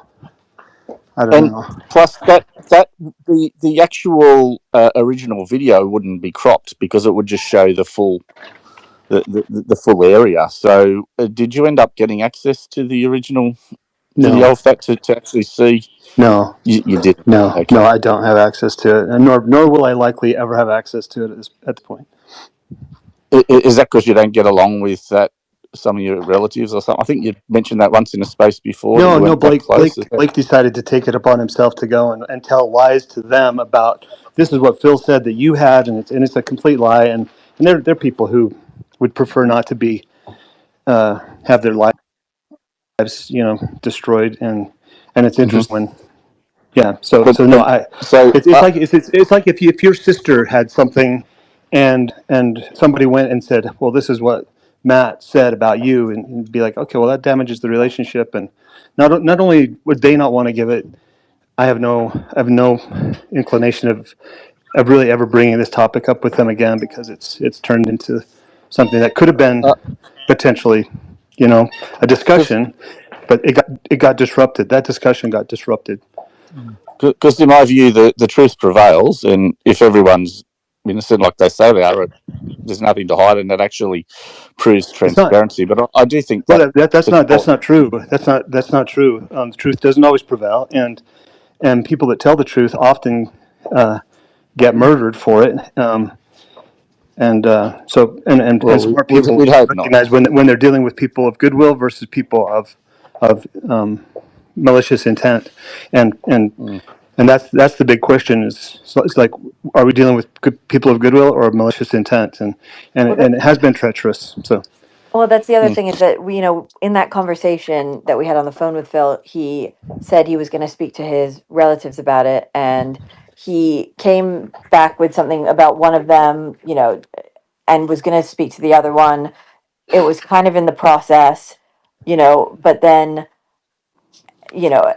then this whole thing happened. Blake, I mean, the one thing I said, we weren't gatekeeping that phone call, because of anything other than we just wanted Phil to be able to have the chance to speak to his relatives in a nice way to try to get the footage, because clearly it's awkward. And, now that it has been disrupted because Blake messaged them and, so sometimes things need a little bit of finesse, even if, as much as everyone wants to say, oh, truth prevails, but you also have to have a little finesse with some of these things. I don't know. Maybe I'm wrong about But that. Phil, can you just see why a lot of people have a question mark around that? sure, And I know yeah. it's nothing No, to do if with I you. had It's video, I would give it to TMZ you. released it. If Sorry. I had video, I would give it to you. I don't have the video. Yeah, Um, no, but I mean, you can see that it appears that something is trying to be hidden. It may not be, but it has that appearance, and a lot of people, are asking questions. There's a question mark there. So, do you understand what that there is and why? yeah, and that's after, and Gordon Webb was doing his stuff. I was giving him some really good information, and after I saw what he did with the couple, and he kind of came around afterwards. George Webb, you mean? Oh, George, Yeah. yeah, sorry. After I saw what he did with his, I thought, man, if I knew somebody that had video, I'd tell him, do not breathe a word about this. I wouldn't even give it to the FBI. Probably the last people I'd give it to is the FBI, but I certainly wouldn't give it to, somebody like, some of the people that are on this call right now, because it's casting pearls before swine, and they just piss all over it, and I don't know why. I don't know what they think they're gonna accomplish, but but it's hard on relationships. It's not like we're living in the same household. I live 6 hours away from them. I'm 61 years old. They're about the same age or older, and it's just weird. It's like, goodness, I don't know what But people think okay, that they're. so sorry, I just have one last question then. What would be the reason why they wouldn't allow you or anyone to see the original video? Is there a reason, a plausible reason why they would say no? Well, I don't see any reason why they would give it to citizen investigators, as you call yourselves, and Just release it publicly themselves. Even like, is there a reason why they wouldn't want to? could be that they That's could. what I'm I trying don't to know. understand. They might have a contract with TMZ. I don't know. I don't That's know that. interesting. Oh well, could we ask TMZ to release it? I mean, they would have it Sure. uncropped, wouldn't they? Yeah, I mean the FBI has it, so the Yeah. FBI's they're I the ones mean, that have the original chips, whatever. but if As far if as I the know, if the I don't even FBI are know. covering something up, they're not going to release it though. But and normally, wouldn't it be the FBI that would release something to the public rather than a news organisation? No. No? FBI doesn't release stuff to the public. Right. Okay. They don't. They don't. Um, Who as released far the as like, roof runner video though? Wasn't that released by the FBI? The one from UVU of the person running across the roof. I think so. Yeah. So yeah, I would have thought anyway. That's all I've had to say. Yeah, Just yeah. what No, wanted your I really don't feedback know. from that. Hope you appreciate I my don't know. discussion. I do know that we're, we're not getting the full truth, and I have some curiosity, and if at this point, if I were going to go and talk to my relatives, it would be, to sit down and look at the stuff myself, and not to disseminate it out to people who have proven themselves to be treacherous. Perfidious might be a better word. I would not give it to the people who Well, have deliberately lied. it's more about seeing if there is a deep state cover up, or someone's Sure, covering something sure. up. That's the question mark. Yeah, So if nothing's been yeah. covered up, there's no problem in my view. It's So it's yeah, the that's who. all I had to say. It's the who is the question here. Why would they give it to? Why would they give it to you? No, that doesn't have to be given to me. I'm just meaning release it publicly, just to show that nothing's been cropped out there. That Well, it's looks like like they've had Yeah, when some. the New I York, get. it's like when the New York Post will just drop stuff, and then we're wondering what to do with it. Like there's a reason that it gets laid on us for like certain reasons. To sort of push the idea of something occurring. And so we run into that, I probably but we don't get another it chance to get on. like in our favor, I guess, if we're looking for a deeper connection. I guess I would say I understand your curiosity. I understand everybody's curiosity.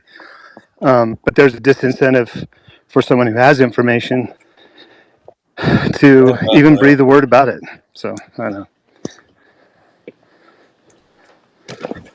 Did I break up? Absolutely, Okay, and I thank you. mean that's sort of that's our main complaint. If JFK was maybe a little bit more sorted out, then we would have a little more faith in the institution. But since we're only 9 months out, then we're kind of like, hey, let's stay on it while the scent is fresh, and try to piece something together in good faith. Money off the deal. Yeah, in good faith is the key.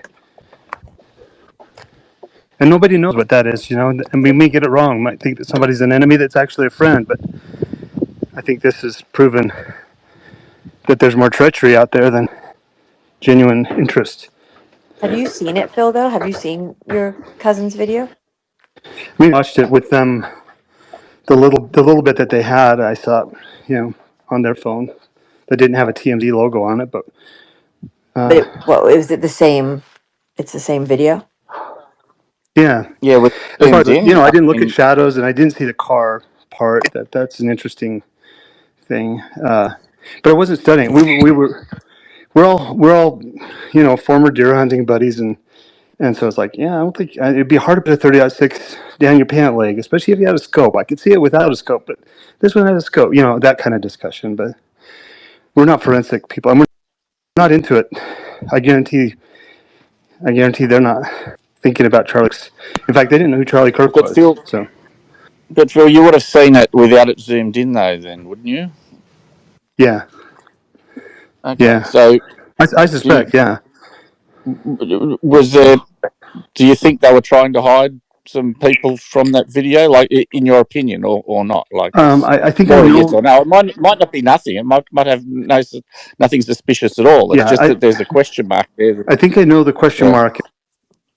What you're referring to. I know I did not see that car that you referenced when I was looking at them. But again, that was 5 minutes of standing on the street saying, "Oh yeah, oh wow, look at that. Oh, sure enough, there he is."